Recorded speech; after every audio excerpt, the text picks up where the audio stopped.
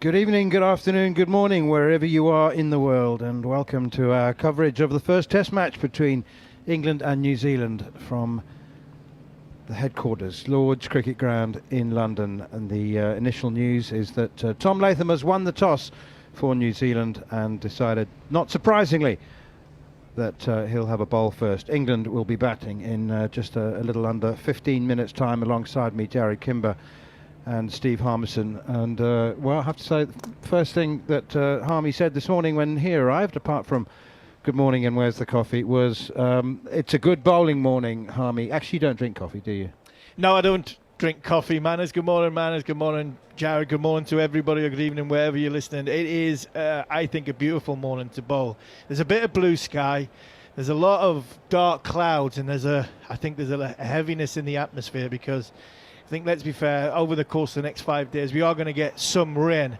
And I think if this is a toss that England would have been desperate to win, Ben Stokes, this morning, because obviously with the slope that's on there, a little bit of moisture that does start in surfaces nowadays, especially in England. It will swing, I think it will seam, and I think it's going to be a good test for the debutant, Emilio Gay, and obviously Ben Duckett as well. Jarrod, you've done multiple previews of this series already. You've been working for several days, and you had Jeremy Coney, who'll be joining us later, on your programme yesterday. You said that, well, the intimation, you don't normally intimate, you normally say things pretty clearly, but the intimation was that there were some weak spots in both of these two teams, but there are some very strong spots as well. Yeah, I think what Jeremy was saying, that a lot of people in England are worried about how England's going to go, and he sort of comes over as a New Zealander going, we're a little bit worried about how we're going to go. You know, you look at that top order, you've got people who haven't played a lot, people coming in and out of form. Even players like Mitchell and Blundell, who made a ton of runs over here a couple of years ago, haven't made many runs since then, right? So there's a lot of concerns. They've got a bowling attack that they're not 100% sure of, two guys with stress fractures. So I think both of these teams are in a position where they're kind of in a slight rebuild, not a complete rebuild, but a slight rebuild. And so there are flaws within them, and then strengths. You know, you've still got Williamson and Root playing here. You know, Kyle Jamieson, well, his bowling average is still really good, isn't it, when he's fit? Yeah, I mean, the bowling is, I find, fascinating. I think New Zealand's looks stronger, to be honest. And I don't know, Harmy, whether that's just because they've become so accustomed for so many years to having at least two England bowlers with hundreds of wickets, and there aren't any now. Well, how many times have we spoke about since Broad finished, since Anderson finished, and then Wokes finally left the scene last year, that we're looking for a leader of the attack. And I think England, over the course of the winter, there's a lot of talk about game plans and how badly England and their shot selection and driving on the up, but their bowling was terrible. The bowling in the winter was terrible, and I think the leader of the attack, whatever you want to talk about, leave Jofra to a different, a different argument altogether. But England need to find a leader of attack, and I think a lot of criticism came from my area towards Ollie Robinson when he was selected again. But I think that's the gamble, and the pressure on Brendan McCullum, the gamble that England are desperately searching for. They need that new ball bowler who can hold the end, who can be the leader of the attack. And England have had to go back to somebody who's let them down, and Ollie Robinson. So there's a question mark over Atkinson because of the overs that he's bowled this year. But I think it was a good gamble that you did pick him in this game because of his record at Lord's. I'd have been tempted to have a go with the weather forecast that it is. A bit patchy and a lot of rain around potentially in mid-afternoons. I'd have been tempted to not play the spinner and play Sonny Baker and really go sort of fight fire with fire. But I think common sense has prevailed and they've gone with the spin bowler. But you look at the England's bowling attack, you're hanging your hat on Josh Tongue, who is still and the captain. And the captain, and you don't really want to put too much pressure on the captain's bowling because he's dropping down to 7. But there's a lot of question marks on England, a lot of question marks on whether New Zealand's top order can sort of bat against the moving ball.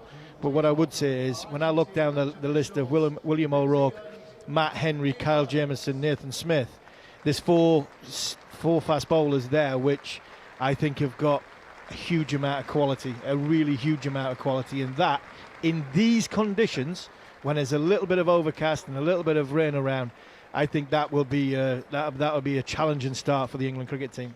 It's a new ball bowling attack, right? O'Rourke's really the only guy there that you like outside of the new ball.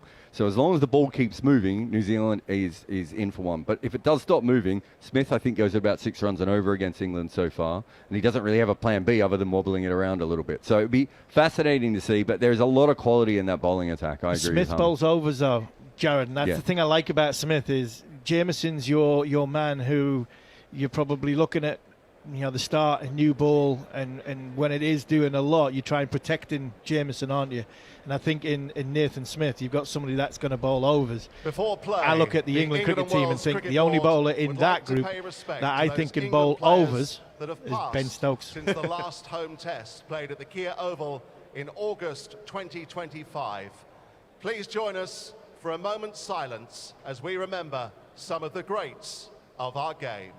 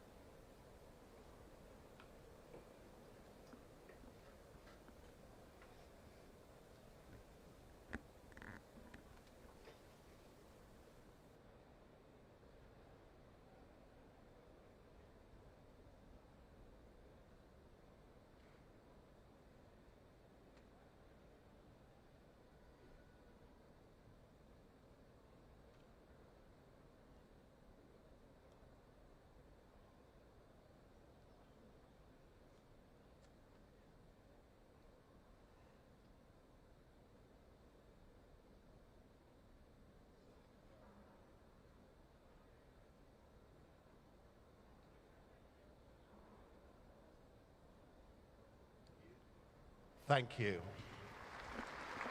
Amongst those names that we had that moment of silence for, Robin Smith, Today we and wish to recently commemorate MJK the Smith, great New Hugh Zealand Morris, cricketer captain Martin of Crowe, a decade on from his Glamorgan, sad and passing. an England opening Crowe played batsman, for New Zealand between number of 1982 players and 1995. who He's have regarded been as one of remembered. the country's greatest batters, scoring over 10,000 runs across Test and one-day international cricket. And of course the two MCC is players proud to honour Crowe's achievements in the game by adding after his whom this portrait tournament, to the this paintings series is displayed in named. the long room. The artwork by artist Jason Brooks was unveiled yesterday. And to mark this very special occasion, it's a great pleasure to welcome to Lord's and to ring the 5-minute bell, Martin's daughter. Please welcome Emma Crowe.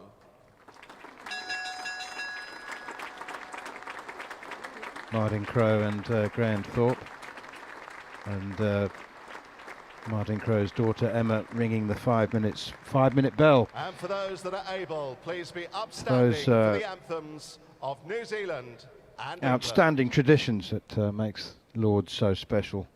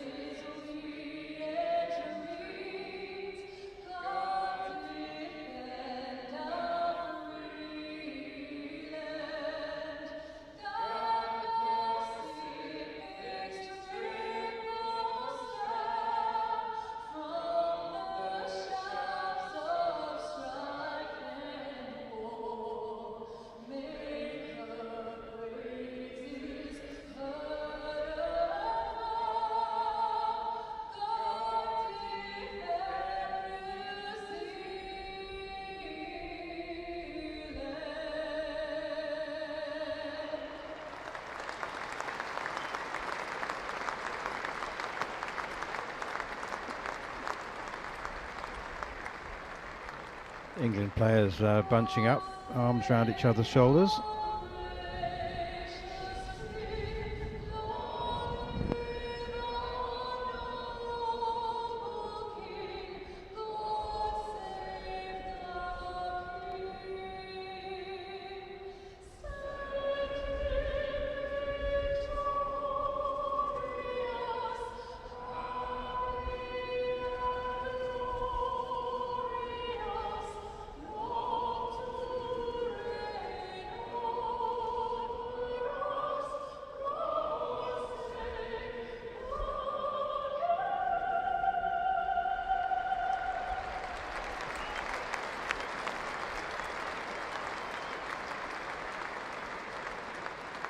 Good morning and welcome to Lord's.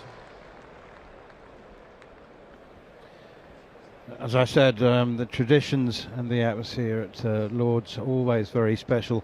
First day of the Test match summer, and not quite a sellout, but very, very good attendance. There'll be plenty of people who are still finishing off or collecting their first cup of coffee and rusks for the start of play. There's quite a few that have already started on the Chardonnay and the Chenin Blanc, and the hover cover is being pushed off the ground now. We haven't had any drizzle this morning.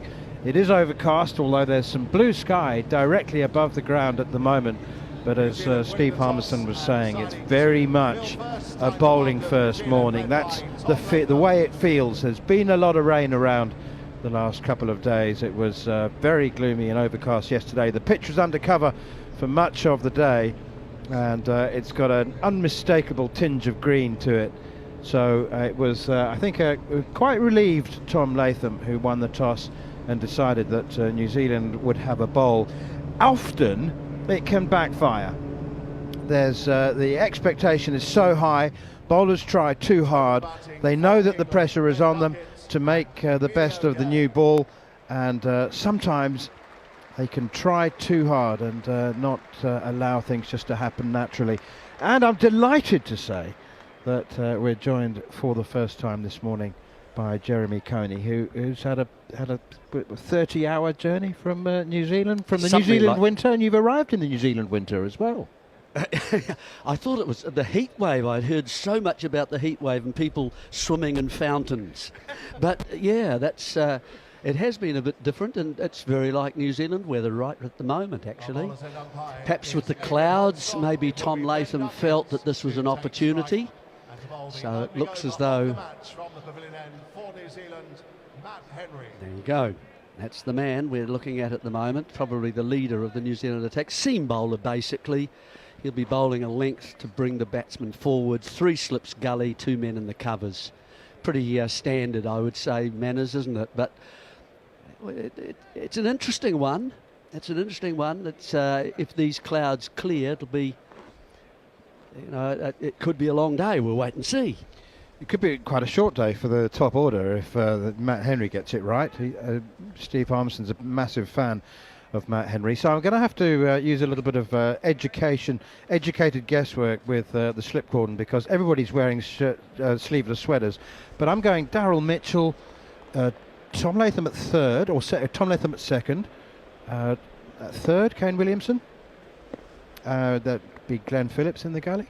Here's Matt Henry, first ball of the Test match summer, outside the off stump to Ben Duckett, and Ben Duckett leaves it alone. It was very wide. It was definitely a leave-alone ball. Didn't get up much, did it? No, kept a little bit low.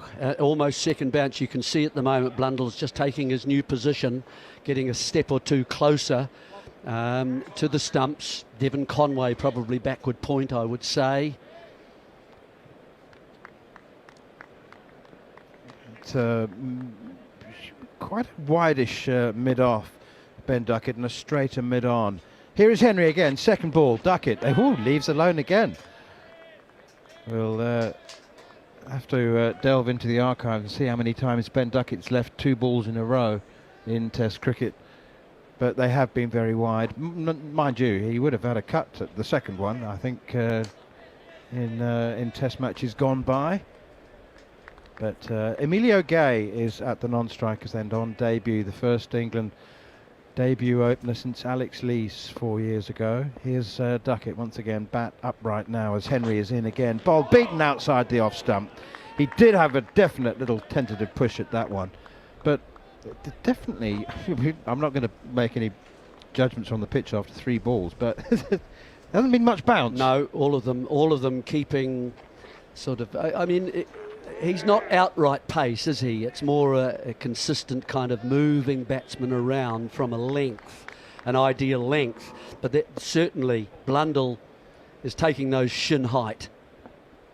Here is Henry again outside the off stump. Now a little bit of bounce, and he finally gets to take one around waist height. But again, it's left alone by Ben Duckett. So just to go back to the field, yes, we've got Devon Conway backward point. Nathan Smith, I would think, would be mid off. A good fielder, quick, good arm. The sizable proportion of Kyle Jamieson at a wideish mid on, looking to save a single. Rachin Ravindra just in front of the umpire, and that makes Will O'Rourke down at fine leg. Here is Henry again, bowls, Duckett defends, opens the face of the bat, guides it into the gully where Glenn Phillips does the fielding. There's not too many bowlers the size of Will O'Rourke who will be dwarfed by a teammate, but sometimes official heights can be exaggerated. I don't know why that is, but Will O'Rourke is officially, in his biography, 6'6", and Kyle Jamieson 6'8". Yes. Two very towers. Duckett defends once again, steers it away behind square on the offside. Phillips fields. I mean, you just got to land it on a length really if you're that tall, and you're going to cause problems. First over gone, and Ben Duckett has played out a maiden. Doesn't happen very often, but England, I think, have got to pay due deference to the Duke's ball in these conditions. Yes, I agree, and that's presumably the clouds. There's the old saying, isn't there, Manners, where you look up, not down. There's not a lot of grass on this pitch in terms of green live grass, a little bit. It's kind of the colour always when I arrive of an oat biscuit, or perhaps even Demerara sugar, but you know, the ones with the crystals. You know, those, it's that crystallised Demerara sugar, not the brown sugar, you know. The sticky stuff. Yeah, but it's obvious there, if it's an oat biscuit, there's a wee bit of avocado. Tiny bits of avocado sneaked in, haven't they? And that's what will interest the New Zealanders. Sorry, this isn't a cooking program, everybody. It's We're going through the ingredients. Yes, that's right. It would be a great challenge, wouldn't it, on a celebrity chef program to give somebody some avocado and some Demerara sugar and they make something with that. Well, it's turned out they've made a pitch here at Lord's out of it. It's Kyle Jamieson actually, and not Will O'Rourke with the first over from the nursery end, and it's a low full toss and it's driven away square of the wicket on the offside, and 4 runs to Emilio Gay, his first ball in his test career, and he gets a nice juicy shin high full toss outside the off stump. Yeah, with a bit of width too, and it hits the outside kind of middle of the bat and goes square of gully and inside the man at point. So what a lovely start. Please, if it just give me a start, could you? About out here, and don't make it bounce so it can seam or do anything. Lovely. Here is Jamieson round the wicket, bowls outside the off stump, left alone by Emilio Gay. That's like when you arrive at a 5-star restaurant and you're a little bit nervous and apprehensive and you're not quite sure what to do with all the bits of cutlery, and then the waiter arrives with a warm brown roll and some beautiful garlic butter just to get you into it. You're still wondering which which knife to use, but however, look, take your pick. You're paying. Oh, wide shin high full toss. When were you last at a 5-star? Well, you can tell not a long time ago, because I'm still talking about being nervous. That's a thick outside edge, as it's straight from Jamieson, and Emilio Gay looking to work it away on the onside, I think, and it hit the outside half of the bat and trickles into the covers. This is kind of, folks, the second iteration, the second kind of the coming of Jamieson. He was a slightly quicker before he had his first stress fracture. He's had 2. First one was dealt with by surgery. The second one was just conditioning and weights and so on for about sort of 6 or 7 months. But he's now learnt to swing the ball both ways, not off the same delivery. Here is Jameson outside the off stump, left alone by Emilio Gay. Born and bred Aucklander, isn't he? But learnt his cricket in Canterbury. Yes, that's correct. There's a little outswinger to the left-hander, so an in-swinger for him as a right arm bowler. Hasn't quite found the line yet, has he, to commit Emilio Gay. What a lovely start for him, though. He'll have been thinking about this. Where's my first run? Can I just get forward? Looks as if he plays. He likes to get onto that front foot, Emilio Gay, it seems to me at the moment. 3 slips in a gully and a leg slip as well, as Jameson is into Emilio Gay outside the off stump again, and it's left alone. This is the kind of conditions that opening batters love to leave the ball, even Ben Duckett. That swung a lot, actually. That's why it looked so wide when it passed. Didn't start that wide, but that swung a lot. Yep, well, the Duke's ball is going to help these New Zealand bowlers who do swing the ball. Nathan Smith is playing today. I mentioned him. He'll be the 4th seamer, and he does swing the ball away from a right-hander, so it's an outswinger. Breeze blowing across from left to right as we look from the nursery end, so that'll help that away swinger to the left-handers. 3 slips in a gully, cover mid-off, mid-on, down the leg side this time. A little better bounce from Jameson, and again it's left alone by Gay as he lets it past at rib height, taken by Tom Blundell, and the over comes to an end. So just the wide full toss for 4 to start, and England asked to bat first. 4 for none after 2. Going to be Matt Henry to continue from the pavilion end. We haven't mentioned the teams, actually. Should do that. Let's start with New Zealand. Tom Latham, Devon Conway. No surprises in the top order. Kane Williamson, Rachin Ravindra, Daryl Mitchell, Tom Blundell, Glenn Phillips at 7, preferred it as the spinning option ahead of Mitchell Santner, and then Nathan Smith, Carl Jameson, Matt Henry, and Will O'Rourke. For England, there was a suggestion that Sonny Baker might be playing instead of Gus Atkinson earlier on, but that's not the case. Here's Henry again. First ball of the 3rd over, pushed away by Duckett to wide mid-off. So England line up: Emilio Gay, Ben Duckett, Jacob Bethel, Joe Root, Harry Brook, Jamie Smith, Ben Stokes, Gus Atkinson, Ollie Robinson, Josh Tongue and Shoaib Bashir. So no place for Sonny Baker. And of course he was the 12th man. They named a 12 yesterday without Matt Fisher, Rian Ahmed and James Rue. Here is Henry once again from the pavilion end, and Duckett drives powerfully past mid-off and down to the boundary for 4. Just a little bit too full from Matt Henry, but that's okay. I mean, you'd rather be that, wouldn't you, than too short? Definitely. Definitely. The way the pitch seems to be behaving is that it's keeping, if anything, a tad low as it gets through past the batsman and through to Blundell, the wicket-keeper. That one is just a little bit full, and it's seized upon very quickly by Duckett. It's out there, not much movement from him. 8 without loss. Duckett leaves alone outside the off stump as Henry bowls a little too wide, and that's certainly some judicious use of the leave from Ben Duckett, which we're unaccustomed to. And statistically, since records of such things were kept some quarter of a century ago, Ben Duckett does have the lowest leave percentage of any opening batsman to have played Test cricket for anybody anywhere. Here is Henry once again outside the off stump, and Duckett leaves alone again. We are unaccustomed to this. It's a record. He's broken his own record. Do you know what? I think it might be. I think it might be. He's the only opener with a leave percentage of around 1%. Like 1 in 100 balls he leaves, and he's left 6 or 7 now, 8 I think. I just wonder about that cordon for New Zealand with that lack of bounce at the moment. Here's Henry again, Duckett forward and the thick inside edge onto the pad by the sounds of things. He's got his back to us, but there was a double noise there. They did all take a little shuffle forward, didn't they, after the first couple of balls, I thought? Yep, certainly Blundell has gone forward, so therefore normally you just work out, I think, in the slips what sort of batsman is facing here. If he's a batsman who's a goer, so you'll see more attacking shots, obviously the edge is going to carry a little bit further. And so you position yourself depending on who's facing.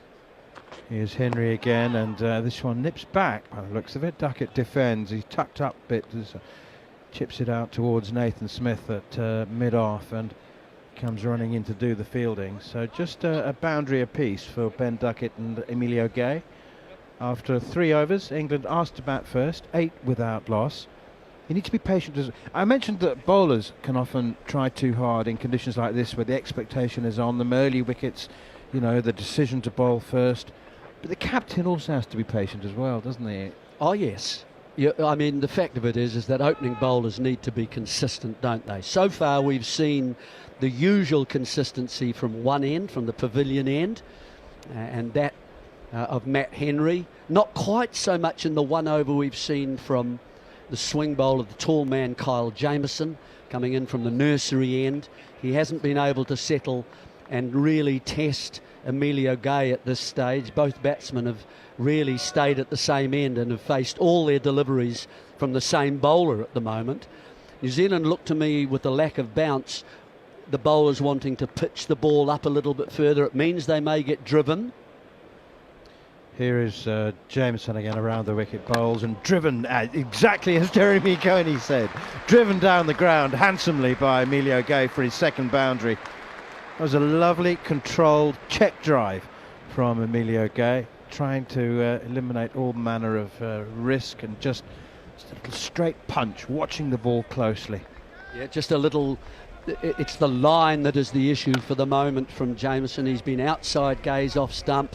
He's been down leg side once at the end of the last over, and there he's again middle and leg. Beautifully handled by Emilio Gay. Big gap there between wide mid-on and the stumps. Here is Jameson again. Bowls. Oh, and it's just beaten me outside edge into the gloves of Tom Blundell. There was some excitement there. I'm assuming, Jeremy, that the leg slip is in play because he's bowling around the wicket.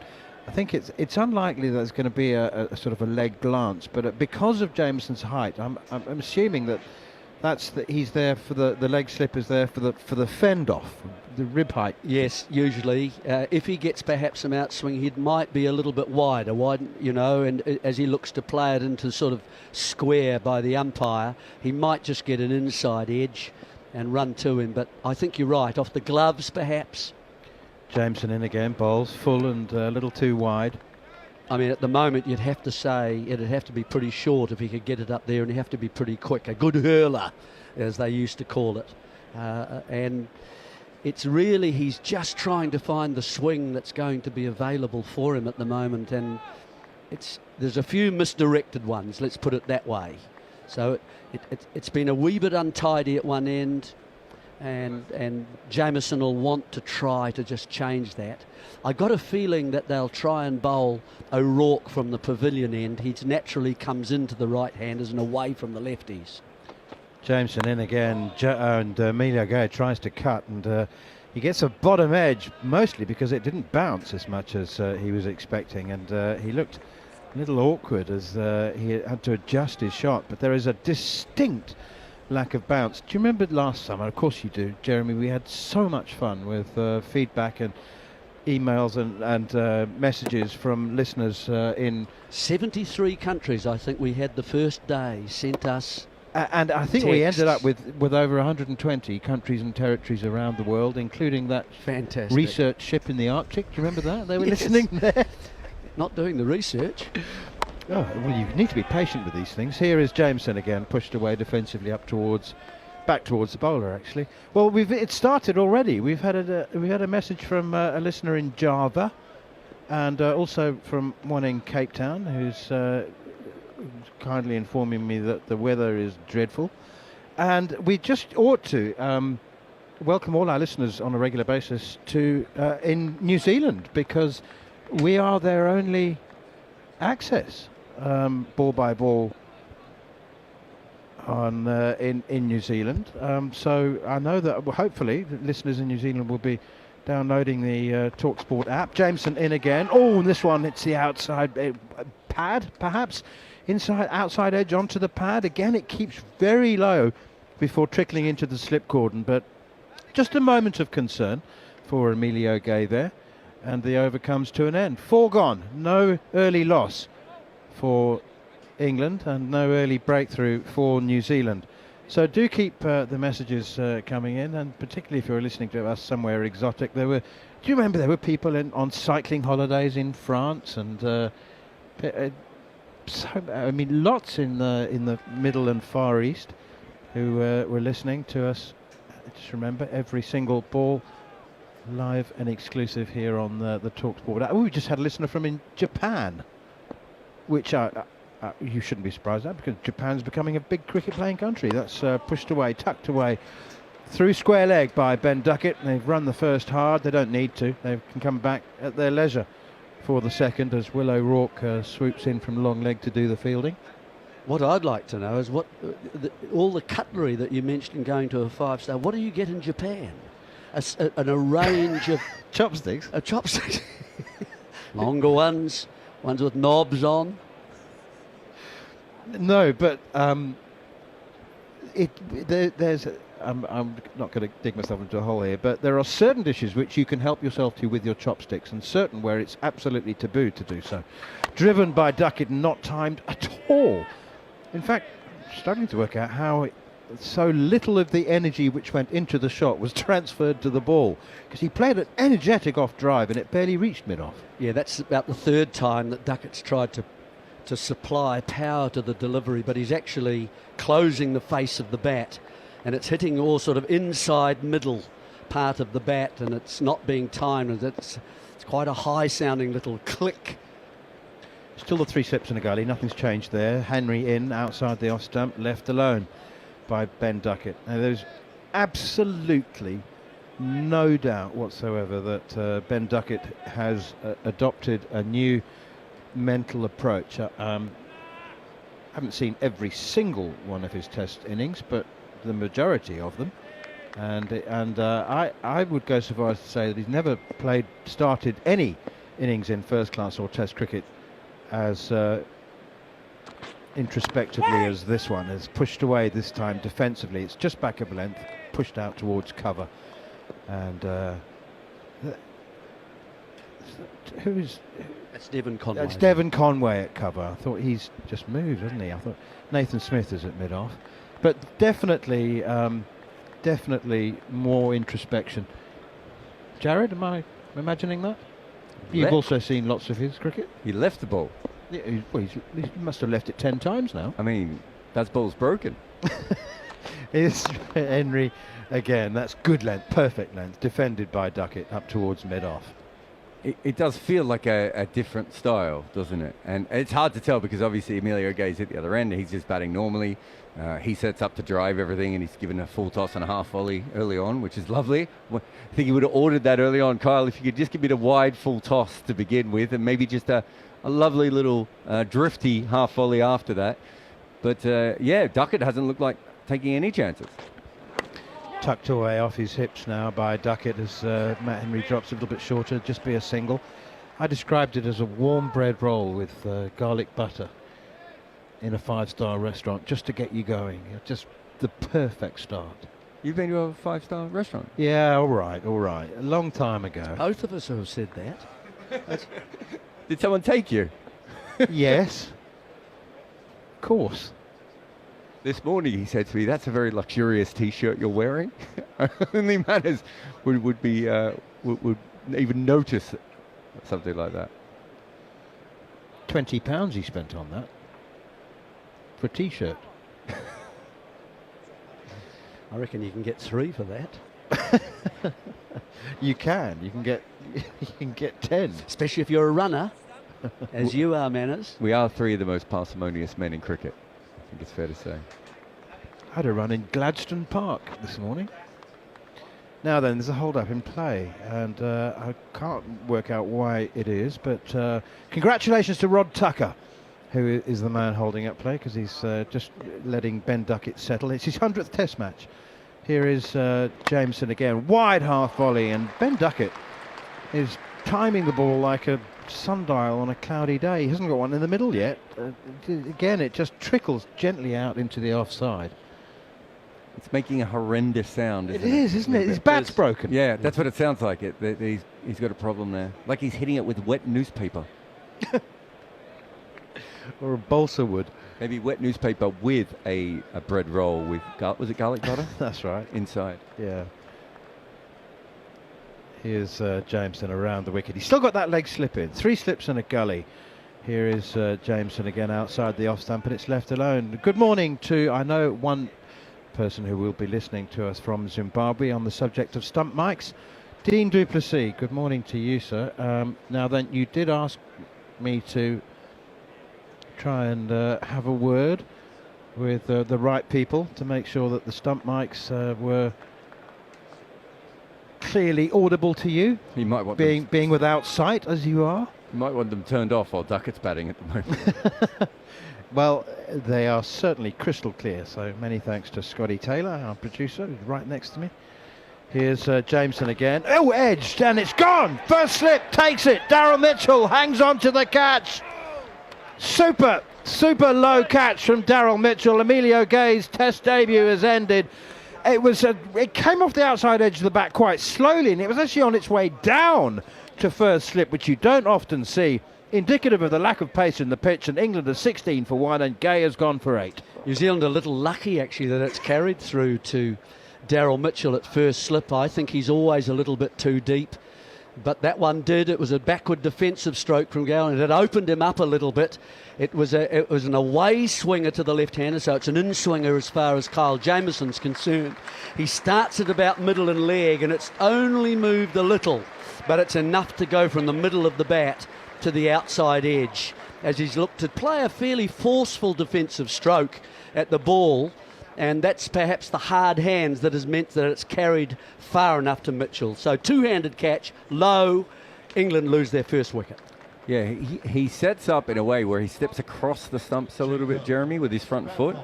And I think because of that, there was more of an angle on the blade because it has to come around his pad a little bit there. But it was a good bowling. That ball's going to get a lot of people out. He didn't look... He was timing the ball fine. He got a couple of free ones, but he still timed them very well. He looked quite confident out there. He's not... you're supposed to go out to Kyle Jamieson when he bowls a big hooping late swinger to you, aren't you? I mean, that is... If you're an opening bat, that is part of the job, that occasionally you're just going to get a good delivery. Confidence is the one aspect of Emilio Gay's game that he's not lacking, and I mean that in a generous way. I mean, I think it's what appealed to Andrew Flintoff when he was coaching the England Lions, and I think that Ben Stokes and Brendan McCullum have both said that they find that confidence and belief and an asset and something that is attractive about anybody that's coming into the England setup. But he did. I mean, he wasn't there for a long time, but it was comfortable. Yeah, I mean, we don't want to get to... Was it you might have been there for the Rob Quiney 9 versus South Africa all those years ago. Yeah, I was. I mean, we don't want to get to Emilio Gay 8 about it, but he looked fine. He looked comfortable. It was just a good ball. Outside the off stump to Jacob Bethel's first delivery from Kyle Jameson, and it's left alone by Bethel. And Jeremy's leaving now. It would be interesting. The issue I have with Emilio Gay is his technique looks set up for first-class cricket to me, not Test cricket, in that he's propping on that front foot. He's getting the front foot outside the line a little bit. It's there to smother, dibbly-dobblers. I wonder when you face the, 6'7" Kyle Jamieson with extra pace and bounce, if, maybe he's just in the wrong position there a little bit, but as we said, it's a great delivery and it's going to get a lot of people out. Here is Jameson again, and punched away by Jacob Bethel off the back foot. He'll be off the mark with a single, and in fact he'll come back for a second. The question, Jarrod, which has come through on on our comments, everybody on Twitter said Emilio Gay is the easiest LBW candidate. Do you agree with that? I mean, that's kind of what I'm saying, isn't it? Yeah, He's propping forward. He's coming across the crease a little bit. I don't think it's just about LBWs. I also think because he has to sometimes play around his pad, he's a chance of getting outside edges and leading edges to balls. That might have been what we saw. Oh. Outside the off stump, left alone by Jacob Bethel. Trouble with Twitter handles is that you can't always work out what somebody's name is, and so whoever sent that question through. But yeah, I went through quite a few innings of his, using the MV Play app. You can have a look at all the county ball by ball stuff, and I looked at it, a good hour and a half of it, and I could see why people would think that. I think the issue I would have is because he's leaning forward, he's going to face a lot of balls that are a little bit shorter, faster, and he's a chance of also getting the edges. So I don't think it's just an LBW thing. We don't see, when was the last time we saw a genuine player who really propped on the front foot in Test cricket? It doesn't happen much anymore, Manners. Whereas obviously when we first started covering cricket, it was very common. Here's Matt Henry, and steered away by Duckett off the thick outside half of the bat into the gully, fielded by Glenn Phillips. Just to, there would be some people listening around who were thinking, well, why does your technique differ from first-class cricket to Test cricket? But in England, especially sort of early season, traditionally, although it's been a bit different this year, but early season, there's green wickets and plenty of sea movement with the Duke's ball. And as a top-order batsman, you generally find it safer, I think, to get onto the front foot. Here's Henry again. Duckett, thick inside edge, movement for Henry, and he gets a single out to Rachin Ravindra at square leg, but inadvertently he was not intending to play that out towards square leg. So the bowling, generally, these are generalisations, but they're fair enough. There will be a few outliers, but the bowling is not as quick at county level, first class level, as it is at Test match level. So you don't necessarily set out to perfect the first class technique as opposed to the Test technique. It's something that evolves, and in order to maximise your returns. I was watching a club game earlier this year, and it was a pitch that was so bad. Here's Henry again from the pavilion end, outside the off stump, left alone by Bethel, sorry. That I think that if it was in Australia, we wouldn't have played on it. And I went up to the club and I said, what's wrong? And they said, it always does this early season. There were seam bowlers bowling at decent pace where the ball was just about bouncing the second time off a length behind the stumps. So you having that sort of technique where you're creepy on the front foot early season in England makes a lot of sense, right? Whereas obviously that's not how people play cricket in other parts of the world.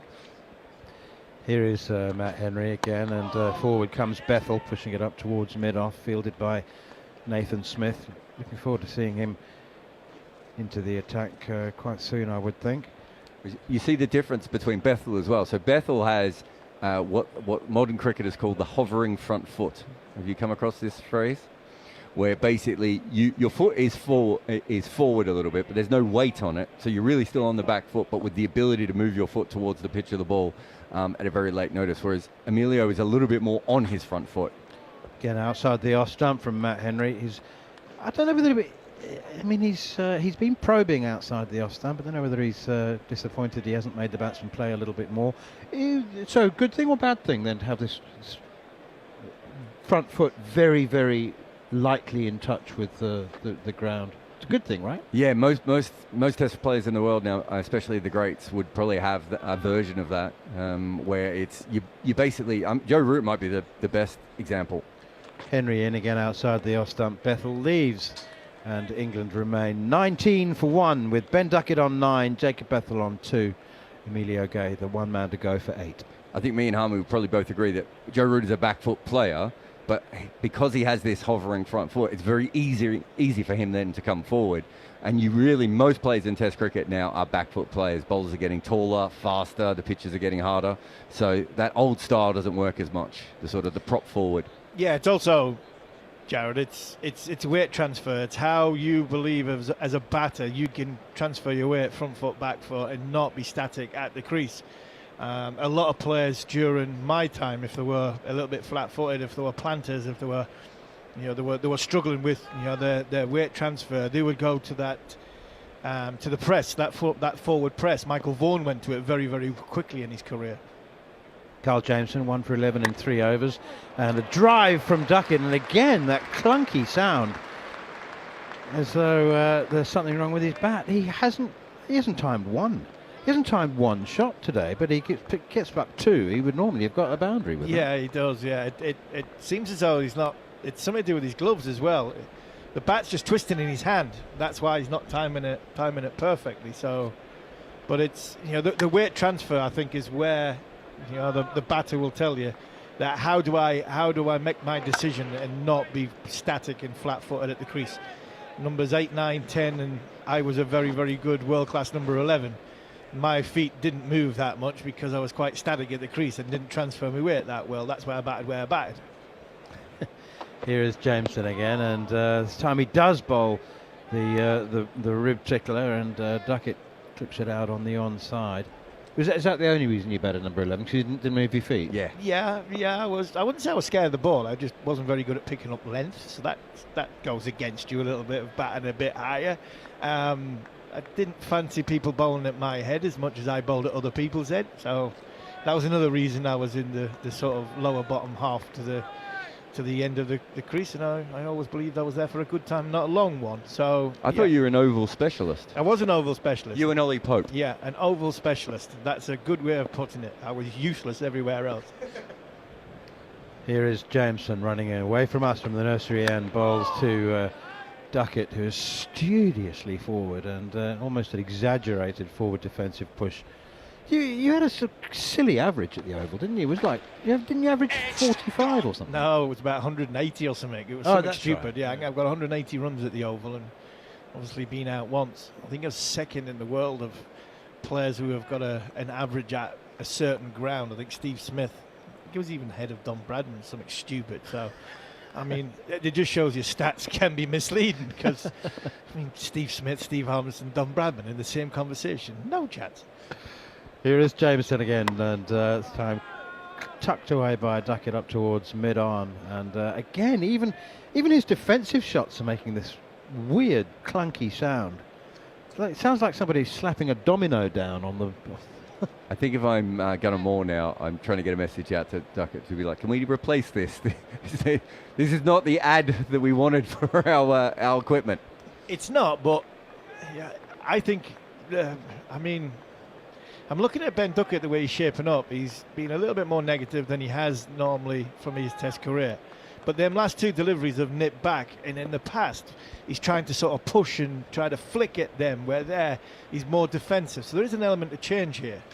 The leg slipper's gone. Oh, that's well played. Rode the bounce that did Ben Duckett there. Rose quickly, and he had soft hands, and he just managed to guide it down into the gully. If he'd gone at that with hard hands, it may well have produced...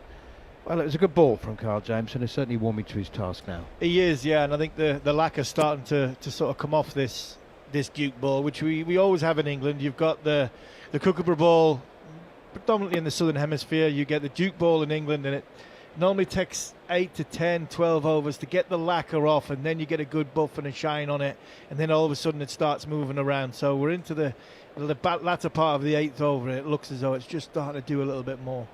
3 slips gully cover, mid-off, mid-on, square leg. Jameson in again, bangs it in, back of length, doesn't bounce much, and Duckett has no difficulty pushing that defensively up towards mid-on. No run. England losing the toss, asked to bat first. 8 overs gone, 21 for 1, and Jon Norman will take over from me. He just came down the crease there, Harmy, Duckett a little bit. I think that last one really sprung up at him, and he's just trying to sort of negate that extra bounce. I wouldn't say that's how Emilio Gay went out, but it was a similar kind of length, wasn't it? So they're just a little bit worried about that. Jameson's found a spot here. Yeah, and I think what we're talking about, Jarrod, about the front toe, the forward press, the movement. Ben Stokes does it a lot. It's all about weight transfer, and Ben Duckett's decided that there must be too much weight on what would be his left foot, his back foot. So how does he compensate for that to try and get his body moving into the ball?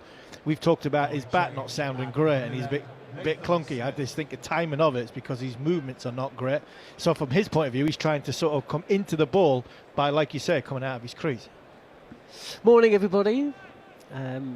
Thank you to Manners for the extra over or 2 while I was taken up with some conversations and admin. Greetings, welcome to the talkSPORT Cricket YouTube channel. Beautiful day, 21 for 1, and Nathan Smith is into the attack. I spoke to him earlier, rather yesterday, and suggested he might not get a bowl if things went New Zealand's way, but his first change. So first ball has gone past the outside edge of Jacob Bethel's bat. These two made their debut, didn't they, together? Smith and Bethel back in Christchurch. Hagley Oval, yeah. At Hagley Oval. And Nathan Smith got Bethel out just before the lunch break. Can you remember? Yeah, he did. The clouds are getting closer. The wind is getting up. And Nathan Smith is operating around the wicket to Bethel. This is angling in on the pads, comes forward on the move and just pushes this. He looks a touch rushed. I mean, he's not a fast bowler, is he, Nathan Smith? But, and in fact, that was a little bit leg side as well. It was there to be hit. Jarrod, how you doing? Very good. Fresh from your travels to Dubai? Yeah. You're brave. It's a little bit cooler here. Well, it is. I mean, Jeremy jumped on a plane in New Zealand, Manners in South Africa, and you in Dubai, just to make it here, to be part of the talkSPORT cricket commentary team, and it is Baltic. And the sun's gone in as well. Smith comes in. Oh, just a touch late down on the ball this time. Again, looks a touch hurried there. We've seen one bounce at the other end. This one just seemed to keep a little bit low, so it's not consistent. Sometimes you see that in English pitches, don't you? The first day, the bounce is a little bit inconsistent, but he was late on that. Yeah, the Dubai trip, John, was the first time that I had to be trained on what to say in case of a war breaking out while I was well, you broadcasting. You have started a few I was over going to the say, years, yeah, Jarrod, so that does surprise me, to be honest. You've instigated a few arguments. Well, the fact that you actually listened to the warnings as well shows that you, like McDuckett perhaps, have matured. Pushed to mid-on this time from Bethel. He's 2 from 10. They said that the whole stadium would light up around me in a weird colour with warnings, and then I had to come on and say, so we'll be safe here, but it is possible that we are currently under attack from Iran. Yeah. I don't know about you, Harmy, but having Jarrod Kimber as the voice of... Well, his voice would carry. The siren would carry. Wouldn't need a microphone. No. You might get him in Iran from Dubai. All I know is of all the people that I'd need to calm my nerves in such an event, Jarrod wouldn't be top of the list. Left alone this time. This time, a touch more bounce for Bethel. It's a good combination, this from New Zealand. They've got the skiddiness and the accuracy of Smith and Henry, and then they've got the height, the tall release point. Pace from Jamison's not expressed by any stretch, but the bounce that he gets, he attracts from and then we're probably going to see the Willow Rock after this over, maybe it's the next over. And I think it's a good combination that New Zealand have to attack, especially on this Lord's pitch with the slope. Kane Williamson at third slips, just taking a little step nearer to the crease, and Bethel hits this to the right of Smith, comes down the track, wants to get off strike, well, wants to take the single. And Smith is, I would say, the best fielder in this New Zealand side. He is the last person you want to take a dicey single to, and he's sent back. End of the over, 21 for 1, here on the talkSPORT Cricket YouTube channel. Where do you have Glenn Phillips? Well, funny you should say that, Jarrod. I actually was having a look at Harry Brooks' innings, because I couldn't remember how many times he was dropped. 9? 8, wasn't it? No, he was dropped 5 times in that like innings of 171, twice by Phillips. There were 8 drops in total. And how often do I see that catch he took at backward point, which is an absolute incredible catch, and everybody's, Glenn Phillips, amazing fielder. And I think, well, what about the 4 that he dropped on that same Paul day? Collingwood was like that. You catch outrageous ones and drop the easy ones. Jamieson continuing for another, and this is cut on the front foot by... comes forward anyway, does Duckett, and this goes straight to Conway, I think. Oh no, that's Ravindra. Who's just running back? Who's this going to mid-off? Is that Latham? Or is it Conway? That's Latham, isn't it? No, Latham's at second slip. Oh yeah, Mitchell at first, Latham at second, Kane at third, Glenn Phillips at gully, Ratchin at backward point. Mid-on and mid-off is Willow Rourke and I think Devin Conway. Conway, I think. Or is Conway at square leg? Conway's at square leg. There's Matt Henry at mid-off. Extra cover is Jameson in, and this is straighter and defended by Duckett. Duckett had a... What was it? Was it going at 97% in terms of balls faced, and trying to hit the cover off it. That dropped down to 92% in the Ashes, and it's just gone down a notch here as well. It's getting very gloomy all of a sudden, isn't it? It is. The wind's up though, so I'm talking to Mark Butcher before, and he was talking about when the clouds came over and how difficult it is from a batting point of view. And he said he never minded it when the wind was up because it would knock the bowlers off rhythm a touch. I love Butcher's approach to batting. Oh, this is caught at third slip. The ball has come back in to duck it, but it's ballooned up off the thigh. And well, it was a decent catch actually, but there's no bat involved. This is really jagged in quite a lot there to the left-handed ducket, isn't it?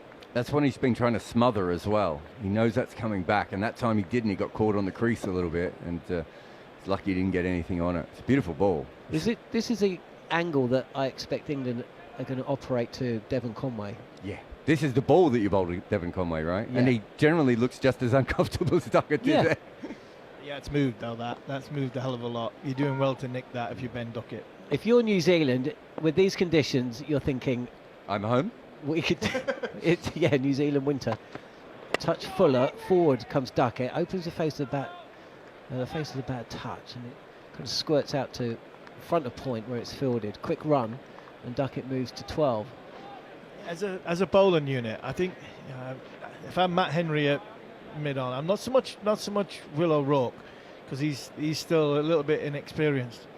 But I think I'd have a conversation with Kyle Jamieson of coming over the wicket here at Lord's, utilising the slope and let the slope work for you. Not so much at Ben Duckett. I couldn't understand their plan to Emilio Gay from this end. But I think from Jacob Bethel's point of view as well, I think I'd try and go over the wicket and see if I can get it back onto that front pad. 3 slips and a gully, backward point, and up on his toes and playing this, guiding it through that gap between gully and backward point. I think Ravindra might have just got a fingertip to the ball and has prevented 4. That is where Bethel likes to play, right there. He's got to watch a little bit for the bounce. He does. But I think that's a good shot for him. He's in control. Yeah. He's slightly weight back, but I think obviously that's the slope. His weight's on his heels. And because his weight's on his heels, when you watch it again, there was a little bit more of an open face, and that will encourage his slips. A little bit more of the open face than he probably would want to. Actually, I've just watched it again. That's not right. He opened his face after he had made contact with the ball.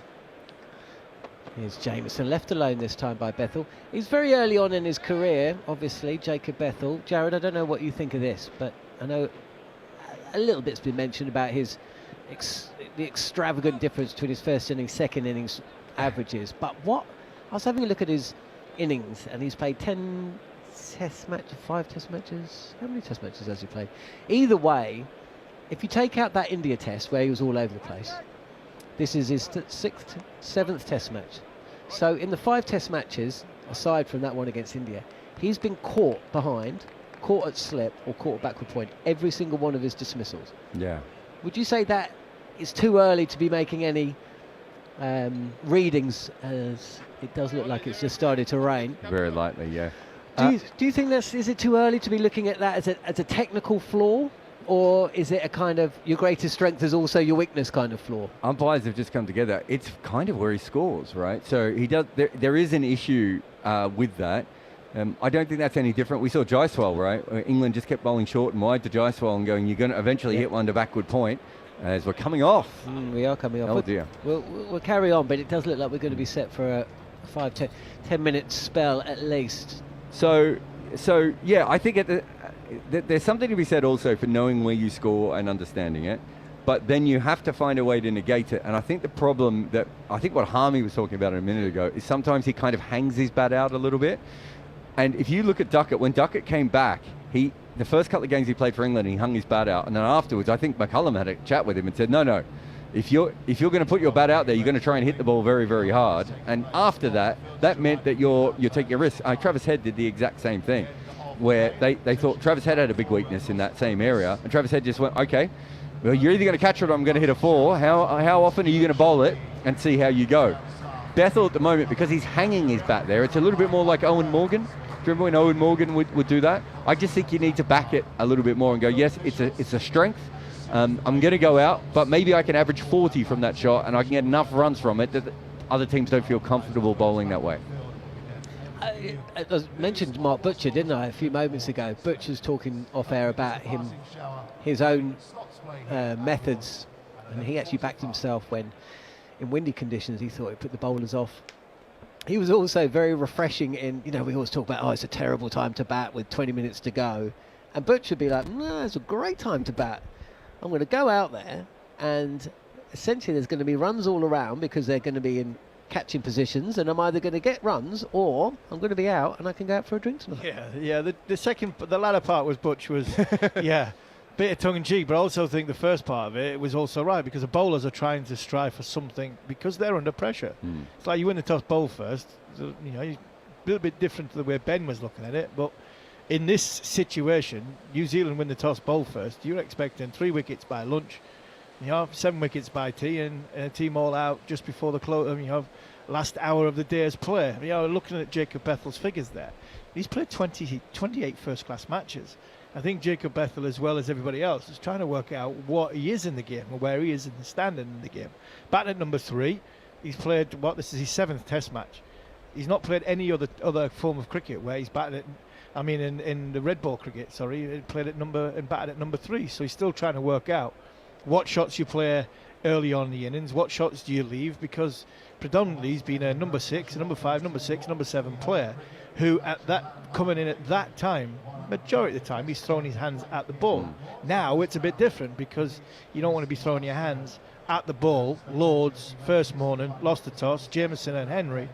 All of a sudden you've got to try and leave the ball like Ben Duckett's played, or play within your parameters of your body. So these are the little games within a game that a young player like Bethel coming into Test cricket is trying to work out. I think the number 3 position has been a problem for England for a number of years now, and I think having somebody like Jacob Bethel, is he suited at 3? Will he go down the order? Whatever. At this minute in time, he's England's number 3, and I think he's got to try and find a way that suits his game in English cricket against the Duke ball. And if he gets caught in the gully, he gets caught at slip, majority of the time, so be it. But at least throw some punches back, and he's definitely got the game to throw the punches back if the conditions are like this, are in the bowler's favour. And that's in essence what Jarrod is saying. You go out there, back yourself to score runs any way you can, whatever way you can, and whatever the game's suited for you. Well, I think we saw in the IPL, he's not a particularly good new ball player. It's not that he can't become that, because he's barely batted anywhere in his life. But at the moment, new ball isn't his speciality. He wouldn't be a number 3 in any other era of Test cricket. This is the only era that you would make Jacob Bethel a number 3. Any other era, he would be batting at number 6 or number 7, and then years later, maybe you hope he becomes a 4 or a 5, right? In this era, you start at number 3, and no one outside of Kane Williamson is making any runs there, and he doesn't have all the technical skills required at the moment. But he looks like a modern batter. Everything about him looks like he should be able to do it. It was probably, I don't want to get on the Alistair Cook, Kevin Peterson argument train, but there's probably something to be said for England that him facing the new ball against, Rabada and whoever else in the IPL is not the worst thing in the world for him, because it allowed him to understand how hard it is at that level. But he's just got to build that part of his game. He's a project player, right? He's not the finished article. We don't even know where Bethel will end up. When did cricket change and move away from the idea of introducing a batter at 6, and if they became successful at 6, you move them up the order, or 5? When did that change? When did that stop happening? I would say it depends who you've got in the rest of your lineup. I think England's point of view, you're not getting it. Your number 7's your wicket keeper. We're now trialing to get Jamie into number 6, but he's not getting number 7 because Ben's captain. Harry Brook is your heir apparent captain, and your Kevin Peterson, as you've just mentioned, your gun player, and one of the greatest players of all time is at number 4. So there's no way you're getting in. You look at this team and you go, well, Joe Root's played 164 Test matches. Harry Brook's 36 Test match. Ben Stokes is in his 121st. Jamie Smith's our wicketkeeper. There's no room for anybody else in that, because the combinations are Ben Stokes is your all-rounder captain, Jamie Smith is your wicketkeeper, and unless you drop Harry Brook or you ask Harry Brook, which which I think there is a relevant argument for, to go to number 3. Well, what I would You've also say got is Joe Root. 30 years ago, Joe Root's batting at 3, Yes. and Harry Brook would be at 4. Exactly. Right? And so was it 30 years ago it changed? Well, it changes with Tendulkar and Callis, because they're the first guys who say they don't want to really bat at 3. See, I and they knew move you to were 4. the person to ask. They wanted to And bat what at 4. year was that? So Callis starts at 3 and then moves to 4 around the maybe 96, 97, I want to say. Nah, later than that. Was it? Yeah. When much did later than Tendulkar move then? that. Oh, when he played for 100 years, so God knows when Sachin moved. Yeah. But I reckon Maybe you Jack's- can tell us on the talkSPORT Cricket YouTube channel. Jack Callis was probably number 4 round about sort of 2001, 2002. We certainly went. Lara switched around that period. Yeah. So Lara and Callis are the ones who move. I think Tendulkar asked to bat 4 pretty early on. Up until that point in cricket, your best players automatically went to 3, right? When did Ricky go from 6 Kane to Williams? 3? So Ricky starts at 6, went to 3, failed, went back to 6. And I think he would have been late 90s, early 2000s when he went to number 3. And everyone else, really, other than him and Kumar Sangakkara, moved to 4. And the reason is because you don't want to always face the new ball. It makes sense. Cricket, it's not the way that we traditionally thought about cricket, but it does make more sense because you don't have them going in against the brand new ball as much. And so they're not going to nick off to a unplayable delivery as often. But what it does is it throws everything else into chaos. And we haven't really, when we got Vian Mulder batting at 3, Cameron Green batting at 3, Jacob Bethel, the West Indies had a bowler batting at 3 for a while, right? Like, we've had some random number 3s, and it does mean that you then can't fit everyone else in because the best batters in the world at the moment are not even batting at 4, they're batting at 5. And your all-rounder's going to bat. You've got to have an all-rounder in your team. And Most like teams do is, now. If you've got an all-rounder, theory you haven't got one, you've got to have 2 because your wicketkeeper's got to be able to bat. So there's 6 and 7 sorted. So the problem position has always been that number 3 spot, and from a youngster, you a little bit trial and error. You throw them in if they're good enough, and you think they've got a ceiling height, which that these England lot talk about all the time. Then you stick with him. Now that's why Ollie Pope was stuck with, the ceiling height that these lot talk about a lot. Jacob Pettle's got that ceiling height, so he will be given more time than he probably would get if he was batting at number 4, 5, or 6. So The issue being, though, that when you do that, you end up, like they've ended up with 2 pretty big failures in Pope and Crawley, of which both of those guys are hitting their peak ages. They're both out of the side. No one ever thought Pope was a number 3, right? And he had to keep playing it. Did they? That dressing room. Yeah, no one outside of that dressing room thought that Ollie Pope was a number 3. Didn't they play? They batted him up the order his first Test match, I think, and I don't think he'd ever batted that high for Surrey. I think he batted at You're 5 for absolutely Surrey. right. Here, it was here, wasn't it? Yeah. Against India in 20 something 18? 18. Yeah. So I do think things have changed quite a bit. The one difference I would say, and it'd be interesting to see how Harmy thinks about this, there is an element of, if you are a number 3, probably starting your career at 6 or 7. I remember Dean Jones, Australia wanted him to bat at number 3, and his first Test he batted at 7. How do you learn how to bat at number 7 if you've been a number 3 your whole life as well? I get that. But Bethel isn't that guy. It's the opposite. Jonathan Trott. Where was Jonathan Trott playing for Warwickshire? he was batting at 4. For Warwickshire. He was batting at 4 for Warwickshire. So then coming in at 3 Makes sense, It's right? It's a lot easier to sort of make that jump from 4 to 3. I think Jacob Bethel was classed as a little bit. I don't want to be disrespectful here towards him, but he was more of a bits and pieces cricketer when he was playing for Warwickshire. He was that. We've got a wicket keeper that can bat in the top 6, so we've got a spare spot for somebody. So we'll get somebody in that's a bit younger, that can bowl a little bit, can bat a bit, gun fielder, and have a that word ceiling level again, that we potentially could get him from 7 to 6 to 5 to wherever he feels comfortable once he started scoring runs in his career. I think the interesting one would have been if he did have the finger injury, what England would have done, because Emilio Gay, he's batted at 3 all his career, all his life at Durham. He has opened the bat. Because he opened a little bit, hasn't he? But yeah. But whether they would have gone right, Emilio at 3 and bring in a recognised opener, but it looked as though they were just going to go with James Rue batting at number 3, who another one who's batting middle order, batted at 4 this year and gone well. They tried to open the batting with him, but it didn't go as well down at Somerset.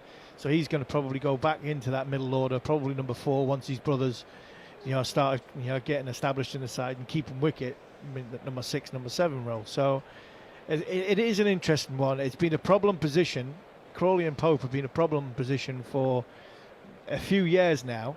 Well, really, since... And I don't think England are... I still think we'll be sitting here next year, leading into the Ashes, talking about, from a batting point of view, the similar problem positions, because Bethel will still not have established himself, I don't think. By then, well, he's played, this is his 7th. By then, he'll have played 16, 17 test matches. If Emilio Gare is their man, he'll have played 10 games. And we'd still be talking about the inexperiences at number 1 and number 3. So this problem for England is not going away anytime soon. It's incredible how long it's stuck around, really, because you just mentioned Trott a minute ago, and it really ends with Trott and Strauss, right? And since then, it's been terrible. And there's a chapter in Alistair Cook's book about all the people he opened with in that period after Strauss. Like, it is phenomenal. It's a bit like the old question of, can you name the 20 spinners that followed Shane Warne, wasn't it? It's I can, but I wouldn't try it at home. It's raining here. I mean, I had every confidence. You wouldn't struggle getting 18 or 19.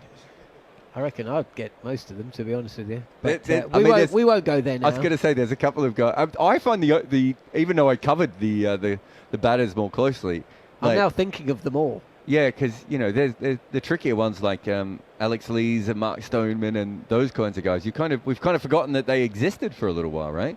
I missed Joe Denley recently doing this list. Joe Denley, Michael Carberry, Adam Lyth. I mean, there was, Adam Lyth. See, there's another one. There was quite a few, and that comes down to the Alex game. Hales. Hales. Did Jason Roy do it? Yeah, Jason Roy did it in the Ashes, didn't he? Sam Robson. So Robson. Sam Robson. Joe Root. The memories. Joe Root. Well, Joe was an opener when he first started. My last 3 first-class matches were for Yorkshire. In all 3 games, Joe Root opened the batting for Yorkshire. So yeah, I mean, from England's point of view, they've picked Emilio Gay. Unfortunately, he's the only one out here. I don't think them positions are going to go anywhere anytime soon from a pressure point of view, and especially when you come up on conditions like we've had today and the bowlers that have been on show. This is international cricket, and international cricket is a very, very harsh school. And if you're technically not quite with it, there's a lot of question marks over that, then you will get found out. And that's the pressure and the challenges of the new selector, Marcus North, Rob Key, Brendan McCullum, Ben Stokes, when they're trying to find a balance of what they believe is the best 11 for them, not only in English conditions, but conditions around the world, because both conditions are conditions around the world are completely different to what they are in England with the Duke ball. And I think having a balanced unit, balanced side, alleviating pressure, I think England have struggled with that in the recent past, especially away from home.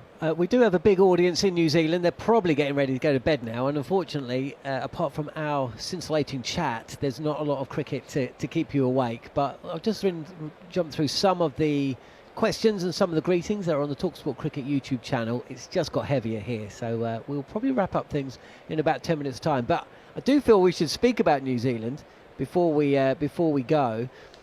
When you go through their batting, just stay for 5 minutes to say, JK. Everybody seems to be 34 or 35, apart from Rachin Ravindra. It's not a young batting lineup, is it? This is kind of it, right? And that's, who's coming through? Because their backup batters are the 34-year-old Henry Nicholls, and Will Young's gone back, I think, but he's about 34 as well. They've got, and you'll be able to tell me, I think I've got his name right. Is it Reece Maru? Yeah. Is it Maru Marai? I know who you're talking Jeremy about. Said Maru yesterday. If he said Maru, then I'm not going to question Jeremy. There's a lot. I'm not going to get into an argument with Jeremy this early on in proceedings. I've seen little bits of him. He certainly looks like a potential high-quality player, but it's very early on in his first-class career at the moment. I think he's played a lot of A cricket for New Zealand at the moment. It does feel like there's a missing generation, though, between these 29, 30-year-olds. And do you remember when Australia had a similar thing where they had a couple of younger players coming through and then everyone else was 33, 34? They've missed a generation there, and Rachin Ravindra and Reece Maru might be the guys in the short term. But they do keep finding guys who hit about 27 and 28 suddenly mature, don't they? So there's something about their system that is working from that perspective. But the problem with that is Conway, Mitchell and Blundell all did that, but then they all had dips, right? Henry Nicholls is another one. He did the same thing as well. So what they really want is someone who comes in at 28, 29 and has 5 or 6 strong years. That would be better for them. But yeah, there's definitely a bit of an issue with everyone being the same age and not a good age. I think some English cricket fans might be surprised to see Devon Conway still in this side, because when England were last in New Zealand, he averaged 5 and was jettisoned after 2 test matches, but here he is. And when you look at his record, he's feasted on West Indies and Zimbabwe, but back here at Lords, where of course he hit that double century, that's a completely different task. And you know, listening to some of the preview you did with Jeremy Coney on the Good Areas channel, your Good Areas YouTube channel, and I've gone on air and said this as well. I think possibly we are over-egging the challenge, the challenge that awaits England, because nobody's got a good record here apart from Daryl Mitchell and Tom Blundell. No, you know, and those 2 guys were the 2 that lost the form. I know that Blundell made their runs against Ireland the other day. To be fair, I don't think Ireland bowled particularly well to him either. But yeah, it's not. You know, Blundell had been in terrible form, and Mitchell has been in terrible form in Test cricket, especially for as talented as he is for a while. So yeah, that was Jeremy's big point, was, are New Zealand going to be able to make the runs? Because you look at this bowling lineup. This bowling lineup doesn't even have Jacob Duffy in it. Right, this bowling lineup can get better than it is at the moment. Who's the other New Zealand seamer that was in the IPL? No, not Ben Sears. Oh, Zach Folkes. Or Folkes. No, there's Folkes Adam Milne. Adam Milne. You know, they've He's another 34-year-old. He's not played a lot of Test cricket though, Adam Milne. No, but the point being is they've got 6, 7 guys when it comes. Sorry, 6, 7 guys when it comes to fast bowlers. Their fast bowling depth is still outstanding. Their batting depth is just non-existent. They're not fit though. They're very, very rarely fit. That's why they need 6 or 7. That's why they need 6 or 7. Jamieson struggles from a fitness point of view.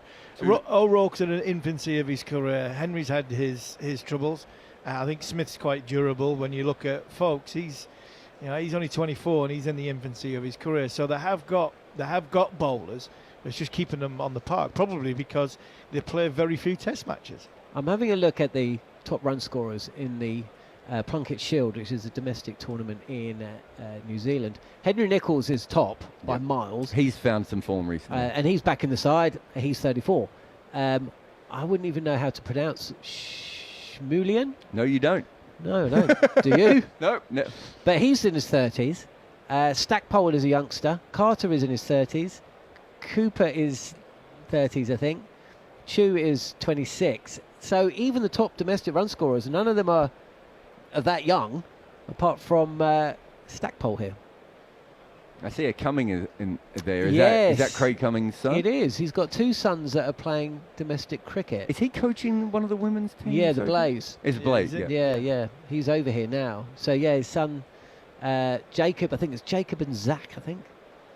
I mean, he's had a decent start, but he's 21, 22. So yeah, it doesn't. I mean, Jeremy would be the best person to speak about this, and no doubt we will. Jarrod, you can head off if you like. I'll just run through some of the messages here.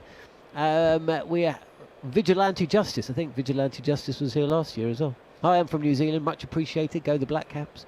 Magna Frisia, Belgium here. Love the commentary, gentlemen. India represented. Akam Taser. Mark Oliver is listening and watching from Johannesburg.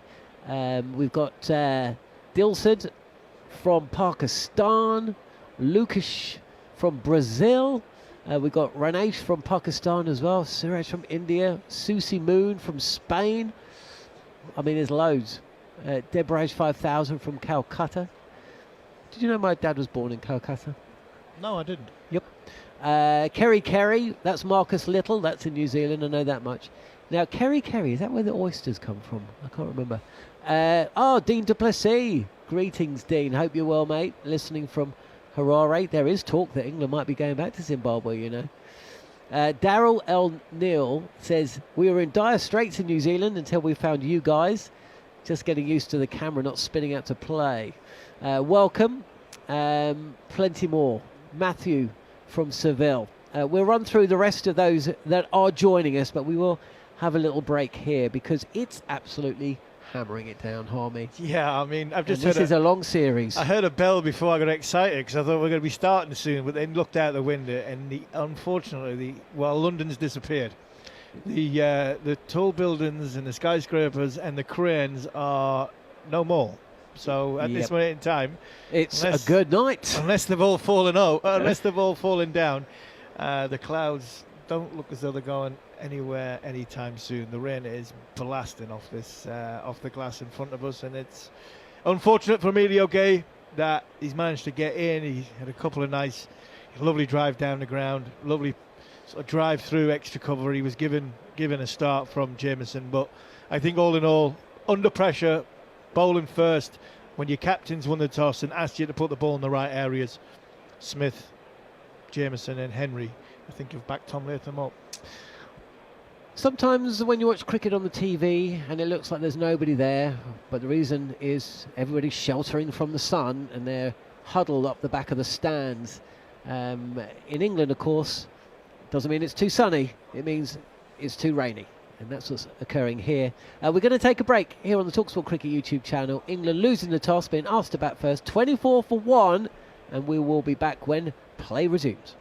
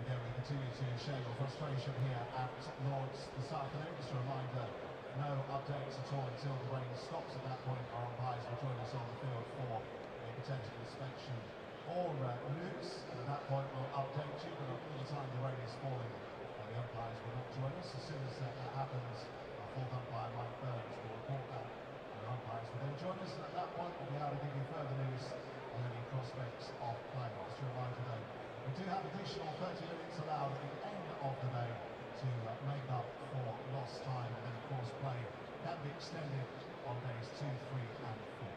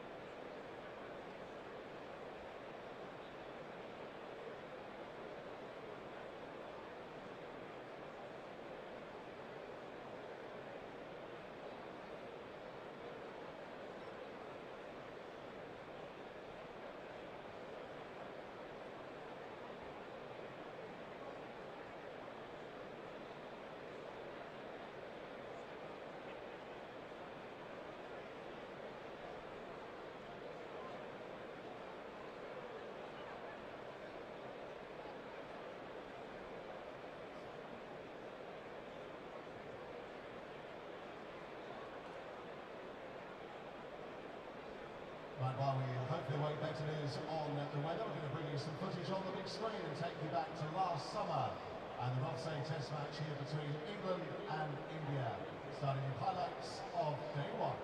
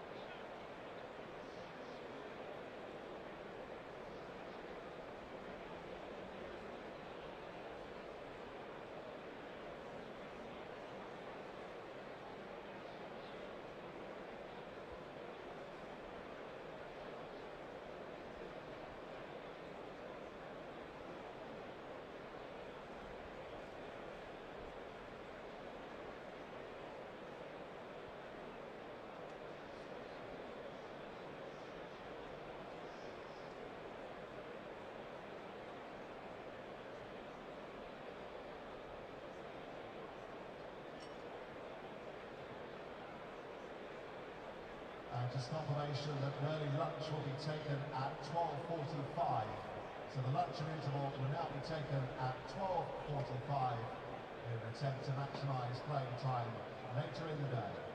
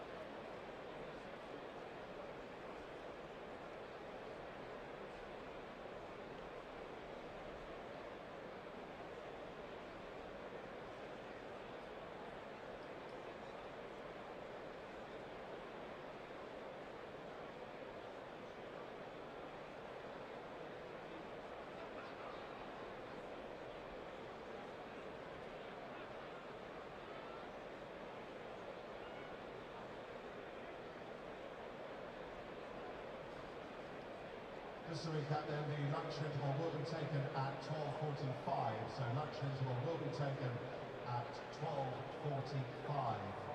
Just a reminder during this very special test match here at Lords, once again tomorrow will be a very special day, the 8th running of Red for Ruth.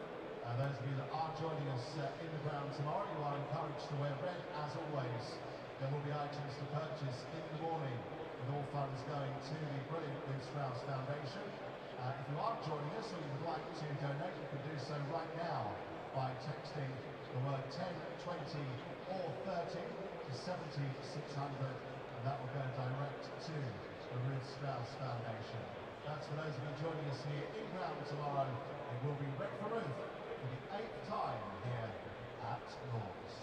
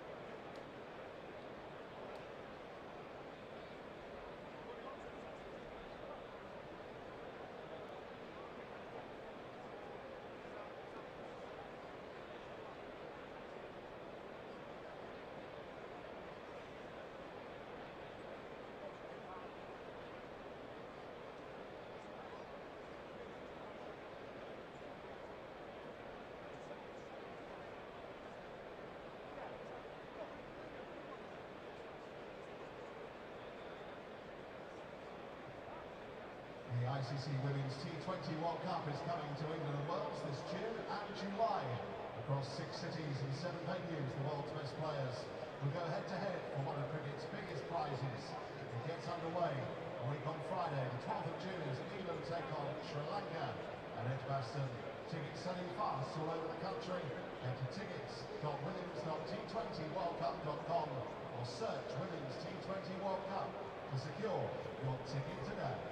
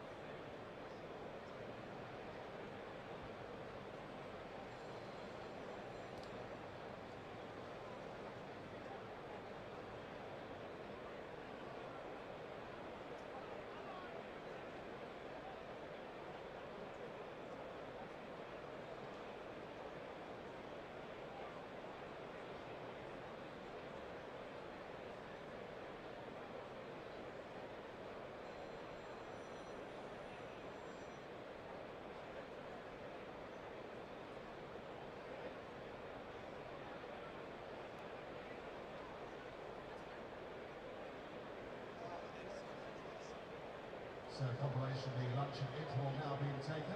The luncheon interval now taken at 12:45.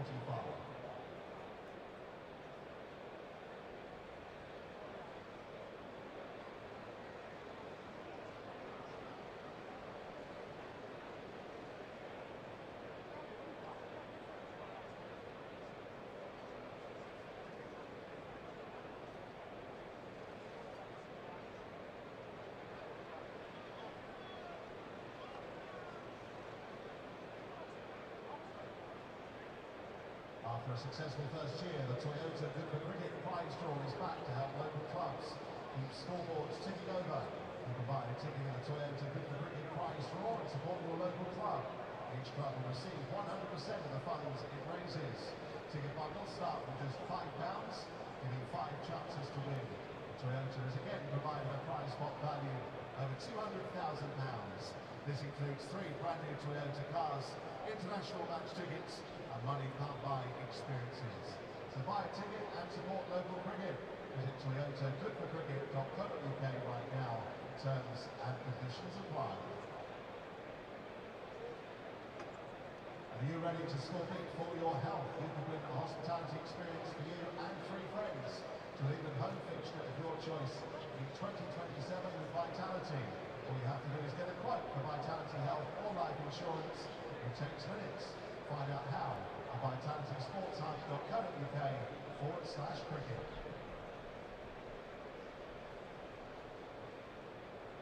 And KB Snacks have hand-cooked premium crisps brand Tyrrell, a proud team partner, England Cricket. To celebrate the iconic partnership, Tyrrells have created a brand new limited edition flavours, summer, English ham and mustard, inspired by the flavours of a great British picnic and the charm of a summer's day at the cricket.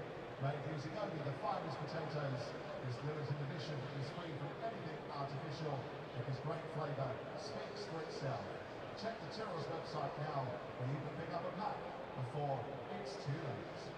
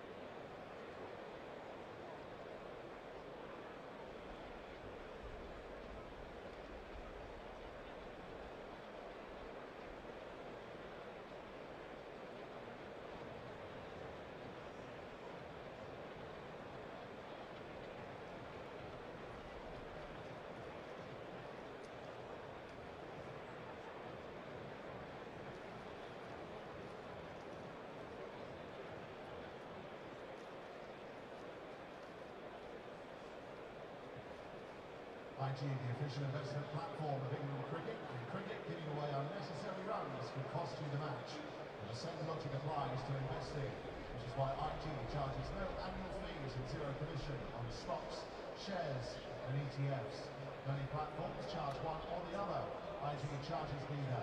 Backed by over 50 years of heritage and named Best Low Cost ISA at the 2026 Boring Money Awards, IG is built for investors who believe their money should go further. IG Trade Invest Progress.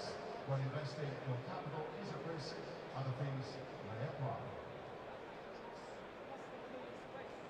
And ahead of the huge 2026 season featuring blockbuster series, both home and abroad, get ready to back England. The new official range of England Cricket and Castor, designed for every moment of the summer, from high-intensity preparation to match-day atmospheres.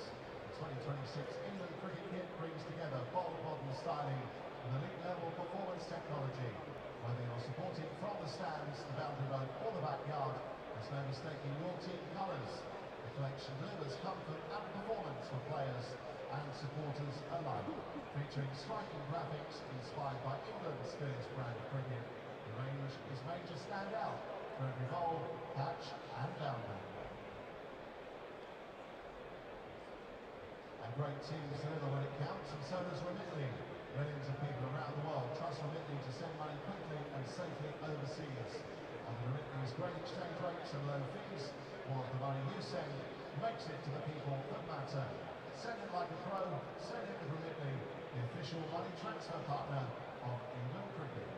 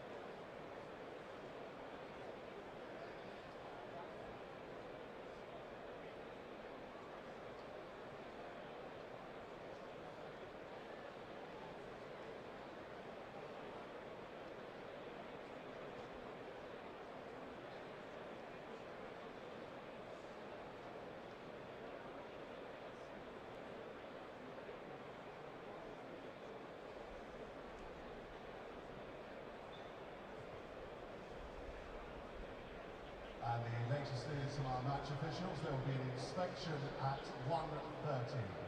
So there will be an inspection at 1:30.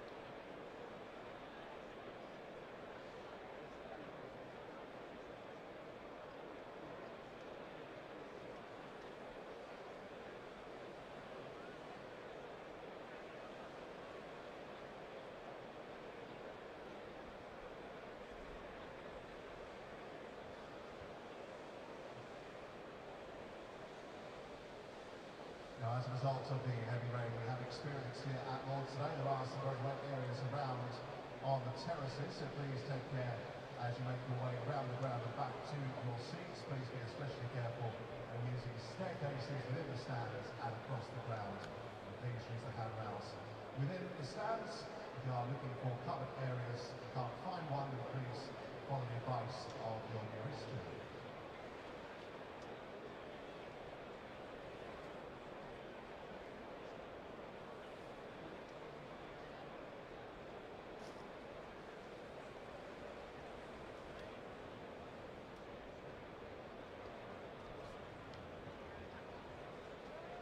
Just a reminder for those of you joining us back in the bowl, there will be a further inspection at 1:30. So inspection at 1:30.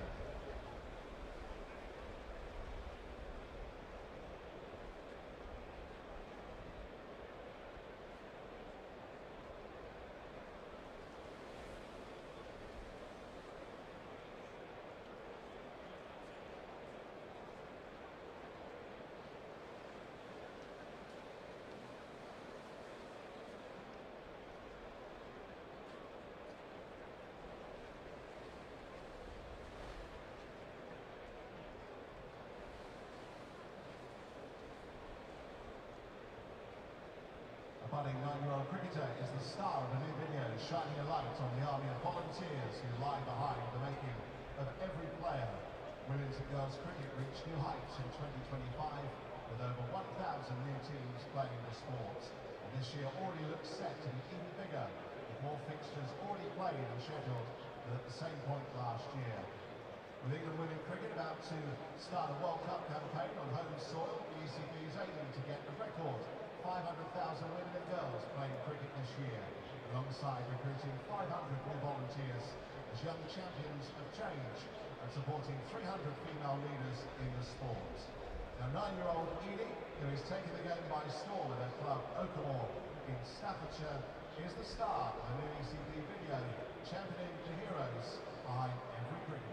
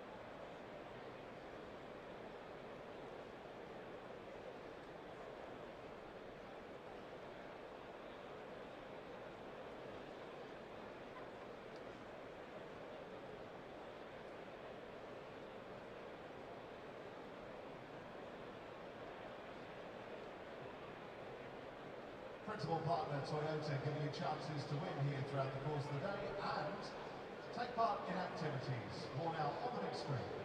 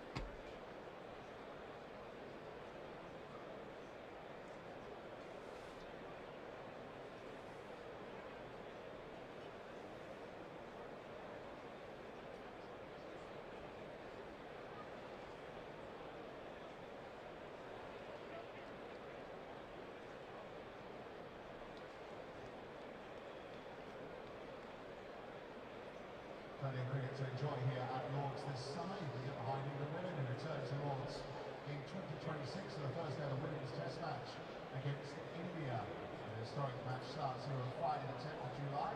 Tickets available for just £20 for adults and £5 for under 16s.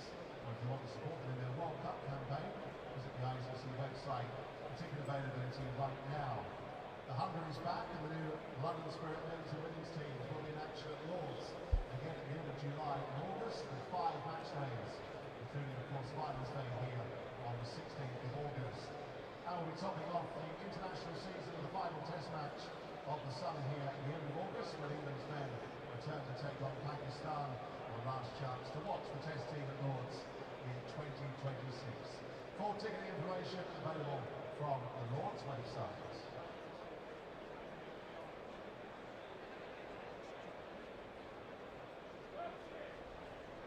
And for those who don't have a view of the playing area, the umpires are on the field. The inspection is underway. Inspection underway.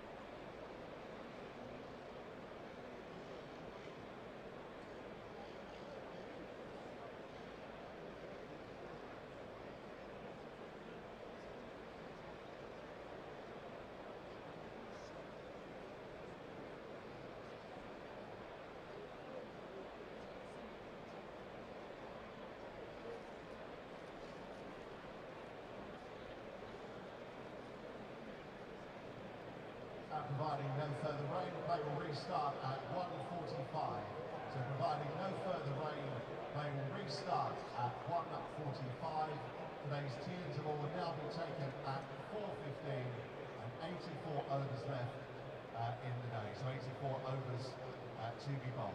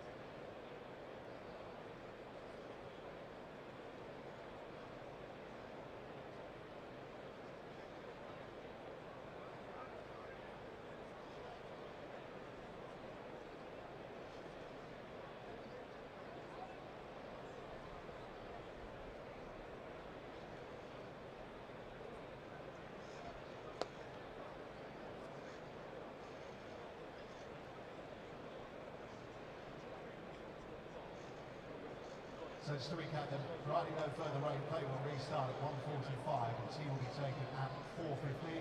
We'll just confirm the over situation for you in a few moments. But providing no further rain, play restarting at 1:45. So reminder the ground regulation, please stay off the playing area at all times. Anyone ignoring this reasonable request will be ejected, liable to prosecution and exclusion from cricket grounds around the world. Sure you appreciate these measures are in place for the safety of everyone, in particular the players and match officials. Spectators shall not engage in any conduct or act towards any player, match official, steward or other spectator in a manner which offends, insults, intimidates or threatens that person with any form of discrimination. And in the interest of safety and security, we kindly ask to keep your bags and belongings with you at all times. Any bags stuck unattended may well be removed. And as always, please keep an eye on the playing area during warm-ups and play, as balls often hit hard into the crowd. And if bad behaviour is spoiling your day with us, you can contact our stewarding team, your nearest steward, or by texting or WhatsApping 07401 056 737 with your message of concern, speaking to your nearest steward. We're dedicated to raising the game. If you witness it, challenge it, call it out.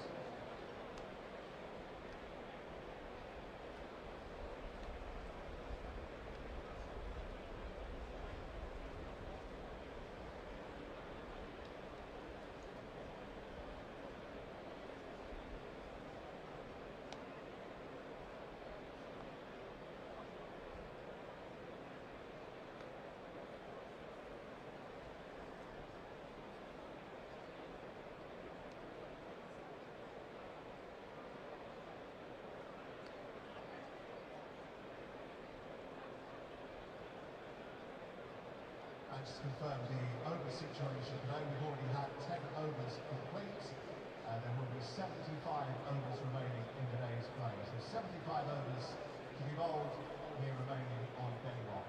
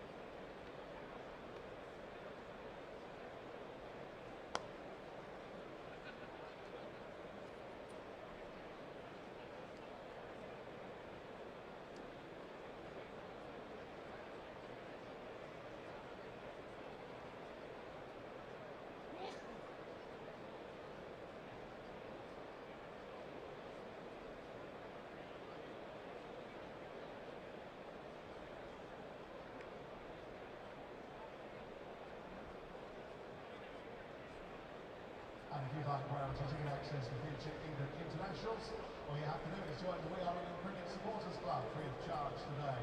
Your chance to meet the peers and get early access to tickets. Find out more and join online at ecb.co.uk. The We Are England Cricket team have been around the ground today. Let's see what they and you have been up to.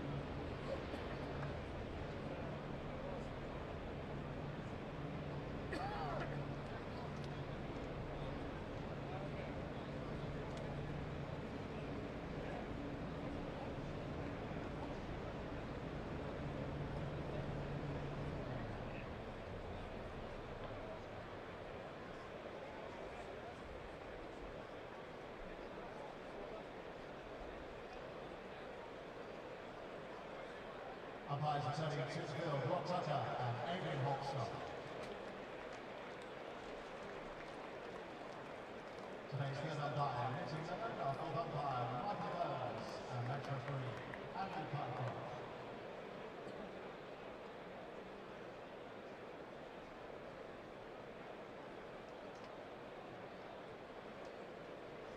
New Zealand back to the field, led by Tom Latham.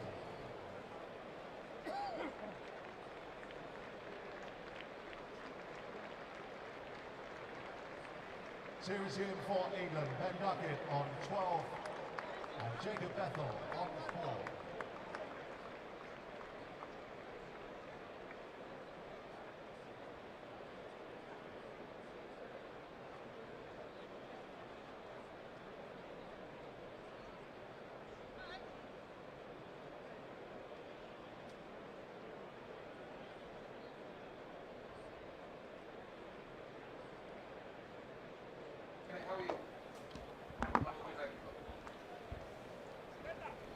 Welcome back to Lords. The rain has cleared, the covers are off, and we're about to get underway once again with this first test match between England and New Zealand, having been interrupted only 45 minutes or so into the first day's play. England lost the toss and were asked to bat first on what felt very, very much like a bowling morning, and they may well reflect on the fact that it was a decent effort that they only lost 1 wicket in the 10 overs that we had bowled. That was debutant Emilio Gay, caught by Daryl Mitchell at first slip of the bowling of Carl Jameson for 8. 2 fours, 14 balls that he faced. It was not a long innings, but he looked calm and composed in the brief time that he was there. One doesn't want to cast too much of a judgment on a man who only faced 14 balls, but Ben Duckett and Jacob Bethel are at the crease at the moment, giving England an all left-handed top 3. First time that has happened since Andrew Strauss, I think Marcus Trescothick and Alistair Cook batted at 3 over 15 years ago. Anyway, we're underway. Duckett on strike. It's Will O'Rourke to bowl the first over after the extended lunch break, and he beats at the outside edge of Duckett, who plays inside the line of it, having played at the ball, and then tries to kid himself that he didn't really play at it. Steve Harmison. Will O'Rourke is a bowler that excites you, doesn't he? Yeah, very much so. Yeah, very much so. I still remember that spell around the wicket at Hamilton. Was it Bethel? Started at Bethel, didn't he? He gave Harry Brook the hurry up. Bowling around the wicket. He is somebody who I really enjoyed watching when we were out there last, Manners, and it looks as though he's hit the ground running. Great first ball. It certainly was. O'Rourke in again. Duckett leaves alone outside the off stump. Did you see that stat that Ben Duckett, after just 10 overs in this innings, had left more balls in this innings than in any other that he's played for England? Did you see that? Yeah, it didn't surprise me. Why not? It surprised me. I think the change that England have talked about, I think the sound off Ben Duckett's bat was probably better to leave it than actually hit it. The way it was sounding, I don't think it had anything to do with the bat. I just think the timing of Ben Duckett wasn't quite there. There's a short leg in now for Will O'Rourke, no great surprise. Duckett forward again. There's something wrong with that bat. He's driven it away through extra cover, and it will run away down towards the deep extra cover boundary. There's a couple of fielders in pursuit, and there's a very, very long throw. I think it's Devon Conway who managed to get there. It was going downhill, and I think there's a lot of water on the outfield, and that's what slowed it up.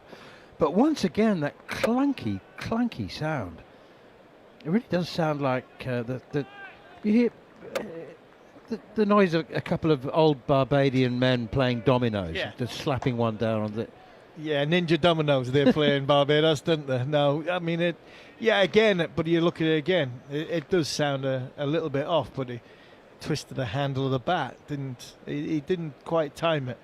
I mean, many moons, you'd think, well, that's 4. You know, year upon year, you hit the ball down the hill at Lords, it's gone for 4. That went nowhere near. Here is O'Rourke again, and Jacob Bethel plays defensively out towards extra cover. It's fielded by Conway, galloping in from mid-off. Duckett has 15 now from 34 balls. Jacob Bethel has 4. I mean, I can't help wondering whether Ben Duckett decided all by himself that he was going to reinvent himself as an opening batsman. You heard me saying, I think, in the morning session that nobody has a higher or a lower leave percentage since measurements began, last quarter of a century. Nobody has left the ball less than Ben Duckett. That's pushed away defensively by Bethel up towards mid-on, fielded by Jameson. But it's interesting because think of the number of times he's been out chasing a wide delivery, playing a wide ball. I mean, somebody had said to him, Ben, if you can average 40 playing at deliveries you can barely reach, imagine what you could do if you left those alone. Yeah, and I think we've seen that. That's what I'm sort of talking about, the change and the little bit more defensive techniques that he's had. Here is O'Rourke again, bit booming, short delivery, wide of off stump, left alone by Bethel. 11 overs gone, 27 for 1. I think you talking about it, man, as you've seen in that first session, you didn't see him play that sort of slash drive away from his body, even in balls that you potentially could leave, or another left-hander would possibly play off the back foot and defend and show the full face of the bat. In the past, Ben Duckett has played them balls with a little bit of a swashbuckling slash of the blade, and it's gone to sort of gully backward point. How many times have you seen teams have a fielder at deep point because Ben Duckett is very, very good scoring to that sort of cover point region? What I've seen in that first opening salvo of what, 12 overs, Ben Duckett basically said, anything outside my body line, I'm not gonna play at too much. I'm gonna try and leave it, or I'm gonna try and defend it. So you can see there is an element of change when it comes to that, and he only played with balls that were really right under his nose. Nathan Smith in to Ben Duckett, who's forward, playing defensively up towards mid-off, fielded by Rachin Ravindra, and there's no run. I mean, it's one thing leaving good balls, leaving sort of fifth stump balls and ones that you might edge, good openers leave those, but it's another leaving bad balls. Yeah, do you know what I mean? I know what you mean. Yeah, and their balls. It's not so much the bad balls. He was scoring off the good balls. That's what he was doing last year. In the recent past. Nathan Smith in again. Duckett chops this one away up the hill, past backward point, and that races away into the boundary. Now, the way that ball came off the bat, you have to say that he did time it. It's just making a strange noise. Maybe he's got one of those new plywood bats. Might have one of them. He might have. It sounds like aluminium, actually. It does sound as though it's tinny. It's tinny. It's metal. You hear the noise through the stub microphone. Yeah, it does. And I think that ball there is the case in point with the example we're trying to make.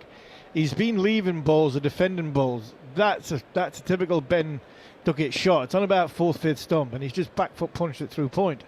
Here's Smith again, and Duckett now strapped on the pads, and up goes the finger. Long time to think about it from Rod Tucker, and he's had a long think about it, and eventually the finger has been raised.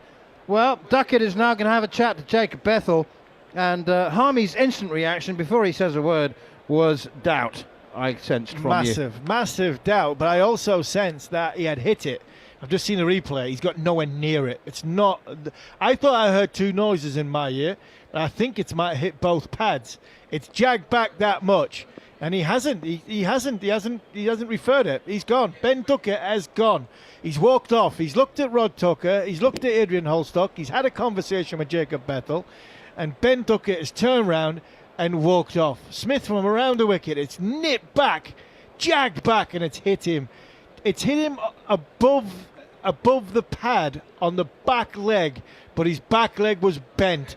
His back leg was slightly bent, so he's not the tallest guy, is Ben Duckett. It's hit him on the sort of inside of the inside thigh, on the back leg, and it's probably cannon in to the top of the stump. So because of that, he's had to walk off. Nathan Smith, the man who did all the damage against Ireland, took the first 5 wickets to fall and ended up with a career best 6 for 40 a couple of days ago, and he's made the breakthrough here. He's an all-in cricketer, is Nathan Smith, and England have lost their second wicket, 2 for 31. Jacob Bethell still there on 4, and the man with more hundreds on this ground than anyone else in history has now made his way out. And the answer for a bonus 5 points, any listeners who wonder what that number is, it is 8 hundreds at Lord's for Joe Root. Quite extraordinary. Man, as we were just talking before the rain came, I think me, Jon and Jarrod, about the combinations that New Zealand have. Skiddy trajectory from Smith, a little bit taller in Henry, and then 2 really tall high release points at different paces. So they've got a lot of variation. They've got 4 right arm seamers, but they've got 4 right arm seamers that possess, I think, a lot of different qualities, and especially in England with the Duke ball, I think they're all have their different strengths for this surface.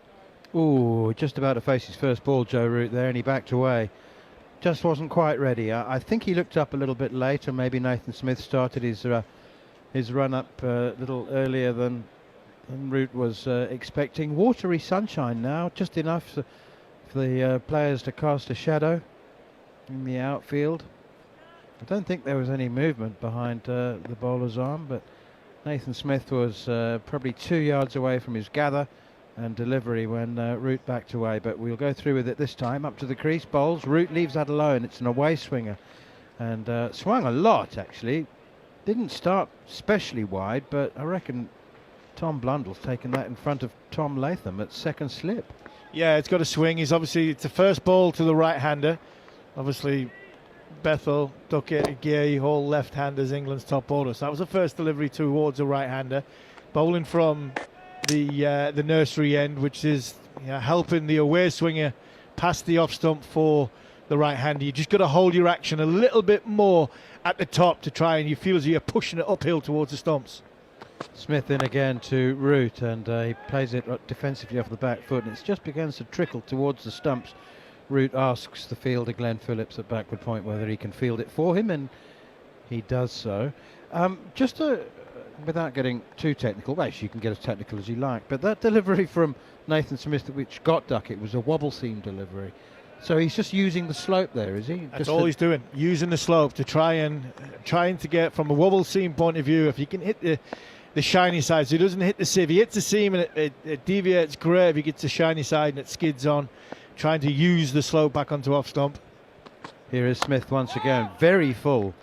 Almost half volley, I'd say, really, but Joe Root's just going to be watchful and cautious in the early stages of his innings and steers that one to backward point, and there's no run. I must say, Harmy, that just a word about Rod Tucker. I mean, we talk a lot about the 150th Test match at Lord's, but Rod Tucker's 100th Test, and not many have reached that figure full stop, but similarly, not many have reached that figure still on top of their game. Not on top of their game, no. And Rod is definitely on top of his game. Great man is Rod Tucker. We managed to spend a bit of time with him in New Zealand last time we were there, because Rod Tucker was umpiring. David Boone, one of my former captains, was match referee, and we had a few nights where we had a few beers. He is a great man, and 100% concur. He is at the top of his game. He's still, I think he's 4th now on the list. Here is Will O'Rourke, and that's pushed away by Jacob Bethell out towards mid-on. I just need to... I love a few late-night tales, Harmy, but I just need to reveal some breaking news. Matt Henry is off the field probably for the rest of the day with back spasms. Henry Nicholls is on the field as his replacement. But I thought you'd want to know that, because... That's massive. That's massive, isn't it? Yeah, that's massive. Especially the durability of the body of somebody like Kyle Jamieson. Now the captain, Tom Latham's under a little bit of pressure from a spell point of view. O'Rourke in once again. Bethell drives beautifully. Close to being on the up, actually. It definitely wasn't a half volley or anything like that, but just that, well, he's driven it beautifully. Just for a couple, hit quite high on the bat, but yeah, Will O'Rourke at 6'6". You want to be careful driving straight. You do. And Will O'Rourke bowled a good spell. I mean, when they're both, I thought Jacob Bethel batted really well in Hamilton when Will O'Rourke bowled probably the quickest spell he bowled in international cricket, and especially the most devastating spell in international cricket. It was a good battle by two promising young players. O'Rourke around the wicket, bowls to Bethel, who defends up towards mid-off. Straight to the field and no run. It's been really good from Bethel. He has. He just before the rain break, he played a shot through sort of wide gully, wide sort of backward point off the back foot, and you just thought he might have just leant back a bit and opened the face. But apart from that, everything else has been solid. Talking about him being in the IPL, talking about him not playing for Warwickshire, the amount of volume, balls faced, etc., etc. Yeah, this is Lords. This is against Will O'Rourke, who's bowling at 90 mile an hour, 6'5". Bethel's looked good so far in defence. 3 slips in the gully, edge gone, taken at first slip. Well, everyone's appealing, and evidently it wasn't edged because Adrian Holstock has said not out. The New Zealanders are absolutely convinced it was caught at first slip. I didn't imagine that, but Jacob Bethel hasn't walked. And it's been referred by England, and understandably so. I mean, it's carried to Daryl Mitchell at first slip. Yeah, commentator's curse. I'm just saying how good Jacob Bethel's been in defence. And this is not him in defence. This is a big shot. He looks I think pretty it's confident. I actually think it's LBW. I don't think he's nicked it. I think it's LBW. I think he's out LBW. I don't think they're appealing. I don't think New Zealand are appealing for caught behind. I think they're appealing uphill. I think they're appealing for LBW. Oh, I see. So no wonder Daryl Mitchell, who caught the ball, wasn't celebrating in particular. He was just... Okay, well, it looks very, very close for LBW then, doesn't it? In fact, it looks like it could be smashing into middle.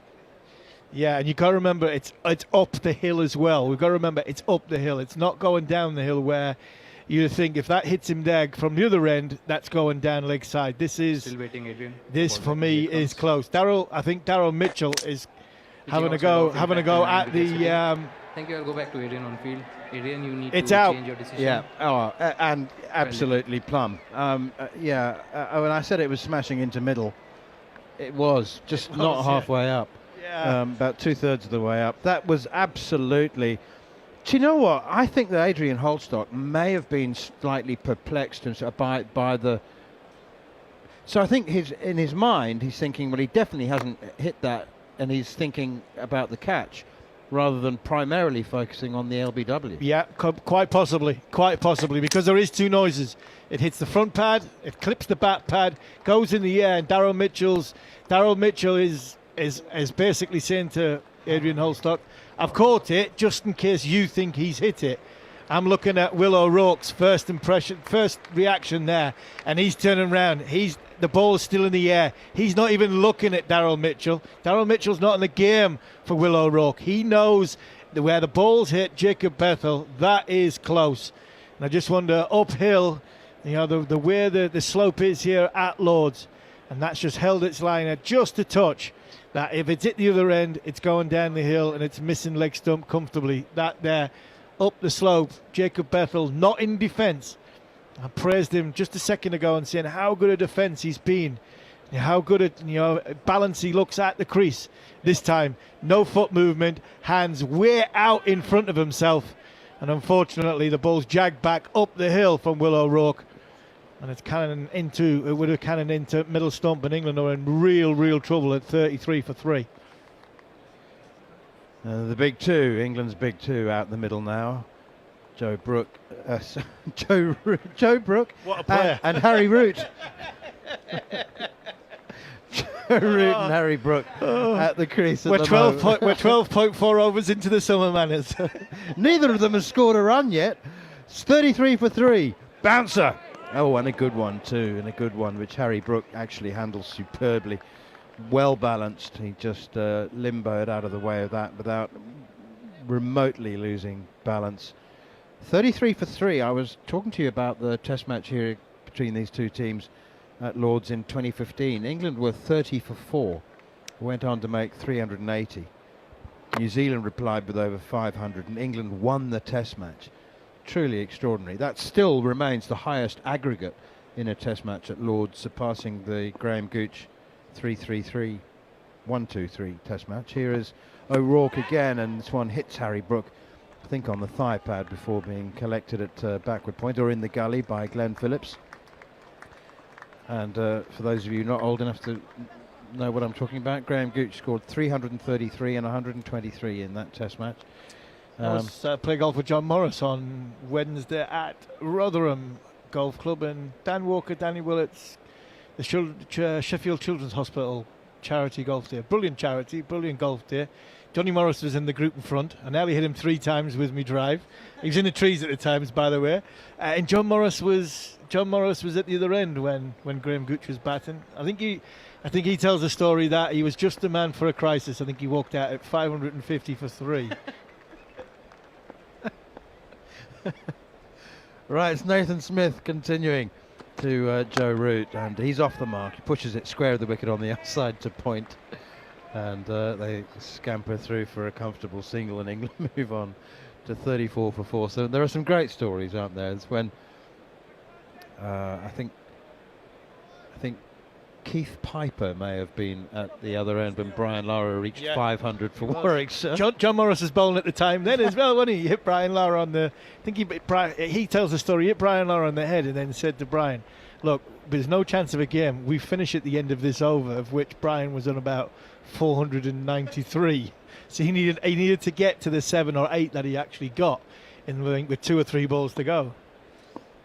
Here's Nathan Smith running away from us from the nursery end, and he hits Brook on the pads, and there's the beginnings of a loud and confident shout, but not out is the reply.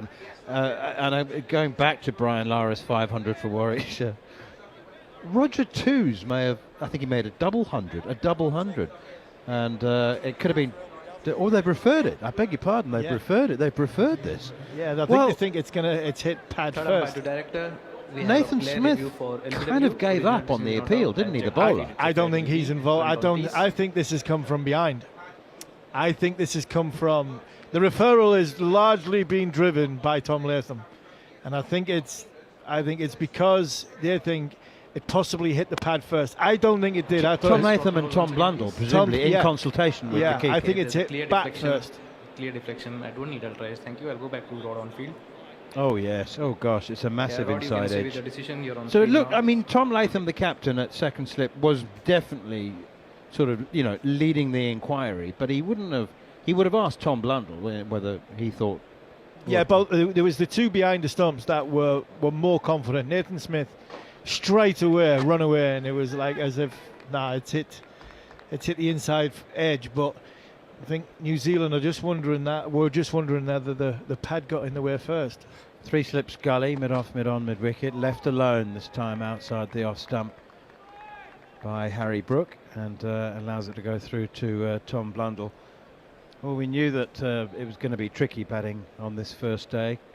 Cloud cover, rain about, a bit nip and nibble in the pitch, and the weather forecast suggests it's going to be much of the same. There was a few people that were asking me whether they thought it was earth coming down. I said, you're asking the wrong person, but I suspect that with Lord's drainage and an on-off kind of test match, there'll be more than enough. Here's Nathan Smith again, left alone by Brook outside the off stump. You just sort of get the impression that there's going to be, in difficult batting conditions, there's going to be more than enough cricket for us to get a result. Yeah, 100% agree.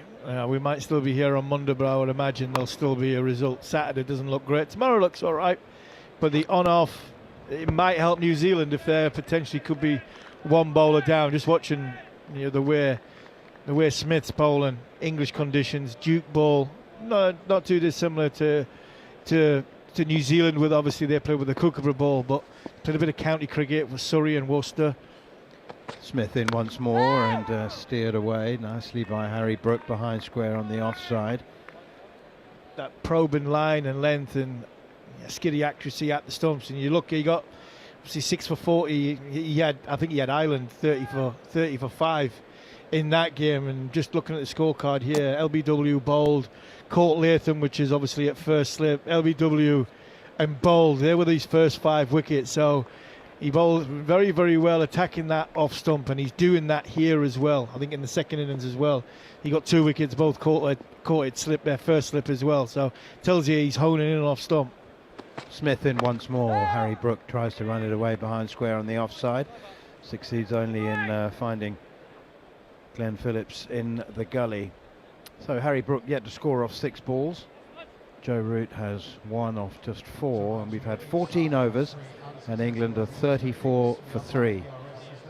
For those of you joining us late in the day, there was a brief moment of speculation that Sonny Baker might make his Test debut today, but Gus Atkinson has been preferred, along with Ollie Robinson, Josh Tongue, and of course Captain Ben Stokes with Shoaib Bashir in that 5-man bowling attack.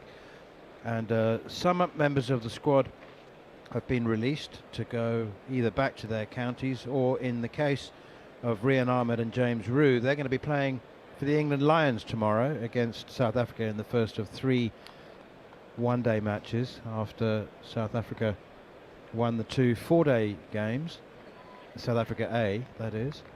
But here and now, there's a leg slip in place for Will O'Rourke, as well as 2 orthodox slips and a gully and a backward point.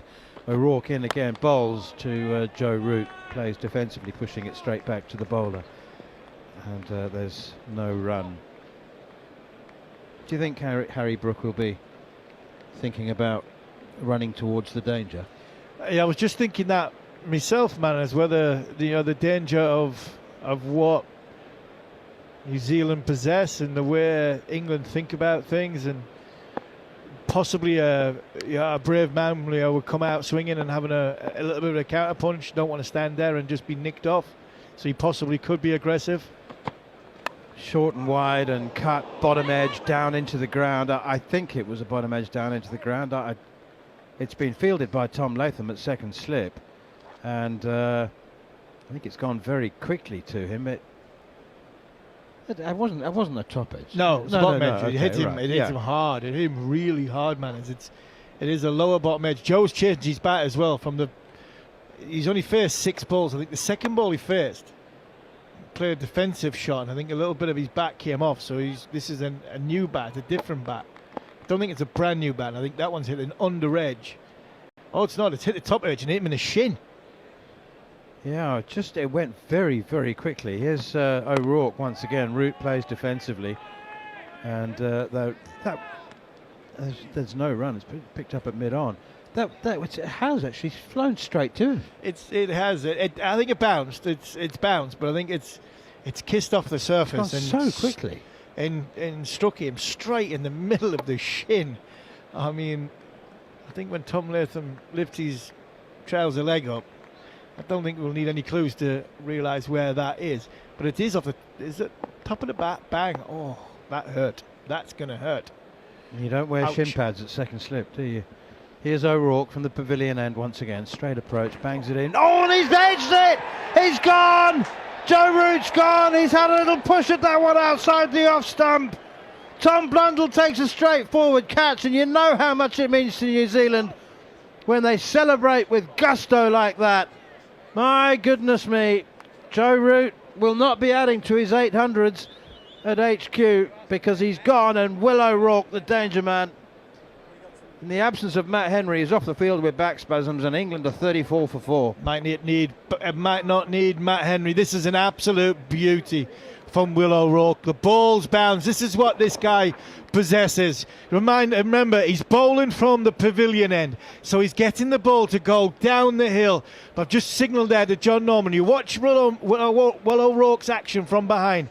He just gone over the top of the perpendicular, Courtney Walsh style. He's just got his fingers just on the other side of the ball, which has made the ball a little bit of a leg cutter, stands up and bounces. An absolute beauty from Will O'Rourke is getting Joe Root out, and England really now in trouble at 34 for 4. But manners, that was like West Indian at their best.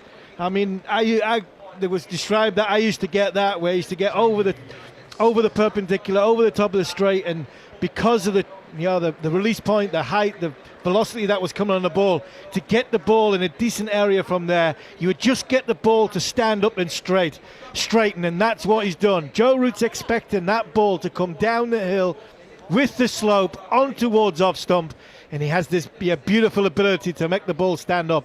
It stood up, it straightened and clipped the glove. Fantastic delivery to get out one of the best players of all time. Just by way of explanation, if you don't know what going over the top means, just if you bowl the ball or not, doesn't matter. If you stick your arm straight up so it's going 90 degrees, and then just move it, if you're right-handed that is, just move it a few degrees so it's over your head.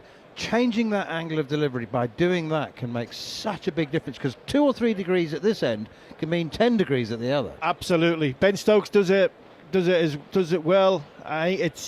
It's one of these deliveries where, as a bowler, you're not sure how to do it. You're not purposely doing it. It's sometimes when you get it, you don't get it quite right, but it works perfect, and that's what's just happened there.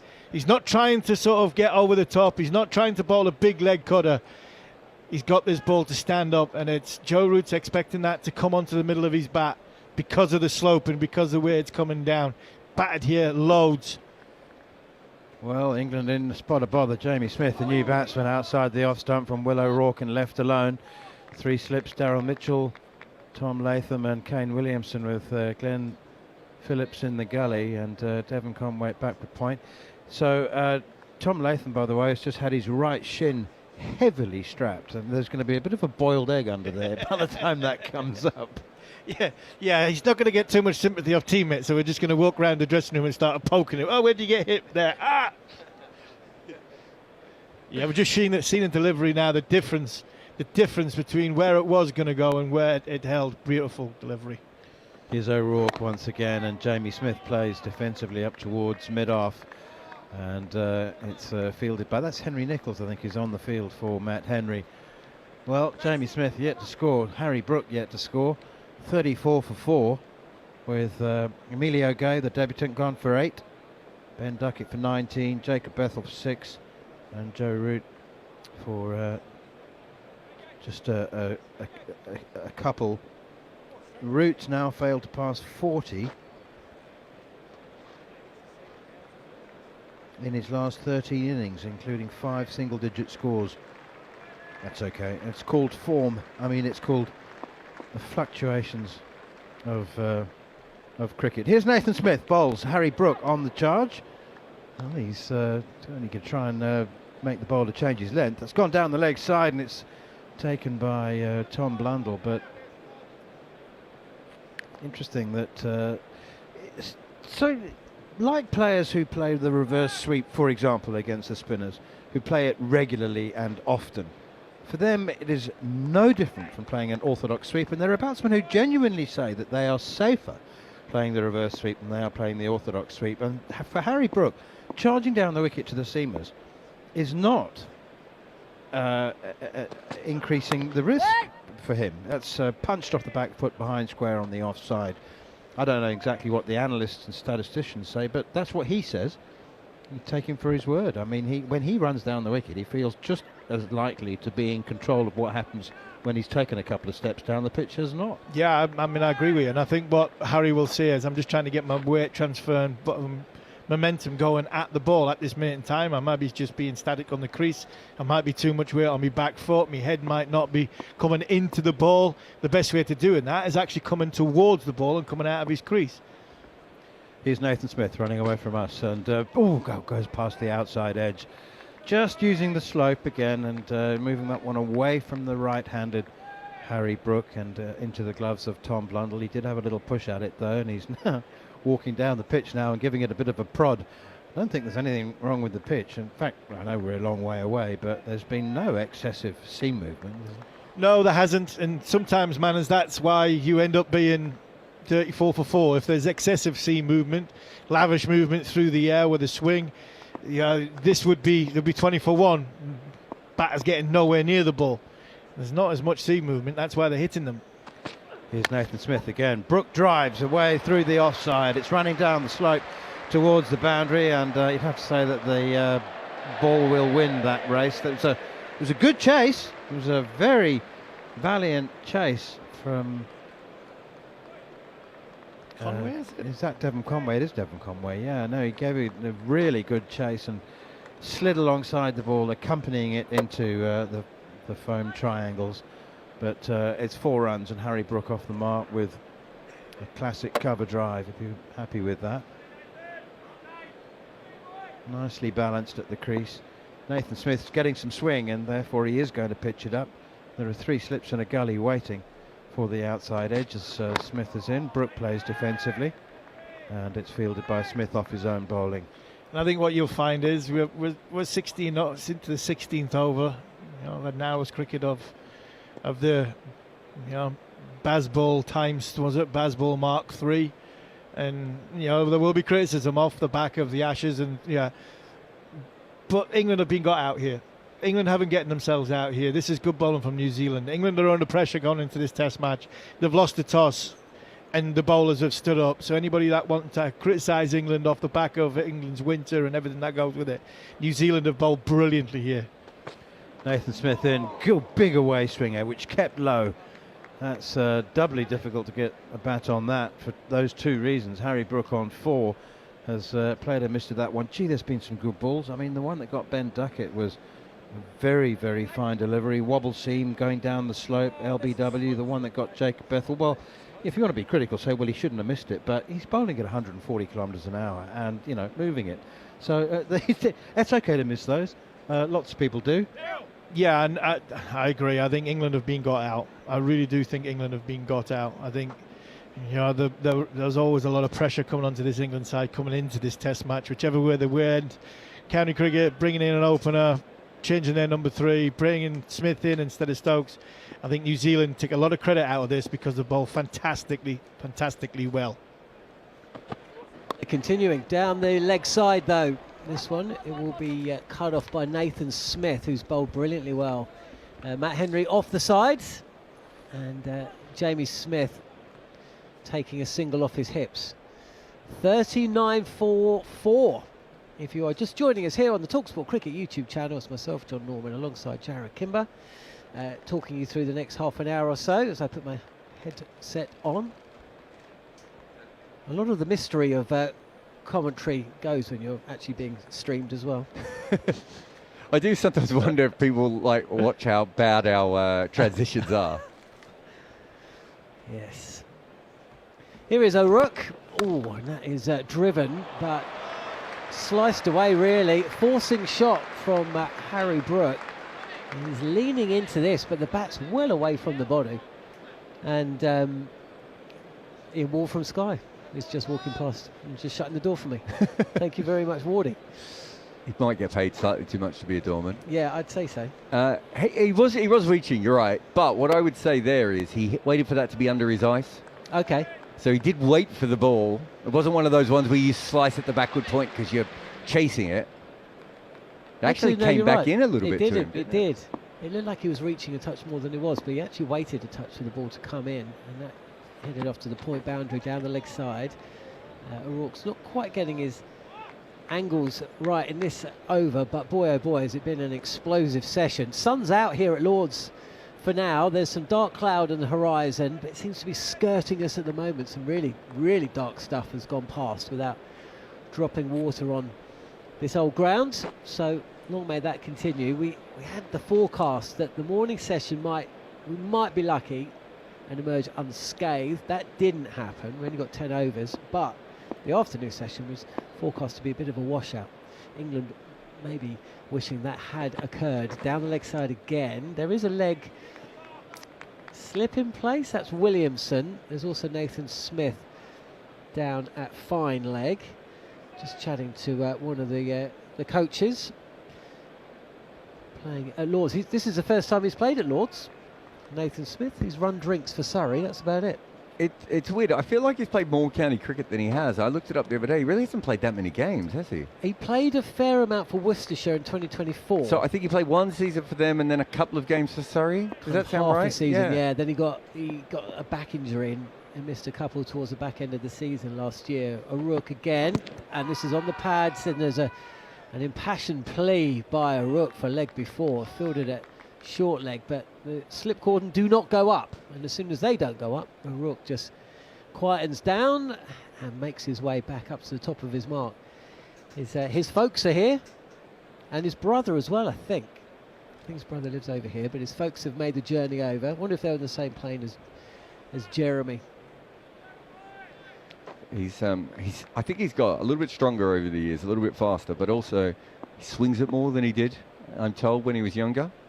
Well, these are the conditions to exploit as he's in. This is dropped, is it? Is that dropped at backward point? Either way, it's a misfield. And is that Conway there? I think it was hit into the ground. I think it may well have been hit into the ground, yeah, it was. Conway put down a couple when England were in New Zealand. Has he injured his hand? Is he going to go off? He's looking at his hand suspiciously, but I think it's more that it hurt rather than he's injured himself. It was hit very hard, wasn't it? It was indeed. Devon Conway cut a forlorn figure when England were in New Zealand at the back end of 2024. He didn't score many runs, and he was putting down catches as well. And in the end, it felt like a bit of a relief when he was let go from the side for the third test match, a test match that New Zealand won handsomely. But he's here today, and of course we'll have amazing memories of 2021. It was a catch. Yeah, it was. Oh, it was a catch. I just... Well, they've dropped him a few times in the past, haven't they? It doesn't work well for them. It's a bad tactic. They should stop doing it. Yeah, even on the replays, the camera person was losing the ball. He hit the ball that hard. It took us a while to actually get a good angle of it. But yeah, definitely hit straight to the fielder. I mean, he absolutely wanged it, didn't he? This is a better shot. That's here. The angle we were looking There's for the from angle. the start. Also, the producer's head isn't in the way quite as much. Not that I'm blaming him for... Although, no, I did call it a catch first up. Oh, I mean, it's gone really, really fast, right? Yeah, Harmy's not having that. He says he's fielded it, he's not dropped it. Straight to Jamieson this time. We've both worked with Steve Harmison a lot over the last 8 or 9 years. You weren't in the box when the Joe Root dismissal occurred.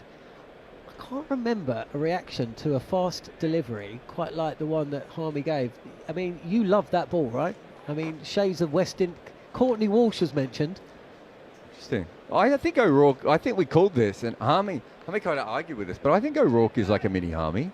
I think there's some mini Harminess to him. A slightly different athlete.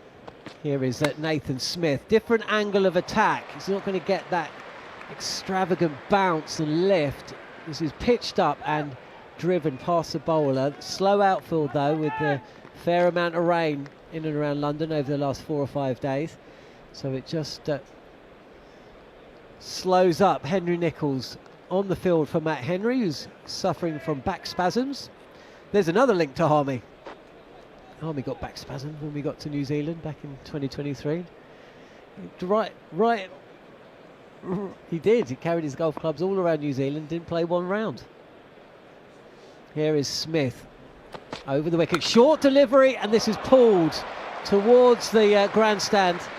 And it's going to bounce once, and then actually bounces back inside the field of play again. That is hit very, very hard from Harry Brook, and moves to 11. We were talking about his innings in Christchurch when I was last on commentary duty. I did look through this, the ball by ball. Harry Brook versus New Zealand at Christchurch. He scored 171 from 197 balls, 15 fours and 3 sixes. He was dropped on 18 by Glenn Phillips, on 41 by Tom Latham, on 70 by Devon Conway. He's been put down by Conway. Oh, there's a good ball from Smith. There's a big shout for a leg before. The ball actually is caught at, is that second or third slip? So, oh, it's hit him high on the back. It's a back leg high on the thigh, and it's caught by Tom Latham. It was not a good shot, whatever that was. He got completely trapped there. He trapped on the crease. There's a lot of movement there, though. Yeah, Harry Brook, and remember, England were in all sorts of trouble for the majority of those first 2 test matches when Harry Brook came to the crease. Dropped on 18, 41, 70, 106 and 147. And he's been dropped again today. Here is Smith. And this is on the pads of Harry Brook. He gets behind the ball and just kind of flicks it through vacant mid-wicket. Will O'Rourke runs around from mid on to field. 50 up for England. 51 for 4 actually, with Smith 1 and Brooks 16. So I do think one of the reasons we're getting more drops in cricket at the moment is just the power of the players. I think they're hitting the ball in the air more often and harder more often. Rob Barron has done a little bit of work for talkSPORT at times. We got him in Dubai to go up against Robin Utapa in the nets and do catching drills. We got him to catch 30 catches. Could you just explain what colour his hand is at the end of the catching drill, John? Ooh. That's a good noise. I mean, yeah. That's a dark red. Yeah. And it's not just, it's all over the hands and fingers. In fact, the base of the fingers is actually where it's darker. In fact, it's not even dark red, it's almost a brown. Brook defending on off stump, no run. He had so much bruising on his hands that he actually had bruising on the back of his knuckles. It was incredible actually watching an amateur go up against a professional, because Robbie wasn't hitting the ball as hard as he could, but the timing is so good, and the noise of these balls hitting Rob Barron's hands it was terrible. He did well though. He caught 28 out of 30, but he couldn't pick anything up for 2 days. Andy Jacobs, the talkSPORT presenter, recounts a tale when he was playing for Lashings or something 15, 20 years ago, as O'Rourke is in and Harry Brook takes on the hook and will pick up 4 backward as square on the leg side. That was a shot of real authority. Absolutely no risk there as well. Ball coming off the meat of the bat. As soon as he'd hit it, it's just a case of whether it was going to go for 4 or 6. Sun's out here at Lord's, 18 overs in. Harry Brook once again taking on New Zealand in the manner that we saw at Wellington and Christchurch. He's scored big centuries. He's got such a strange record against New Zealand. I think he's faced them 9 times. He's been out for a duck twice, for 1 once, and the rest of his scores are over 50 and 100. Oh, inside edge, has that been dropped as well? I think it might have just dropped short of Kane Williamson, who also is wringing his hands. I think it was just short, wasn't it? Yeah, I think it just short of Kane Williamson. Good pickup actually in the end.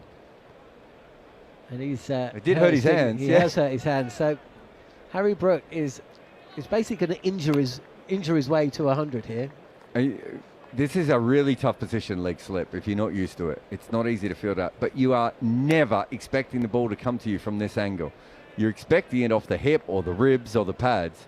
And so there's a possibility Williamson wasn't even ready, and suddenly the ball's flying at him, and he did well. Yeah, you see that? Look how long it took him to realise it was coming. This time down the track comes Brook. Phillips, who fields at Garley. 2 slips in place now. It's also, if you've ever seen anyone when they try and flick the ball on the leg side and they get an outside edge and it goes to slip, it's a bit like that. Zach Crawley's not playing. But when your eyes are naturally going to where you think they're trying to hit the ball, and it goes completely in a different direction. And so it was well done by Williamson, but yeah, might have hurt him just a little bit. Yeah, I suppose just naturally, as soon as the ball is clearly going past the down the offside or around that 4th stump, 5th stump line, you're kind of thinking, well, that ball's not coming to me. On the pads and caught at short leg, diving. And Harry Brook, I think that has possibly come off the knee. Well, it's not off the pads completely, is it? Because he's limping at the moment. So it certainly hit something. That's hurt him just a little bit. Everyone's hurt at the moment. But every over, we seem to have 2 or 3, I don't know, quarter chances, half chances, 3/4 chances. Been plenty mentioned, of course, 2022 when Baz took over. That famous series where England chased down 3 big 4th innings targets, and the manner that they went about things. But there is also possibly a parallel with what has occurred today in this Test match. Matt Henry off the field with a back spasm and will not bowl today.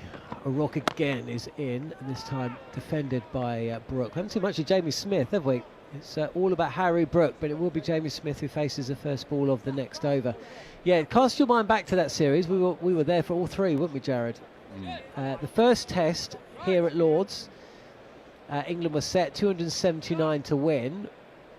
which they did so.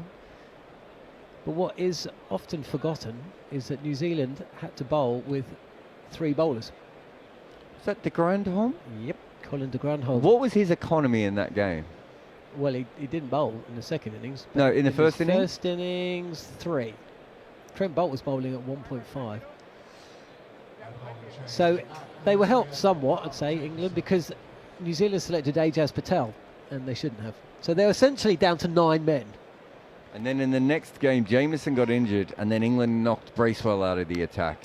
That's was Trent Bridge, wasn't it? Second test, chasing 299.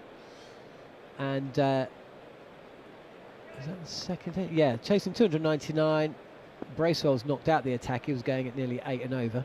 Jamieson into Smith, who defends on off stump, no run. Again, New Zealand were down to 3 bowlers in the second innings because Cole Jamieson got injured. And then weirdly, after losing 2 games, because essentially they've got 3 bowlers, New Zealand for the third test went in with 3 bowlers. And Michael Bracewell, who had gone at 7.5 and over. And guess what happened? They didn't win that one. No, they didn't. They failed to defend 296. To be fair, that was the first Bazball series, and they were completely shook, weren't they? They really didn't understand what was happening to them. I remember watching Boult get hit by Bairstow and just thinking that the game had changed around him. Here's Jameson again. Ooh, kind of sticks his hand, jabs his bat out at this, does Jamie Smith. Scott, the producer, just pointing me in the direction of the talkSPORT Cricket YouTube channel, I think. What we're looking at, Scott? Right at the bottom. Man, a few words. Look, we've got these. Thanks from you. What are we doing? What are we looking at? I feel like the producer could have found this for you, put it up on the screen. Isn't it obvious? And we might have made it slightly smoother.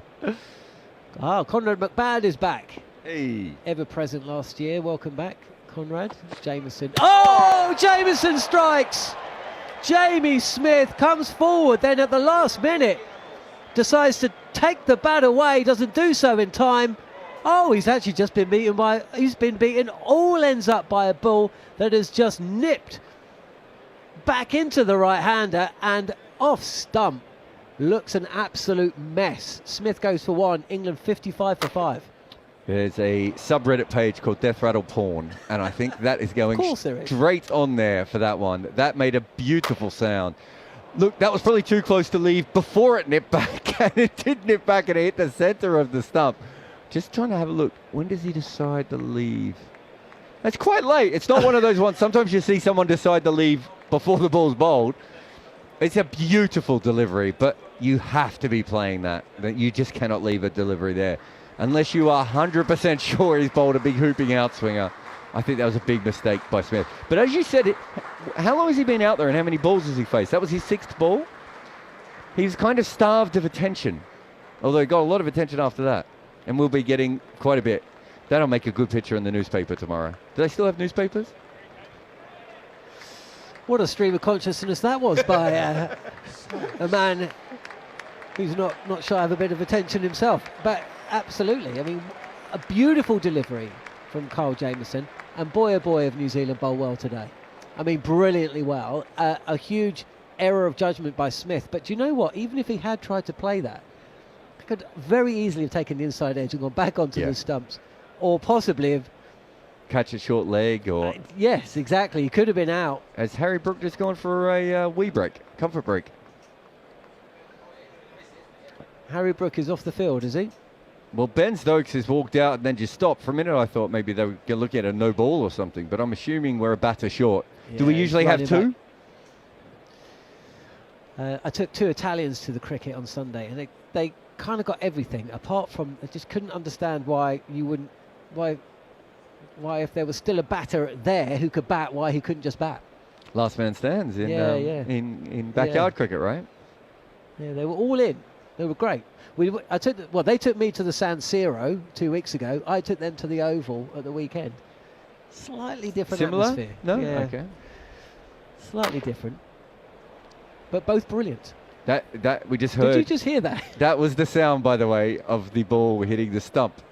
That wasn't Jon Norman dropping a pen again or anything. It was a beautiful sound. It almost sounded like lightning in the distance. I don't think it's like the Simon Jones-Michael Clark one, which is a ringtone. This one's more. Maybe when you're deleting something, look how much that has seemed. I take that back. I'm not. Maybe he was right to leave it, John. I didn't realise it went that far. Wow. You're right. I don't think he hits that even if he tries to play. I don't think he does. He would have been bold. We would have said a loose shot. We would have. A big gap between bat and pad. Oh, what's he driving there for?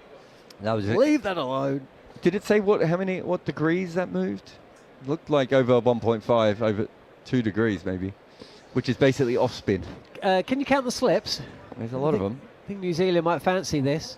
Jamieson in. First ball for Stokes with 4 slips and a gully, point in place. And Stokes is back quick. He's going to have to hurry, and I think a better throw would have had Ben Stokes run out coming back for a second there.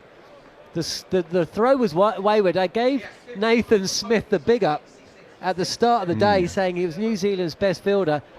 I think Stokes could have been run out there. It was terrible running because he wasn't going for the run. Sorry, that's the stump again, by the way. He wasn't going for the 2. Did you see? He was moving slowly, and then suddenly he decided there was 2, and really got himself into trouble. I think even if it was a good throw, he might have just got in, but he didn't need the second run. Have we heard enough? Have we heard enough sounds of that? I think Ben Stokes was running at full pelt. It just... No. He was definitely... in the first run, he wasn't. I hope not. Well, okay, fair point. If he was running at full belt, he shouldn't be running 2s. I mean, that does happen to all of us the day we turn 35. Wow. Just got a bit of a hold up here. Ben Stokes isn't happy with something behind the bowler's arm. So... floodlights are on. There's still quite a breeze here at Lord's. Good crowd. I saw that all tickets have been sold for days 1, 2 and 3. Possibly the tube strike and maybe the threat of rain has kept a few away, but all the people that have decided not to come because of the rain or the tubes have essentially, or were going to be sitting in the same stand. You sure isn't that the stand where they go off for the big lunches? Well, what about that stand there to the left of us? Yeah, that's a fair point. Or is that... We are missing the top of that stand over there. Yeah, we are, which puts me off every time I look over there. Still waiting. Still got a bit of a hold up here. 57 for 5. And do you know what? I wish Harmy had been on for that last delivery, because the ball that dismissed Joe Root was a good one.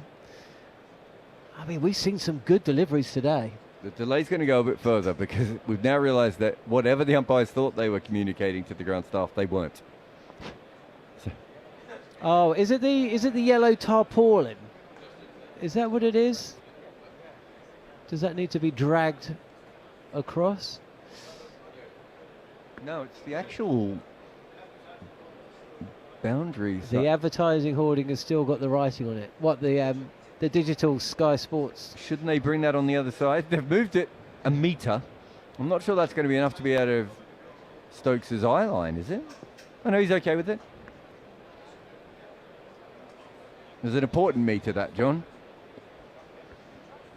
Feels like Johnny Bairstow's playing again. He used to love a movement behind the arm, didn't he, or something? Callis is the best one, isn't he? Was Callis worse than Johnny? I think Callis and Tendulkar were 2 of the worst.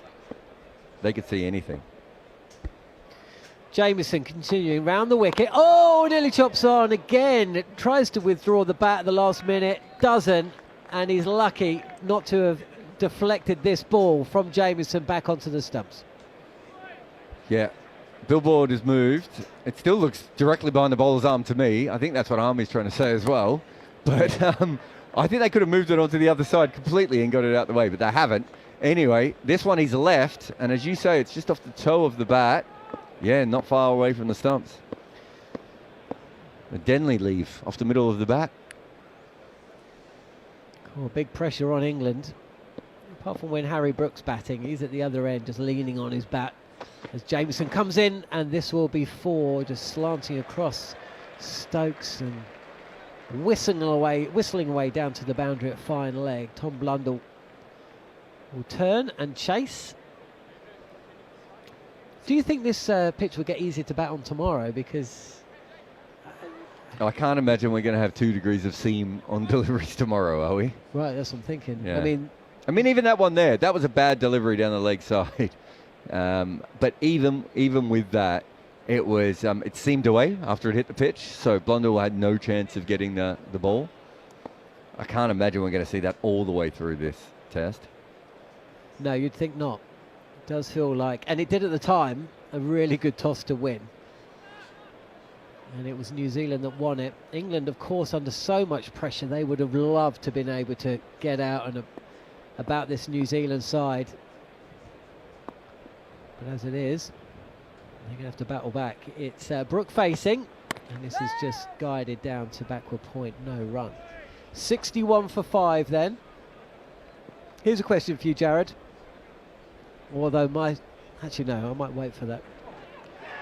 No, actually I'm going to ask you. Okay, I'm back. So in the Ireland Test match, Dean Foxcroft nearly became the 13th New Zealander to win to hit a Test century on debut. Name all 12. Can you? I'll give you one clue. 3 of them. They're all New Zealanders? 3 of them are in the side. Oh. Okay. Brook 20 not out, facing O'Rourke, short delivery, and Brook ducks to avoid. 61 for 5. New Who's Zealand. I will answer the question. Who's that at cover? Is it Henry Nichols? whoever it is? He's having an absolute war with pigeons out there. As he keeps coming in, the pigeons keep getting between him and the ball, and then so as the ball's delivered, they fly up in front of his face. It's happened 2 or 3 balls in a row now. Okay, players in this game who made 100 on debut. Dean Conway obviously did. Correct, Mundo. Devon Conway, sorry. Devon, yeah. Dean Foxcroft. Wait, yeah, he was 2. He was short again and left alone. Foxcroft? So Foxcroft isn't playing. Yeah, Foxcroft, yeah. And he would He have was become 98. the 13th. Did he make 98? Yeah. He would have become the 13th. So Devon Conway definitely did. Yeah. Henry Nichols had a great start to his career. Is he one? No, because he's a 12th man. So you said playing in the game. Correct, yeah. Retract. But he could have been. Because he could have been one of the 9 who isn't playing in this game, of course. I will say Blundell. Yes, Blundell hit 104 against Wellington against West Indies at Wellington in 2017. Yeah, I remember that in one. the same match that Colin de Granholm hit the fastest maiden 100 from 71 balls. And do you know what was notable about that moment for Blundell? Pushed into the offside, and it is Conway or Smith running in from the pigeons to field 1 run. No. He walked home in his whites. I do remember that, yeah. Yeah, I remembered it too when I read it. Because he lived like near the ground, That's didn't right. he? And Yeah. and then there were all these social media posts of That's him like right. walking down the road. Yeah. He then didn't play for 2 years because he was only in the side because of BJ Watland, and then scored a century in his second debut against Australia. Can you have a second Weirdly. debut? No, you can't. But you can see what I'm doing. Well, I suppose you could have 2 debuts. Kepler Wessels must have had 2 debuts. Luke Ronke must have had 2 debuts. Here's O'Rourke again, and this is fielded behind the stumps by Blundell, who reacts like, well, he didn't see it because it went down the leg side, and Stokes just shouldered arms. It had some heat on it though. It really did, didn't it? Hit his gloves very hard. I haven't seen the speed come up, but it felt fast. Yeah, 90 miles per hour. So if that was using the IPL speed gun, that would have been 112 miles per hour. If you watch any of the IPL, people bowling slower balls at 150 Ks. They said to Rabada, "You're bowling faster at the moment," and he went, "I think it might be the speed guns." Get Goffey out there. Here's O'Rourke again. Oh, that's very wide, taken by Blundell. And then he falls in over. front of first slip. So Devon Conway is one of the 3. Blundell. Blundell is 2. Devon Conway, of course, won the World Test Championship final 2 tests later. Latham's too old for me to remember. But Mitchell started his career very well. I don't think Mitchell made 100 in his first test, though. He didn't. He hit 73 at his home ground, Hamilton. Perth. Hamilton. Grew up in Perth, didn't he? He may well have done. No, I don't think he did. Oh, no. Yeah, he lived in Perth for quite a few years. You're right. So Latham then? It's the obvious one. Ratchaburi Ravindra. No, the obvious one. Oh, Williamson. Yeah, Did he make 100 in his first test? he did. I don't remember that Did at you know all. he shared a It partnership was with? a million years ago. Well, it's so long ago. Was it Martin Crowe? No, it Bert wasn't. Sutcliffe? It was Jeremy Coney? It was 2010. Ross Taylor? There's a reason I'm asking you. 3 slips and a gully, backward point as Cole Jamieson continuing. Rolling over the wicket to Harry Brook, who is 21 not out. England 62 for 5. Jesse Ryder. Oh. Did Jesse make 100 there too? Yeah. Jesse made one of the funny... So do you know who Kane Williamson made his debut with? Kane Williamson, of course, went on to play 100 tests or whatever he's hit. The player he made a debut with never played a test again. And for me, it's one of the biggest what-if moments in modern cricket. And I have talked about it before. Here is Jamieson again with Brook. Bat raised high like a periscope back and pushes this to cover where it's fielded. So he played... 1 test for New Zealand. Did Debuted with Kane Williamson. he play limited overs cricket?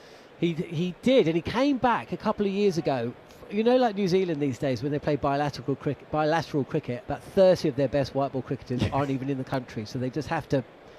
Adam Milne always gets selected. Yeah. Ish Sodhi always gets selected, and this guy also got selected. And I was so happy that he played again. And it was about 13 years after he made his debut. So it wasn't Jeetan Patel. No, it wasn't Jeetan Patel. Here's Jamieson. This is touch Fuller targeting the stumps, and Brooks disappointed because there's just one fielder in front of the batter and the offside, and he's hit it straight to him. I think Jeetan Patel was quite high up on the list of the most performances as 12th man. Maybe. Still not the answer. Shall I give you a clue? Yeah. It's got a Scottish first name. Well, can't be Mitch McClenaghan because he's got a Scottish second name. Scottish first name.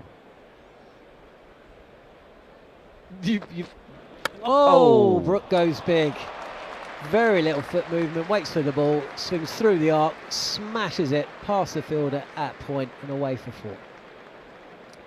Yeah, a little bit more Bazball than we've seen from some of the shots today. But to be fair, they've just been off the mark, for a couple of deliveries here. Jamieson had the one down the leg side last over. O'Rourke's done one, a couple of wide balls. If you're going to bowl it that wide, you might as well swing your bat at it on this wicket. If I was to say Rutherford, first name. Hamish Rutherford. What? So it's Hamish. Hamish Blake. Nearly. The letter's correct. Hamish. Here is Jamieson. Oh, he goes big again. Oh, what's Harry Brook doing there? He's waiting for the ball, and that's just slogging it straight down the wicket, and it almost miscues it straight to mid-on or mid-off. It's gone very, very straight. Hasn't reached the boundary. No timing at all. And Brook moves to 27. We've got 1 ball left. It's not Hamish Marshall. Not Hamish Marshall. God, there's a lot of Hamishes in New Zealand cricket, I just realised. There were 2 Marshalls, right? Yeah. Yeah. One almost played for Ireland. He was a bowler. Hamish. Bowled off the wrong foot. I think you've invented a cricketer. Gordon. Hamish Gordon. Wait, what? Last ball, and this is driven again and fielded brilliantly by mid-off, who gets across really well. Otherwise, that probably would have made it to the boundary. Very slow outfield, but that was hit with, if not timing, power. And Brooks stays where he is. He's 27. That's the end of my comms stint. No, whoa. Hamish who? Bennett. I do remember Hamish Bennett. And I'll be back, listeners, in half an hour to continue this tale. More details on Hamish of Bennett. the 12 men, the 12 men who've scored a debut. I know on one century. of them. One of and them, Hamish Bennett isn't one of them. One of them is Rodney Redmond, Aaron Redmond's father, because he played 1 test, made 100, never played again, right? Correct. He's on the list. There's a fun one. It's surprising how many fun stats there are to go with this Did list. Rod Latham make 100 in his first test? No. No. Okay. All right. I thought Manners might have been there. Are we still on air? Harmy seems like he's stormed off. Manners is about to come in. Jarrod's still here. he can guess the other 9 players. Manners probably knows them. England are 68 for 5. Just having another slight delay here, this time just with the sight screen at the members' end, as O'Rourke is coming around the wicket to Stokes and defended up to short cover, no run. Neil Manthorp beside me in a shirt that his mother bought him. 1,200 rand, Cougar rand. Not Kruger rand. You know much that? Yeah. Is that different? Just rand, South African rand. Well, Kruger rand, solid gold. Oh, is it? Well, this is quite gold, this shirt. Do you not remember the English rebel players from the 1981-82 season? You remember those? And be paid in Kruger rands. Here is Will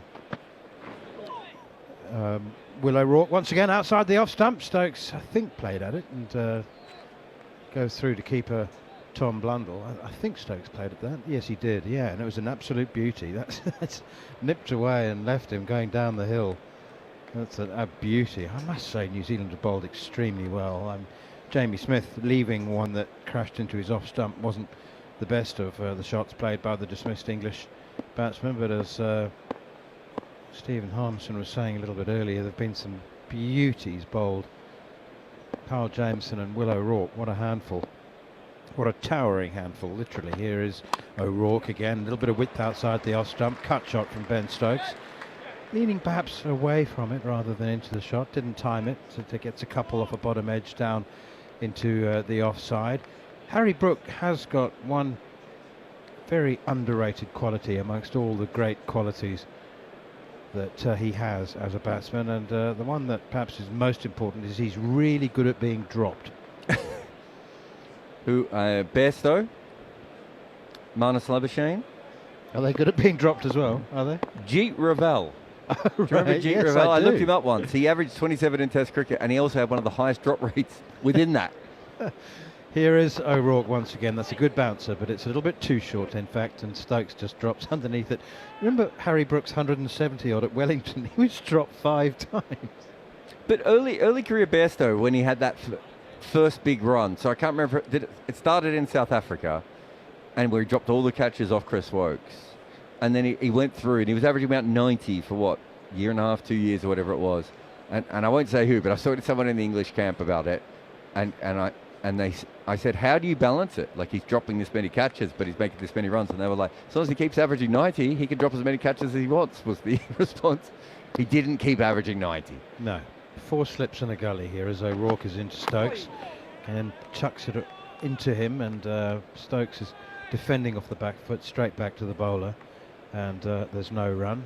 Glad to say that many of the vacant seats during the lunch break, lunch break, have now been filled up. People have filed back out. They've heard that there's no rain around imminent. There's blue sky above the ground at the moment. Do we expect any more rain? Actually, the weather map I saw about half an hour ago suggested that we're clear for the rest of the day, and that there will be rain overnight, showers in the morning. Here is O'Rourke again around the wicket, and hits Stokes on the pad, I think, maybe via an inside edge, and there was a yelp from Will O'Rourke, but he's bowling beautifully at the moment. And England are 70 for 5, having lost the toss this morning and been asked to bat first. Ben Stokes has 4, Harry Brook has 27.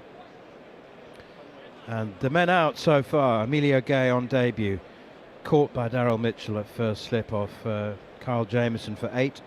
Ben Duckett, LBW, to Nathan Smith for 19. Beautiful wobble ball seam, nipped back down the slope, trapped him in front. Jacob Bethel, also LBW, to Will O'Rourke for 6. A ball that deflected off his pads into the hands of Daryl Mitchell at first slip, leading me to believe that the appeal was for a catch, but he missed it by a long way, and it was crashing into middle stump 2/3 of the way up. That was Bethel gone for 6. Joe Root edging O'Rourke behind Tom Blundell, the keeper, for a single, and Jamie Smith leaving one from Carl Jameson, which hit his off stump. He was bowled for 1. Brook now chops this one away from quite close to his body into the gully, where it's fielded by Glenn Mitchell. 3 slips for Carl Jameson at the moment, and a gully. Also got a man on the cover boundary. I'm glad to say that Jeremy Coney is an expert and a source of great knowledge on a great many subjects, but one of them that he'll be able to explain, which I cannot, is why there is a man on the deep cover point boundary. There's a mid-off, a mid-on and a mid-wicket as well. So 3 slips, a gully, a deep cover, a wideish mid-off, a straightish mid-on, a mid-wicket and a long leg. Here is Nathan Smith once again to the crease now, bowls Brook. It's a thick inside edge down towards long leg, and they'll take a single. Brook will move on to 28, 71 for 5. Don't think he'll be there for Stokes. I think it'll only be for Brook, and it means of course that he can pitch the ball outside off stump, and if it's not moving so much, and it doesn't appear to be swinging for Smith, and as I mentioned, he's kind of 2 bowlers in one. There's the time when it is swinging away from the right-hander a la Brook, and then he's in the game when that happens. If it's not swinging, then length becomes irrelevant, and you can start to go and stand up, because he is a skiddy bowler. If you mentioned Harmy before was talking about how there's differences between the New Zealand bowlers. Stokes plays defensively to Smith, no run. Smith's skiddy. The 2 tall men, of course, much more bounce about their deliveries. One swings it a bit and one sort of just angles it away and nips it about. And so there's a variety between the bowlers. Now, Smith is one of those who, if it's not swinging and it's just on a decent length, you can still drive that. You can just stay with the line. Very like in Australia. You can just stand up and hit through the line of the ball. So length becomes very difficult for a bowler like Smith then. Here is Smith again around the wicket to Stokes, and it's pitched right up, and Stokes sort of checks a drive up towards Will O'Rourke at mid-on, and there's no run. It's if they were 221 for 5, I can understand you putting a man on the cover boundary because you want your bowler to pitch it up, but at 71 for 5. Yeah, well, that's an argument, and that's to be made by the captain and between him and the bowler wants him out. The bowler just, maybe they want to bowl at Stokes. Oh, okay. Here is Nathan Smith, and that's defended by Stokes out towards mid-wicket and fielded by Henry Nicholls, the substitutes on for Matt Henry. That's something I wouldn't have given serious consideration to. But he's a new man, Matt. Yeah, absolutely. But I think also the slice comes into play as well. If it's wideish and you have a real go at it, which Brook can do, can't he? It's normally a little bit straighter, more to sort of extra cover area rather than, cover point where he is at the moment. That when Brook's on strike, but you can slice it in the air. Here is Nathan Smith again, and he's a bit skiddier, quicker actually. He's skiddy, just as you've said, but he's quick, and Stokes looks hurried as he defends that one. Can you imagine facing Nathan Smith and with 3 slips and a gully and a mid-off and being caught at point, deep point? It'd be disappointing. It'd be disappointing. Yes, it would be troublesome to explain, wouldn't it? I think if he's got out a few times like that. Yes. Over the past 4 years. Well, Jeremy, it's drinks. It's extended afternoon session. I can't wrap my tiny mind around the possibility that Harry Brook could be caught at deep point. But now that you explain it, yes. I mean, it is if a chance. If it's full and wide, and he does throw everything at those attacking shots, doesn't he? So it's conceivable. Anyway, it's drinks, as I said, and there's no rain around. There is patchy, little less and less blue sky at the moment, grey overhead. But Jeremy, New Zealand have bowled very well. It didn't happen immediately for them. When it rained, just 45 minutes into the morning session, just 10 overs had been bowled, and they had just the 1 wicket. Debutant Emilio Gay caught at first slip by Daryl Mitchell off Kyle Jameson. And I have to say that, I don't recall seeing any time when it looked like any of New Zealand's bowlers were overstretching, were trying too hard, as can often happen in conditions like this. And I must say they bowled some very good balls. And apart from Jamie Smith, who left one, and was bowled by Carl Jameson for 1. The other 4 can all say they got pretty good deliveries. I thought Smith's dismissal wasn't a bad one. It was actually a second or third ball from Jameson when he came in from. He had just been replaced Smith, hadn't he? And I thought it actually started to swing away. So that wasn't as bad an error of judgment as it looked? Not as bad, I don't. Well, I mean, we can take different views on this. And I just felt that because he could see it in the air leaving him, he therefore would think that's missing the stance. The mistake was that at least there was no pad presenting itself in the line of the ball if it did come back. It was just a leave and no pad in the way. I think you've got to do that as well, even though he would be out unless it, playing no shot. But nevertheless, it hit the off stump because it came back up. The anti-gravity ball came back up the slope and hit that. He thought it was going to carry on down the slope, but it came back and hit the off stump hard. Having a look at the replay of some of Harry Brooks' propensity to counter-attack, and having a little look back at some of the ways that he has fought England back into contests when they've been in trouble. I was talking about the 2015 Test match here at Lord's because England were 30 for 4 and recovered. Ben Stokes made a 90 before making the fastest 100 ever at Lord's, 87 balls in the second innings, and they won that Test match. So, there is scope for England to fight back here. And who knows? 220 might be a competitive score. Definitely. And it's a danger for New Zealand with Henry off the field. And O'Rourke's just bowled a 6 or 7 over spell. Neither O'Rourke nor Jameson, this is the first test they played coming back, they don't really know how long they can bowl a spell, let alone for a day, into a second spell, into a third spell. So there is an element of, just unknown about the way that they will bowl, and that's where I was mentioning Duffy became a very important integral component who's not here on the tour. And so Smith is going to have to pick that slack up now, and can he do that if it's not swinging? Otherwise you're into people like Daryl Mitchell or the part-time spinners. So New Zealand, there's a vulnerability about the New Zealand position at the moment, and if Brooke takes advantage of it and hits them. Here is Jameson. Drinks have been taken. Brooke steers it away behind square on the offside. Well, it's not a danger at the moment. You said at the moment. You're talking about in an hour's time. I'm talking about this next little mini session. Right. And if Brooke gets away with his attack on these 3 bowlers that New Zealand really would like to use to get themselves through and then rush in to say, you're okay, you're looking great, Matt. Your back looks terrific. And come and bowl a few overs for us. Because that's what they need. It's the unknown of back spasms, isn't it? Sure. You just don't know. And you have to give it time and see how it reacts to treatment. Here's Jameson again. Pushed away behind square on the offside by Brooke once again. Harmy and I spoke to Nathan Smith. He was very generous with his time. I was fascinated by the fact that he revealed that the bowlers had all flown to Ireland 3 days before the batsmen.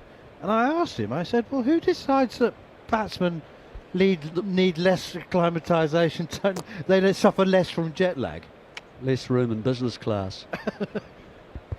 Anyway, the other thing he told us was that Jacob Duffy was missing the tour because he was giving birth to his first child, which caught me and Harmy a bit by surprise. He did correct. It was going to take a while. Yeah, I would imagine so. 3 slips and a gully. Here's Jameson again, short and wide and cut down into the ground and fielded by Phillips in the gully, and there's no run. But he was terrific value, and he said, well, I mean, it's all right for the batsmen. They just stand there. The jet lag's not going to affect them as badly as you don't want us feeling tired running up, bowling 6 or 7 overs on the trot. The other thing that, well, it worked for him. He got 6 in the first innings, didn't he? That's right. The extra 3 days made all the difference. I am fascinated by the amount of work bowlers need, and this it's an evolving science. over the last 30-odd years. I think it's changed quite a lot. How many overs they need under their belt before they're ready for a test match. Down the wicket comes Brook now, slashing at this one, driving straight down the ground. It looked a little bit hoiky, to be honest. There was nothing classic about it. A lot of bottom hand. It's didn't time it. Thick inside half of the bat, through mid-on. It's gone down to the boundary for 4 in front of the pavilion. On the charge, Harry Brook, it's the way he plays, and he's got 4 runs for it. It wasn't entirely convincing. I mean, as a captain, if you saw your key fast bowler sort of bowling what you thought was a lot, you know, bowling for an hour and a half, 2 hours, 2 days before a test match, would you be inclined to say, just to take a breath, just sit down, have a cold towel? Here is Jameson again. This is a much better straight drive from Harry Brook. That's a beauty, and that's going to be 4 more as well. He kept his shape there. There was no charging down the wicket. He's just stroked that straight back through the line. Lovely shot. Yeah, a little bit full, the second one from Jameson, and it's right in the arc for Harry Brook, and it's just a punch really. Straight down the ground, along the pitch, which is obviously a lot less high, the grass, and so it seems to gather a bit of speed, put it that way, and no chance to stop that. So it's a much better stroke. I don't mind Brook having a few shots. I think as a captain you'd accept that. Jameson in to Harry Brook, opens the face of the bat. Once again it's Phillips at gully who fields, and there's no run. England 79 for 5. Harry Brook up to 36. Next highest score, Ben Duckett's 19. Do you know what I mean? It's like you used to say, well, you know, if a fast bowler hasn't played at least 3 first-class games and been on his feet and got through whatever 80 overs in the 3 weeks before a test match, then he's not ready. He hasn't got his workloads up. But there's also that sort of balance now that has come in more recently, in recent sort of decades, where Absolutely. you don't want him to have having bowled too much. That's true. That's true. You'd have to ask the bowlers that. Ask Harmy. He'll know. He'll have a much better idea about that than I will. Harmy's view is that there are too many scientists and not enough cricketers involved in the the process clipboard these days. men. Yeah, that's okay. it. Yeah, in men in white coats rather than whites. Pushed away out towards extra cover by Ben Stokes, and there's no run. Yeah, well, I don't know, but you've got to trust your bowlers, don't you? Are you ready to play this? Mind you, there have been a few fast bowlers who've said, I know my body better than anyone else, and they've done a hammy sort of the next day. Yeah, well, you only make that mistake once, I think. Whereas, you know, do you ever take a risk with a fast bowler, thinking, well, he hasn't got many games or any games under his belt, but he's so important to us, and he is looking good, and he's, you know, let's just hope he gets through. That's pushed away by Ben Stokes up towards mid-off. Is it ever worth taking a risk on a fast bowler? Well, it depends on whether you feel that he's got a rhythm about him and the way, and you kind of know that. You know that because you hear it hitting the wicket keeper's gloves. He gives you an idea. He gives you the feel of, yeah, that's good pace. That's coming through nicely. And you look at the length of spells that he's able to bowl. You look at how he gets to chasing the ball in the field. It's not just the overs he bowls, it's also all the other stuff as well. That's over pitched, and it's clipped away for a delightful 4 by Ben Stokes through square leg. That was full and straight, didn't swing, it was heading into Stokes' pads, and he's just eased it away in the direction of square leg. Lovely shot. Yes, runs are coming a little bit more, aren't they, folks? And that's not from Brook's bat, this one's from Stokes, and he handled that very comfortably. A little shimmy, just as he's batting outside of his crease already when he starts in his stance. And then he brings the back foot forward first so it doesn't open the body up slightly, and he's able to get that length on his leg stump right away very comfortably. 3 slips gully, cover mid-off, mid-on, mid-wicket as Smith is in, and Stokes punches it off outside the off stump towards cover and fielded by Conway. My memory about watching Stokes bat, he usually takes a bit of time, and more time than some of the others, apart from when he first started with Bazball, when he came out and showed everybody, I'm going to slog it, yeah, I'm going to slog. This is the way to bat. This is the way I want you to play. and he got himself out a few times, didn't he? And he hit a few sixes as well. But his better innings, I remember. Here is Nathan Smith again, and it's defended. It kept a bit low once more, and he's having to hurry down on the ball. Smith fields off his own bowling. 83 for 5. The innings I remember are ones where he's kind of got himself in, put it that way. You know what I mean by that, is that he doesn't play aggressively from the start. He sees the ball, he lets it go, he defends it, he works his way to 10, you know, and he plays more, you would call it, an innings that we've seen many times, and then he launches, and because he's in, he makes better decisions. Nathan Smith into Stokes once again, who plays defensively with plenty of time. Even that Headingley innings, that wasn't I was just just about to mention it. Yeah. 149, that partnership with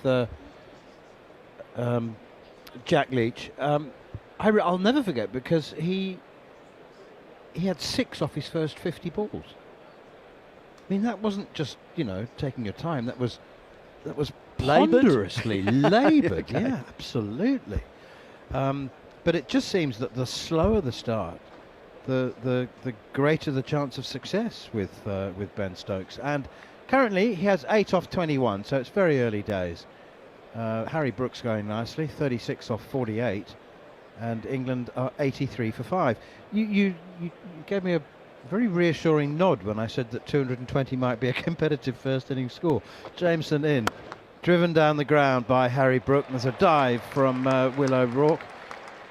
He's not able to stop it cleanly, but he did take some of the pace off it, and that allowed the batsman to come through for 2.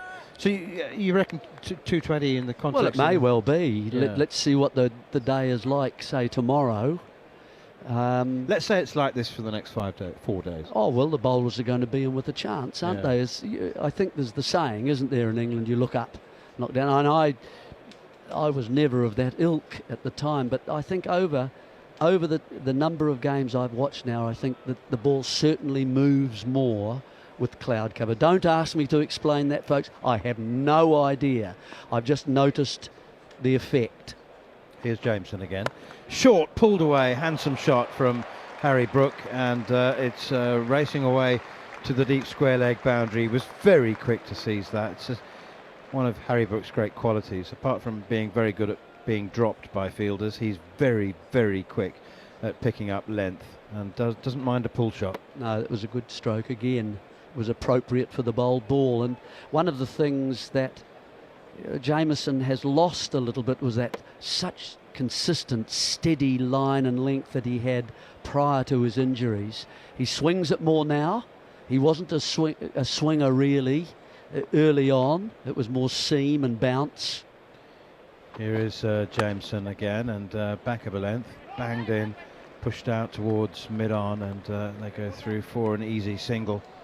It's great credit to Kyle Jameson, I think. You mentioned that he's had 2 stress fractures and into his 30s now. He's 31. He's a very, very fine cricketer. Not the worst lower order with the bat as well. You know, big man, hits it nicely, hits it far, bowls good white ball skills. And for him still to want to play Test cricket so much at 31 rather than try and huge credit. But then why wouldn't you want to be a part of an occasion such as Lord's Test match? Here is Jameson once more. Short, this time it's Stokes playing the pull shot, and equally effectively behind square on the leg side, up the hill into the boundary, and he's just looking a bit weary, Kyle Jameson now. That's a couple that well, you know, the ball's getting a bit older as well. It's almost 30 overs old, and the 27th over. Sunshine, well, probably hasn't had that much effect, but it is sunny now. The shadows being cast by the fielders, and it's just warming up a degree or two. It's what England's top order were trying to do, get to this stage of the day. Edged, and it's taken! Oh, what a catch! Kane Williamson, superb at third slip. I thought it was heading towards Tom Latham at second. So did Latham, but Williamson has made that split-second decision that it's not carrying to second slip. And did he go with one hand, wasn't it? One hand with the right hand. Do you know? I mean, it sounds ridiculous. You're talking fractions of a second, but he has had to make that call, Williamson. They're going to have a look at it, but it's certainly the reaction of the fielders and the slips is that he's taken that cleanly. It's just a question of has the hand turned at the time. I mean, it is heading for second slip. Williamson has said it's not going to reach him. I'm going one-handed. Let's have a look. One-handed. Oh, that's brilliant. Oh, that's brilliant. And that is sensational, Kane Williamson. Yeah. He's only caught half the ball as well. He has. No, that's the other part of that catch. It's in two parts. The first one is that he's grabbed it, but it's an uncomfortable grab. It's the thumb that's holding it in, and so now look, he controls it with the elbow and also pulling it against his body. So it's nowhere near the ground at any stage. That is a very clear catch, and Stokes is going to have to walk off. You know, and Kane Williamson looks as pleased as a man who's just found the book he's looking for in the library. Totally. Even more, several books. It's a set of books. But there's no jubilation. There's no, I mean, he's just like he's quietly pleased. With himself, pleased for the team. He's a terrific team man as well as Kane Williamson. And he has such a good effect on the rest of players around him. They admire the way that he plays, and then the effect that he has around another. Particularly I'm thinking of younger players like Ravindra, who's such a capable player, but he behaves differently when Kane Williamson is batting with him. He just comes down and you say, just a little word. He's one of those people in your ear, Ravindra, Rav. One of those people that the less he does, the more he does, he does so much by doing so little. Apparently, obviously, he's not ostentatious in any way at all. No. So that's an important wicket because this partnership was beginning to develop. Stokes was starting to join the happy parade that we've seen from Harry Brook, and he was starting to open up the range of shot. Jamieson was starting to look a little tired and fatigued, and New Zealand was starting to be under pressure. You mentioned the sun coming out, so that's a good catch. Gus Atkinson is the new batsman, and he leaves his first delivery. I give him the benefit of the doubt there. I think he's pushed forward, was thinking about looking to lay bat on it, but has decided against it. And England are 94 for 6, and Gus Atkinson is now Harry Brook's new partner. Brook is on 43. 94 for 6. New Zealand winning the toss, choosing to bat first, and it's been a very good day for them, although they only had 45 minutes in the morning session before rain curtailed proceedings. And are we double changing? We are indeed. I think times have all changed. I think taking us through till tea now will be Steve Harmison along with Jon Norman, except Harmy's disinfecting his microphone first. Cheers, cool, man. that's strong smelling stuff. It is good stuff, good strong stuff. Smith comes in from nursery end, just outside off stump, dive, one-handed from Phillips. Brook defends it down towards gully. It's been a brilliant day for New Zealand. Fantastic start first thing this morning, and just as England was starting to build a pressure, build a partnership and put pressure back onto the New Zealand bowlers, Jon Norman, Kane Williamson's come up with something absolutely brilliant. Well, it was brilliant, wasn't it? And Williamson, for me, is one of the most underrated slip backward point gully fielders in the world, and has been for about 10 years. Atkinson first, or rather second ball, just defending. If you, at the end of his career, you were to see a compilation of the best Kane Williamson catches in and around that area, third slip, backward point or gully, up there with anyone. He is incredible and has been consistently incredible, and it's probably because he's a reluctant hero, isn't he? When you think of the very best, you think of in that area, and who's played the game now, Jadeja. I know Glenn Maxwell's just stopped playing, but him, I think Williamson's up there with the very best, and has been for a long time. This is driven really nicely by Gus Atkinson. Again, the slowness of the outfield will prevent it reaching the boundary, but it's a good looking shot, and it just gives an indication that England will have a lot of what ifs today. Not because of poor stroke play. I think this was a toss and a half to win for New Zealand earlier today. And it's been really difficult for England. They've come up against a side that has played a test match against Ireland. They're Matt Henry aside, they're ready, and they have taken advantage of the bowler-friendly conditions. And how Brook, though, may prove to be the answer for England. Off air, I said to Jeremy, just give Brook a single. That's what's happened there. It's on the pads, and it's just tickled fine. Get Brook off strike and bowl at the other guy.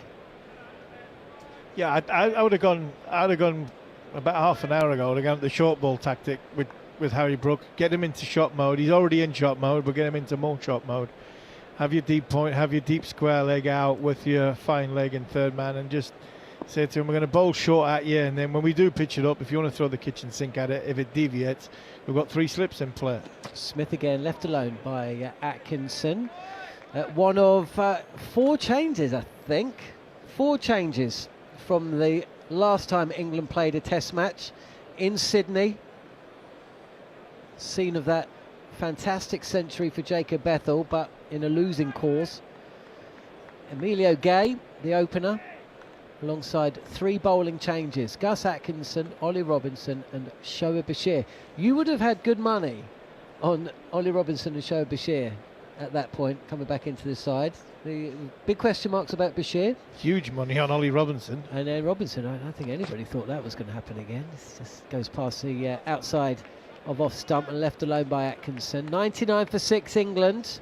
Extended session, so Manners will be back. They started at 24 for 1. They're now 94 for 6. They lost 3 wickets for 3 runs.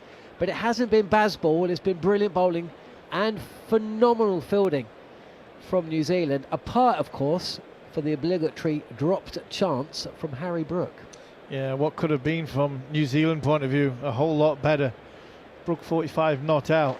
He was in his teens when he was dropped at backward point. So I mean, New Zealand have been brilliant. Yeah, I'm not gonna have a go at England here. I'm really not. This morning coming to the ground, I think I put on my soldiers at 9:15 this morning. What a bowling morning this is going to be. Here's Jamieson again. Down the track comes Brook. Gets squared up a touch, and it's a leading edge which is fielded in the gully.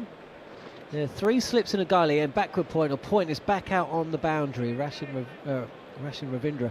You know, the short ball tactic, because of course I heard Manners saying the scores that England found themselves in when we were in New Zealand in 2024. But that short pitched attack to Harry Brook, and he is facing now with a deep point and a deep square leg. Nathan Smith down at fine leg. 3 slips in a gully in place with a wideish, well, extra cover and mid-on. And Jamieson bowling over the wicket, and wraps Brook on the pad, who's coming forward. And slipcord do not join in though. Cast your mind back to 2015. England batting first against New Zealand when Brendan McCullum was the captain. Adam Lyth, Gary Ballance, Ian Bell all went very early. Sir Alistair Cook joined them.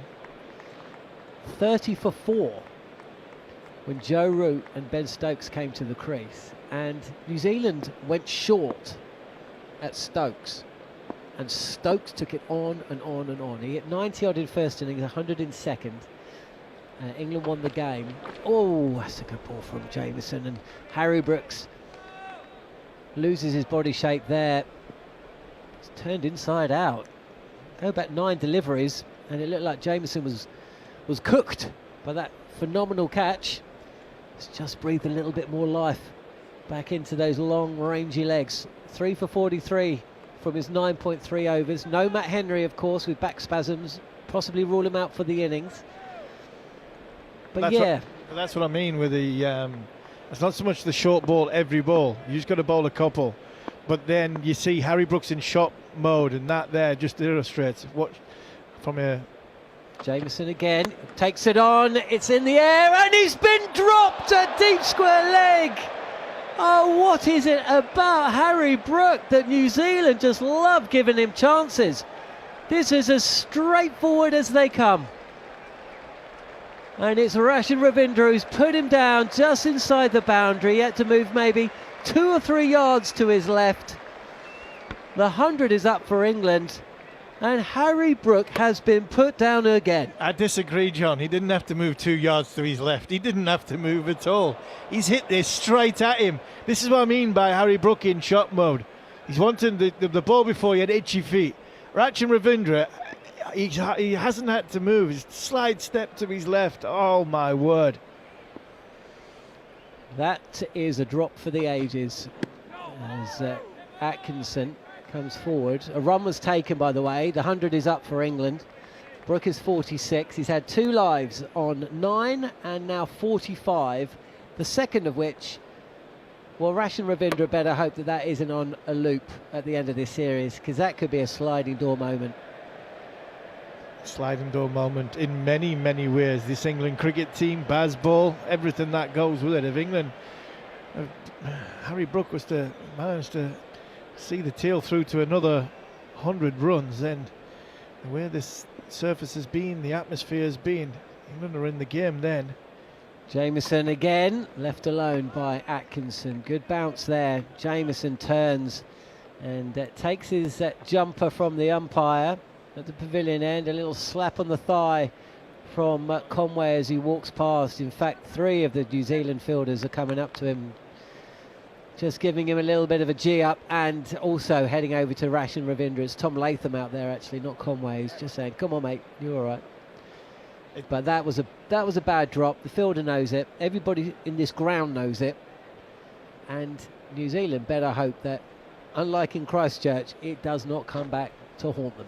Yeah, as well as that, they were being on the field and past experience. When you're a bowler down, and a bowler down of Matt Henry's calibre, and you drop a catch. Here Wow. is Brook again, and this is Nathan Smith running away from us here at the media centre at Lord's. You're watching or listening to us on the talkSPORT Cricket YouTube channel. Yeah, it's disheartening, right? It must be. And also, how many overs has Jamieson got left? Yeah, not many. You energise a bowler, all of a sudden, from a captain's point of view, if you're Tom Latham, you're thinking, right, I'm going to have to make a change at this end. If he picks that wicket up, you might nip another over, possibly 2 out of Jamieson, especially when you're talking about Matt Henry being off the field. Then Willow Rope comes on later. We can get through the tee with all our frontline bowlers. Here's Smith. Oh, it's a shout for leg before wicket, but I don't think it hit Harry Brook on the leg.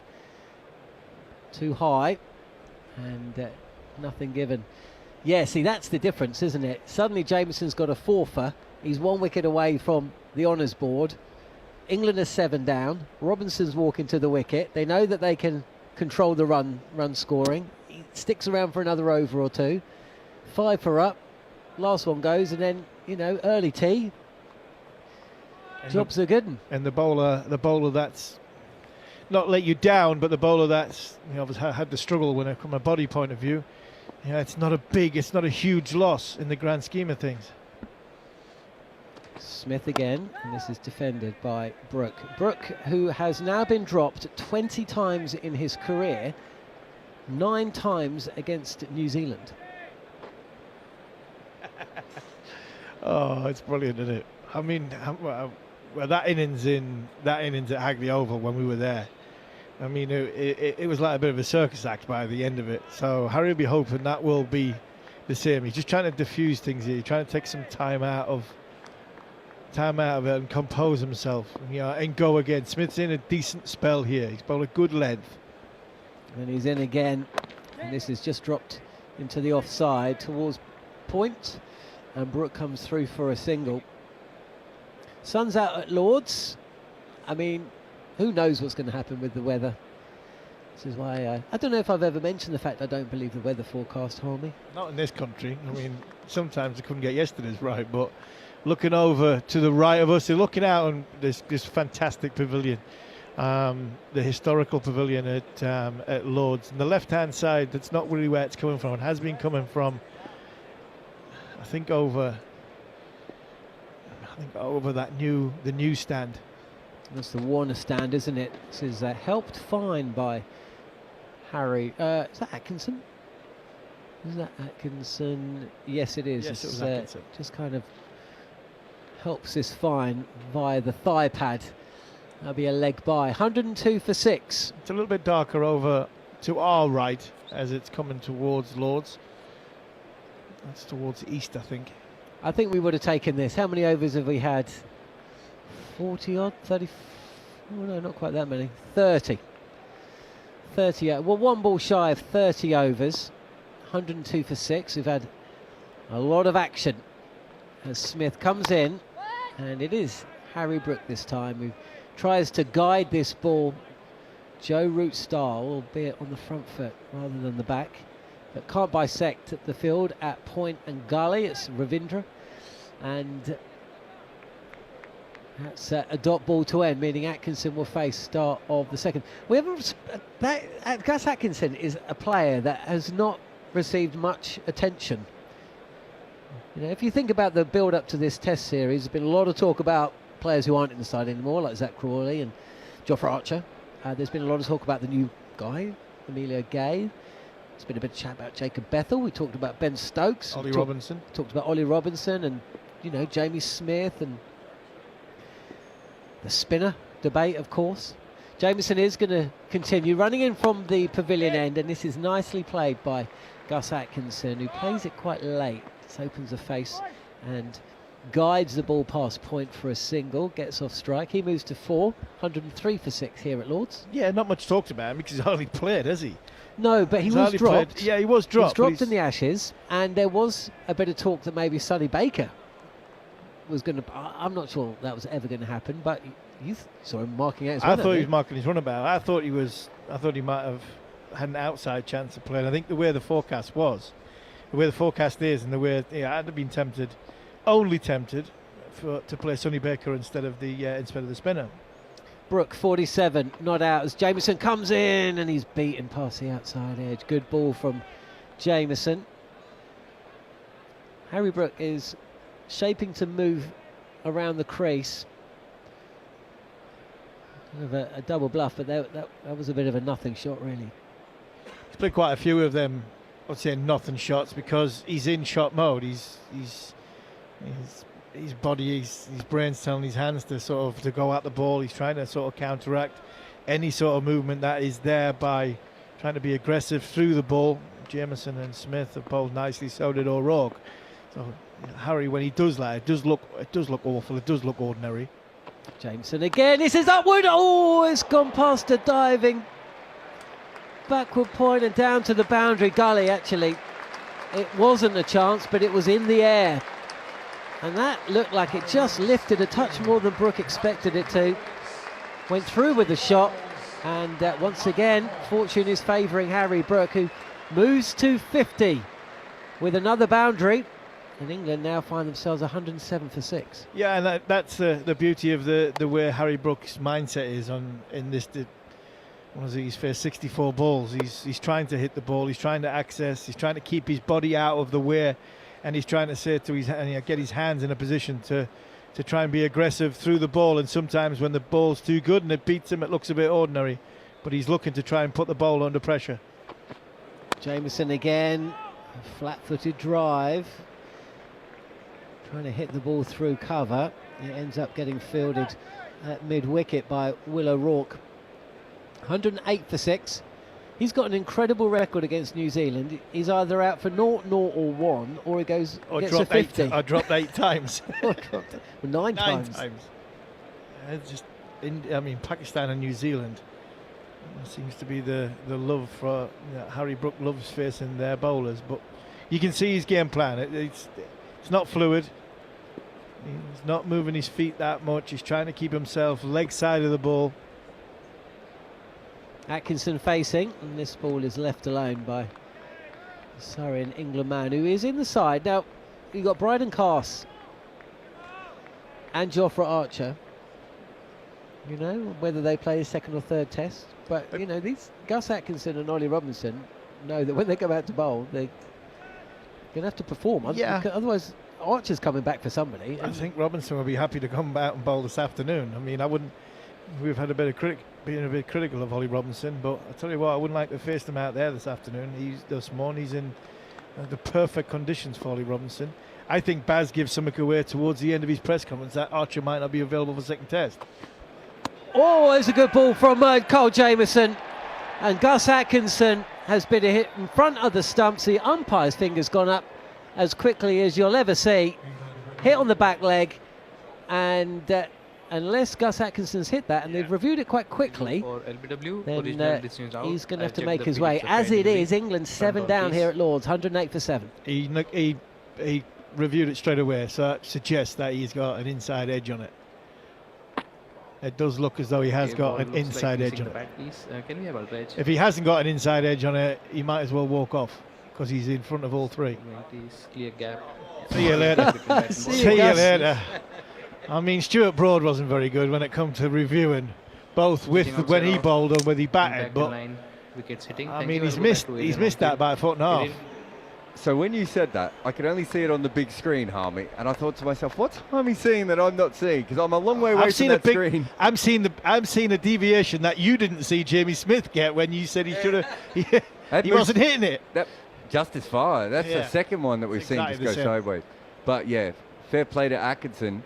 He just wanted to see that delivery again because he didn't see it the first time. To Well, be- to be maybe fa- he's watching it because he's thinking, how should I bowl here? I mean, do you know what? He might be thinking it might have gone down leg side. It's got to have done far too much. I'm batting at the end where obviously the slope's going to take a huge more effect on where the sort of the ball goes. You know, the gravity of travel. So maybe he's thinking for where it's pitched, for where it's hit me, there might be a chance of that going down leg side. Unfortunately, it didn't. Is there a possibility Harry Brook wasn't quite awake at the non-strike? I think that's a non-strikers one. Unless Atkinson, he went up so quick, maybe he didn't even have the chat with Brook. You went up straight away. Yeah, I he don't did, think he didn't he? did. I Yeah. don't think he did have the chat with Brook. Good on him. I think, Confidence, misplaced, but confidence. yeah, I mean, you've got reviews. Yeah, well, if you, Come on, we used to be young kids. What wouldn't you burn when you were a kid? yeah, well, Burn everything. I think that was when it hits you on the back leg. There's a review and then there's a review. I think It's all for the bants. I mate. might have reviewed it as a number 11, knowing that there's nobody else coming in behind me and I'm not wasting the one here. But no, when you hit him on the back leg, Is there? ouch. I don't know where you sit on this one, Jarrod, but is there anything better or worse than a 10th wicket falling in the second innings to end a test or a series? As New Zealand continuing here, and I think we're going to see Harry Brook try and hit every single thing towards the oval, and his first ball has smashed this delivery from Nathan Smith through mid-wicket and away to the boundary for 4. So he moves to 56 to score 112 for 7. Yeah, Harry just moved himself onto off stump there. He's going to stand on off stump, probably just to access the leg side. And the majority of this innings so far, he's been on sort of middle in leg, and he steered leg side of the ball to try and hit the ball through the try and hit the ball through the offside. And I think now he's looked as though he's gone onto off stump to basically access that big gap on the leg side. Smith again, right arm over the wicket, comes down the track, does Brook, and is a big swing and a miss. Fielded by Blundell, he's out of the crease, but the keeper decides not to try and throw down the stumps, no run. Did you see the fielding effort by Rachin Ravindra down on the boundary? Yeah, he just rolled over, yeah. Did he? It's like he thought, I'm going to dive, and then at last minute he went, I'm nowhere near this. What I'll do is just roll. There's token efforts, Harmy, but that was somewhere between a token effort and I want everyone to know that I would have dived had I been within 4 meters of the ball.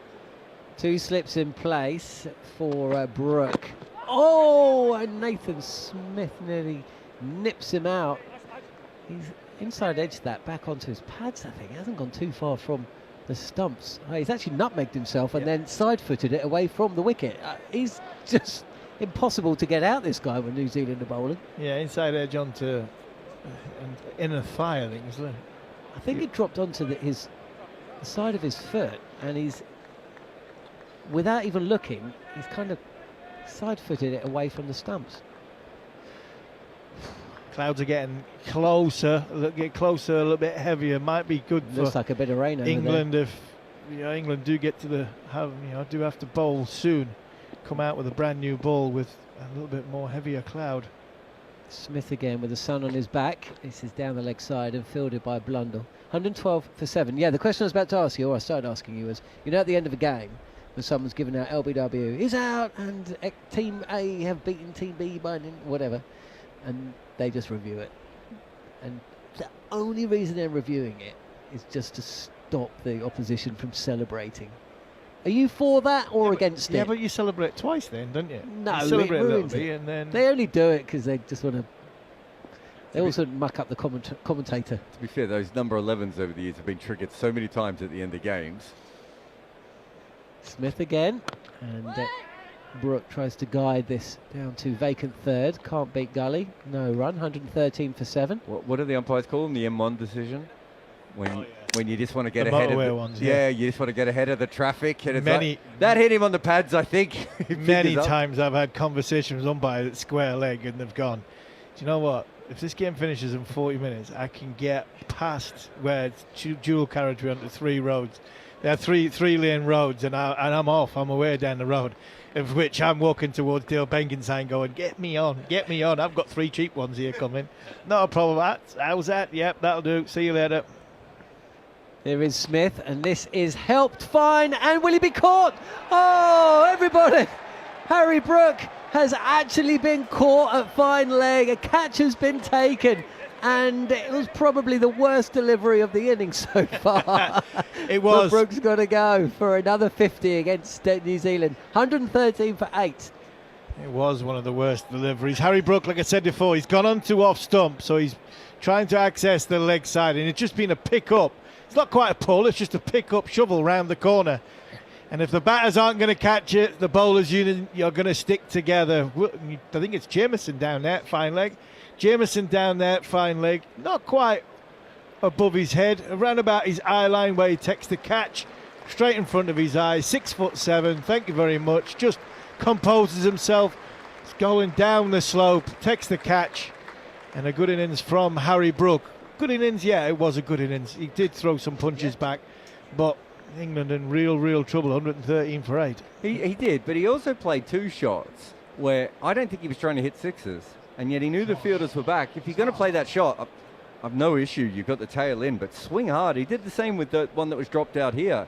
There's kind of half shots. Did you notice Brendan McCullum's face? It wasn't a happy face. I'm no body language expert. But I totally. Did we not do that in You need Australia, to commit to that, didn't you? He did that in Australia, though, didn't he? A lot. You got out caught in the sort of, not on the, right on the boundary, 10, 15, 20 yards in on the boundary a couple of times. That was more in front of the wicket, though, isn't it? These are. He's just not going through with the shot in the way that you would imagine. Either way, the corner. I know you said that these clouds and this rain that looks like it's heading this way could suit England, or rather you come and bowl now. That's what you want England to come and bowl. But of course for New Zealand, It just got very dark. it's got very, very dark. If they can go off and get some more juice back in these legs. Smith is in. Oh, what's happened there? Blundell was shaped to take this behind the stumps and then suddenly realised, is that swung or taking an inside edge? Oh, it's a thick inside edge. It's wrong-footed Blundell, who's starting to move to the offside, then realises he's got to jump to the leg side, gets a glove to it, but not enough to prevent the 4. And Josh Tongue is off the mark. Well, It's not very often you get 2 batters at the crease, neither of which have faced the ball. So He's close. So close being bowled, isn't he?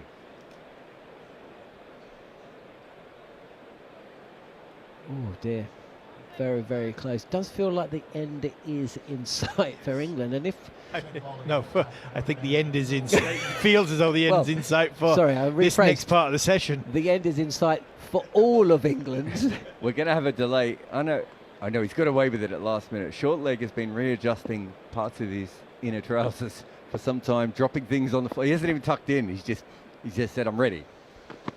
Who's that bowling? So Rourke is back, and he's replaced Cole Jamieson, who robbed himself of his own fifer by taking that catch, and that was the end of a fine spell from him. Just a little wayward with his first delivery. O'Rourke, whose family are here at Lord's, they must have enjoyed the wicket of Joe Root nearly as much as Stephen Harmison earlier on today. Certainly more than Joe Root did. Well, I did see a stat from Gary Morgan, who's been firing them across, but it's been such a busy couple of sessions. I've only been able to see a few of them. There's O'Rourke again. Oh, this is on the pads. Keeps a touch low, but Robinson is off the mark and has returned to the England set-up with a single. Joe Root's single-figure scores, something like 10 in the last 13 innings or something. Yeah, it's quite a lot, isn't it? I saw that one come through as well. I'm glad. He's been struggling. O'Rourke, interesting here. He's come back on. His first ball's 134 Ks. He does take a little while to move, get a bit like a Mack truck. Yeah, long levers, isn't it? I think sometimes them speed guns, don't take too much notice of them. Over the wicket. Here comes O'Rourke. Short delivery, and Tongue ducks, lets it go through. If that one says 134, then the world has gone mad, because that was lively. That was good pace. That hit the wicketkeeper hard. Yeah. Are you doubting some of the speeds you might have seen in the IPL? I doubt quite a lot of things I see in the IPL, to be honest. Did you see any of the IPL? No. I pipe up and watch it every now and again. I set him up. Just because KP keeps having a go at everybody that has never played in the IPL. Here's O'Rourke. Oh, this bounces up off the top of the bat. Josh Tongue, no position there, and Devon Conway isn't close enough. There was some good attacks, to be fair, in the IPL. There was some good attacks, yeah. Siraj and Rabada, Prashi Krishna. In fact, Prashi Krishna got dropped at one stage during the tournament. You had Duffy, Hazelwood, Bhuvi Kumar. Well, I should hope there is some good bowlers in the IPL. No, I mean more attacks, as in there was a couple of teams who worked it out. A couple of teams maybe you didn't. RCB went back to back, is that right? Yeah. It's funny that first one's always the biggest challenge, isn't it? In all sport, full delivery, dug out by Josh Tongue, no foot movement, and it's fielded at mid-on. Virat Kohli. When did he change? 2024. Was it that late? Yeah. Wow. Rahul And that's when they won. Yeah, Rahul Dravid had a bunch of chats. They won the World Cup that year too. He was a lot more aggressive from that point onwards. Took him a while to buy into it. But was it 2024 when he hit that 6 against Pakistan in Australia? Was that it was 2022, wasn't was it? 2023, when we won it, when England won it. Yeah, he's right. Wow. Here is O'Rourke, and Josh Tongue is beaten. That was 2022. 2023 was the 50-over World Cup. So 2021, then 2022. So Australia won the first one, England won the second one. But it's okay to be confused because there was a World Cup every year. There was a lot of back to back to back. Oh, is that my stint done? Well, Manners is back. Harmy's done. Oh, Jarrod, you can keep speaking. We never even got to talk about Hamish Bennett. Ah, the memories. No wonder the listeners will be back. So will we. Aaron Redmond, Rodney Redmond, all the Redmonds. It's got very dark here very, very quickly after England had been batting, especially when Brooks and Harry Brook and Ben Stokes about did get the sun came out for a little while, but now you could see the shadows. In fact, there is a conversation between the umpires here. A pre-light conversation, Manners? So much for that weather map that I was telling you about that I saw an hour ago, which said that there was going to be no further rain. I went off at that stage, but I did look at it and went, I don't know what weather map he's looking at, but it's not the same one I could see. Well, and we can see the rain, can't we? Over to the southwest. That's a random guess. Here is Jameson again outside the off stump. It's a beauty. That's bounced and gone down the slope slightly. We're seeing pronounced shadows now from the players, the fielders, out there, and 4 of them, so they're obviously from the artificial light, from the floodlights. It is very dark indeed, and the contrast between the bright sunshine that we still had 20 minutes ago and now is very pronounced. I was surprised when Kyle Jameson was taken off 15 minutes ago, but in fact it's just a change of end, because he does have 4 for 50. I think we're going off. I think we are going off. The umpires have taken a reading, haven't they? Unless there's a few sprinkles of the showers. It looks like a day-night game at the moment, doesn't it? There are actually a few drops of rain. If you focus through this beautifully cleaned glass in our commentary position, you can just sort of pick out a few drops of rain, and I think the ground staff very often have this communication, not necessarily electronic, with the ground staff. In other words, the head groundsman will be positioned in their line of sight and will be waving frantically at them to tell them to go off, because an extra few minutes to get the covers on is required. I think there are a few drops of rain, so they are going to be taking their leave, and the umpire's the last to go, of course, like captain going down with the ship. The umpires wait until everybody else is off and safe. I don't think there's any rain, because they would have brought the covers out straight away, so I think there's a very big chance it's about to rain. But the covers have not been rushed out, Jeremy, in the way that they might. Here's an interesting question for you, gentlemen, very quickly before we sum up what's happened on the field. But the recent ICC annual general meeting, at which they decided to trial the use of pink balls in situations exactly like this. So you have the red ball, you work on it, you get it in the condition you want it to be in after 35 overs, and then the umpires say the light's too bad to continue with that ball, so here, use this pink one. How is it going to work if you're playing in with a don't ask ball? me. Exactly. Well, exactly. And Kookaburra are the only company that make the pink ball. But that's what they've decided. The ICC have said that there's been too much negative talk about people going off for bad light. So in order to keep the game flowing, we'll just use a different ball. And not just a different colour, a different make with a different seam. And so it's difficult one to get your head round and to digest that. I mean, they have called it a trial, and it has to be obviously at the agreement of both teams. So I don't know which two teams would say, yeah, all right, let's give that a go. Well, Australia would say yes if Mitch Starc was playing, since he averages about 12 with the people. I can't see too many batting sides saying, let's change the ball and see how it behaves. Mitch has got none for 50. Yeah, we'd like to see him bowl with the pink ball in the afternoon. And the thing is, when the light improves, you get the red ball back. This was made. What decision? Who made this decision? The ICC Cricket Committee, and it's got some fairly high-powered, Are you not on real that, cricketers Not at all on it. Anyway, I think it is a experiment that's destined to failure. What's the worst experiment in cricket, do you think? There's one here. Well, there's one that's 126 years ago I could tell you about. You might both have been there. Well, they decided to use liquid manure They got rid of boundaries and they put rope up, like nets up all around as a trial. All the old players pulled out of the game beforehand.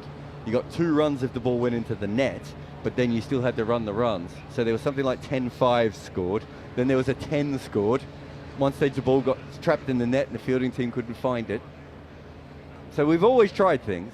It's okay to have trials. I'd forgotten about that trial, Jeremy. Yeah, I was busy in the nets probably. It also it was so weird because I think you got fewer runs if the ball went over the boundary than if you just got it stuck in the boundary. How long did it last, this decision? It was a game. Right. But One game. But they talked about it for ages. It was something they were really worried about, that for the first time ever batting teams were making huge scores. I think Surrey had made 900 or something, and they were like, oh, we have to stop this. We never did ever since. We just kept helping the batters. Breaking news, gentlemen. Tea is being called. So it's been one of those days. And actually, you know, I have some sympathy for the men with calculators who come up with the reshaped sessions and how many overs there'll be and what time the next break will be, and it's quite difficult to keep up with. And this, when the number of overs lost is decided by the 4th umpire and the match referee. I think there's a large degree of thumb sucking involved in that. It's quite difficult to put a stopwatch on every single unscheduled stoppage. But tea has been taken at very, very much New Zealand's day so far, Jeremy Coney. Well, yeah, claiming all those wickets, of course. The game has moved ahead quickly.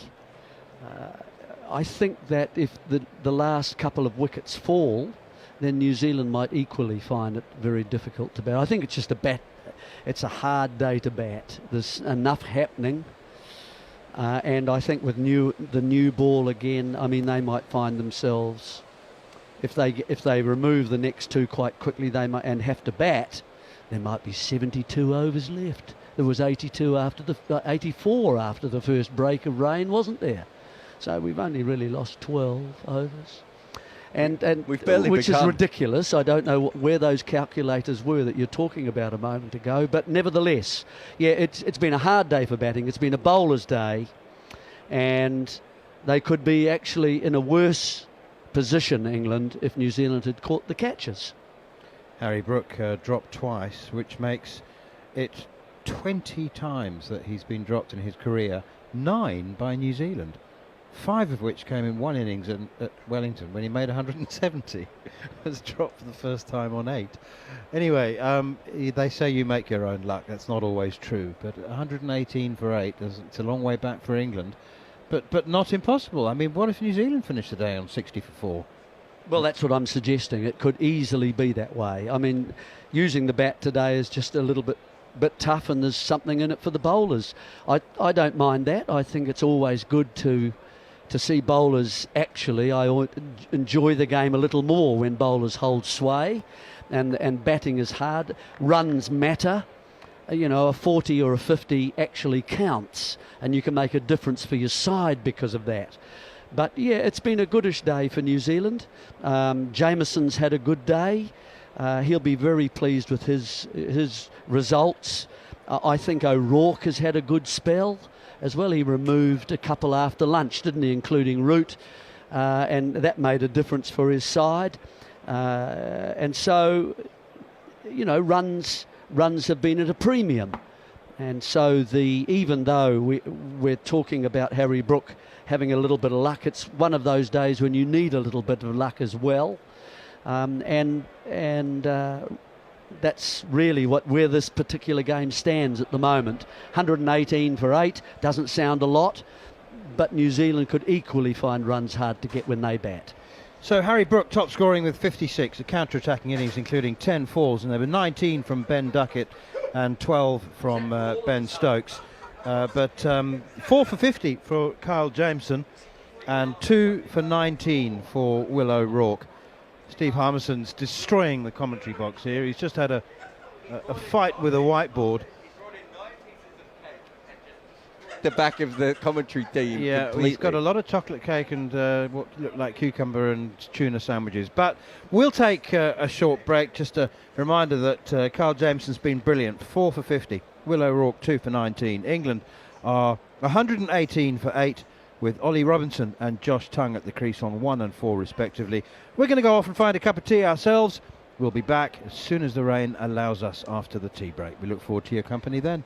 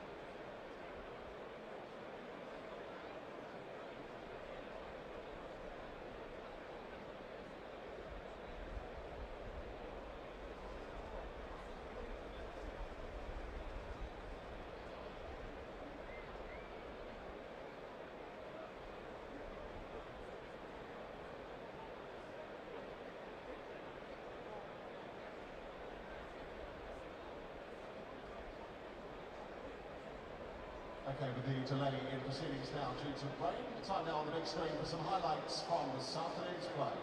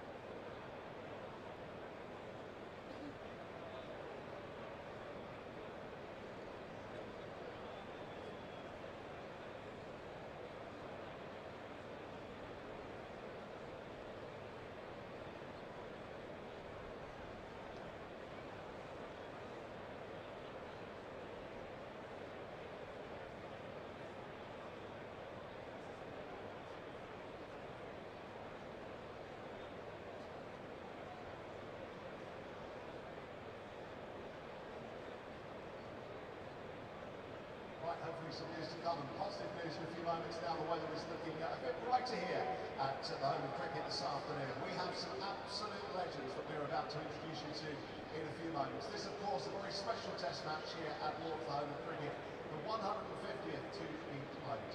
We are going to be meeting some captains, some England legends in a few moments. But first of all, let's remind you of the story of this great ground.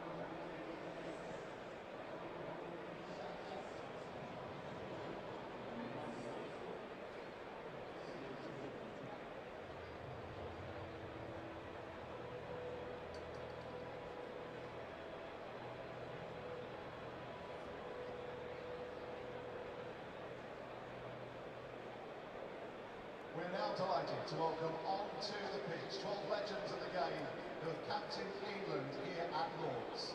They'll be greeted by FCC Chair Mark Nicholas and CEO Rob Lawson. Please make them welcome as we welcome Mike Brearley, Lord Ian Botham,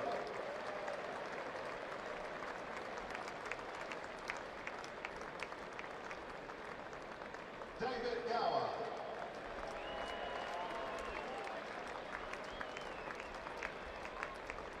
Mike Gutty,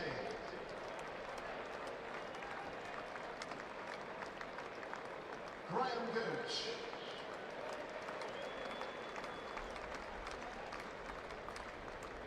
Alex Stewart,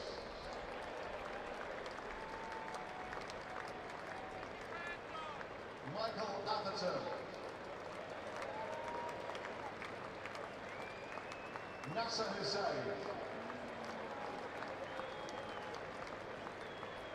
Michael Vaughan,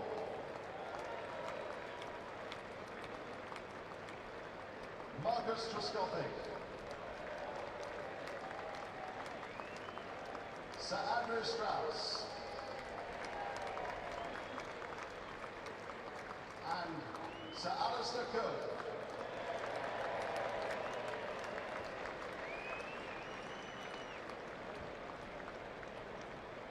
Our Lord's 12 absolute legends of the game. We're going to have a quick word with a few of them now. Starting off with Mike, who's just, sorry. Hello, Mike.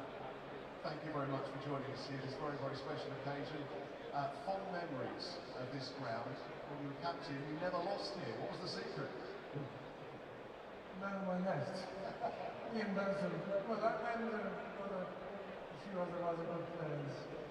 And we obviously see the ground now, but the tradition goes right back. And tell us what it was like coming to Lord's in those early days. Well, I think much like it is now. It's the best ground in the world, as far as I know. It's beautiful. The Australians love coming and playing here. They're honoured to play here. Everyone wants to play at Lord's. And lovely to be back, I'm sure. Yes, indeed. Great to have you here. Let's have a word with Lord Botham. So many happy memories here, I'm sure. If we look at the stats, probably the 8-4 against Pakistan will go down as the best, but I'm sure that was one of many memories for you. Look, just playing at the home of cricket. It's a great place to play, a great atmosphere, a wicket that usually gives you a little bit of fun, but no, it's Falter, look around it. This is what cricket's all about. And people raise their game here. It's quite obvious, isn't it? Especially the opposition, because we all want to get on that ball upstairs, and we get a chance every year, they get a chance every 4 years. So it's always tough. We all want to play. Great to see you. Thank you for being in. David, lovely to see you. This ground, I mean, just something so special about it. Your favourite memory? Well, I'm glad you didn't ask how many test matches I won as captain here. That wasn't quite the story I was looking for. It's always been special. Even coming now, many, many years later, you have this thing I call the Lord's Buzz. So you come to the ground in the morning, there's an air of expectation, you've got this fantastic pavilion, the ground, all the new buildings. The way the ground has evolved over the last 30, 40 years since I first saw it is testament to what they do here at the MCC. So many special memories. Can you pick out one? Well, I did at least get 100 here against Australia. Admittedly in the losing cause, but it always counts for something getting 100 against Australia. I got one in an ODI here in 85 and 100 here in 89. And all those things, win or lose, kind of stick with you. Especially, as I say, this against Australia. Great to see you, David. Thank you very much. Gav, of course, you're one of those players that had the luxury, I guess, of playing here for Middlesex as well as England in your time. Did that take away sometimes coming for England, or did it perhaps add to it because you appreciated the difference between the two? No, I think it's always been fantastic seeing the crowd, whichever way it might be. Obviously, when you're playing Test cricket here, you have a full house invariably. Just walking out there as a Middlesex player, whether it was full or empty, it was always a great feeling. And we had the best ground to practice on, the best facilities. And a nice lady who looked after us in the morning for breakfast, which I know Philip Tuffnell really made use of on a number of occasions, but it really is one of those just wonderful places where people love coming to, and even now, when you walk through the gates, it's still something very, very special. You were involved in so many iconic series, both home and away. Was there anything here that really stood out for you?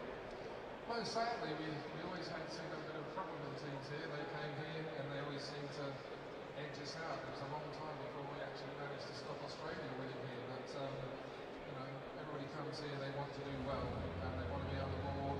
And you know, however hard you try, they come here. And as I think Ian said, every 4 years we play here on a regular basis. And trying to beat teams here who want to win here. They want to do run some out. They want to get 100. They want to get 5 for. You know, and it's always something quite special to them too. But as I say, you can't beat a great crowd here.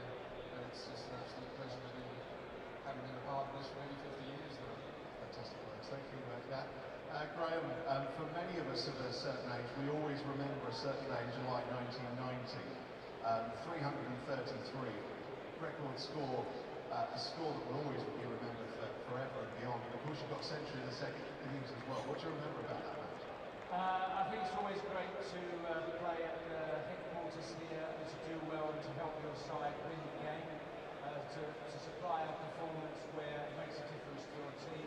That's what you should remember, the numbers. In fact, the man on my left's father was the manager of the team, and when I got out with 333, he gave me a telling off actually for getting out. So I must be the only person who got a 100 in any game and got a Robert Rollicking for it, because he said I should have gone on and beaten the record. But it's always an honour to play at Lords. Facilities are great, the people are great, the crowds are great, and it inspires everyone to do well on this famous ground. And nice to be back on days like this, I guess. Absolutely, yeah. It's always good to be at a test match at Lords. You know, it's the pinnacle of a career for a lot of players from our country and for overseas. To play at this wonderful stadium. It's not the biggest in the world, but undoubtedly it's the finest. Thank you very much, Graham. Lovely words. Alex Stewart. Alec, fantastic to see you here. I hope you're well. What a fantastic ground. Obviously, you've got such an association with Kia Oval, but this place is just a special, surely. No, it is. I do upset the people myself and Rick when I say this is my favourite ground. Kia Oval is my home, but this is the best ground in the world. In my opinion, as soon as you walk through here, whether it's full up, or when you come here for a meeting or dinner, there's a ridiculous. Because the home of cricket, the atmosphere, we're very lucky to be. You played a lot with a few of these guys around us here. Tell us what it was like in those days. Tough, but it always is. You know, the picture is slightly different to what we've seen today. But just to walk out here, walking from the dressing room down the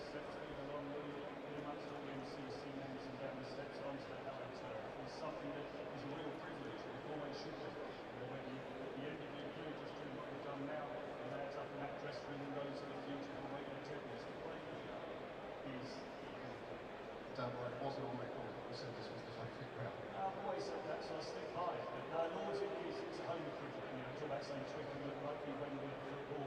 Lords is a home of cricket, but the Giro Oval, yes, that's my home. Fantastic, thank you very much, Alex. Michael, a man, of course, that we hear and speak, you see so much on TV with your expert analysis, but remembering those fond playing days back here, does one stand out? Run out 90, I was going to say another run out back in here. That kind of stands out. I've still not had a chat with Gav about that today. We had a great win here against West Indies. I remember that game fondly in 2000. Fantastic atmosphere in the crowd on a nervy run chase. And that would be a standout memory in terms of the quality of the test cricket being played over 5 days. And the ground's changed so much in the last 10 years, let alone 20, 30 years.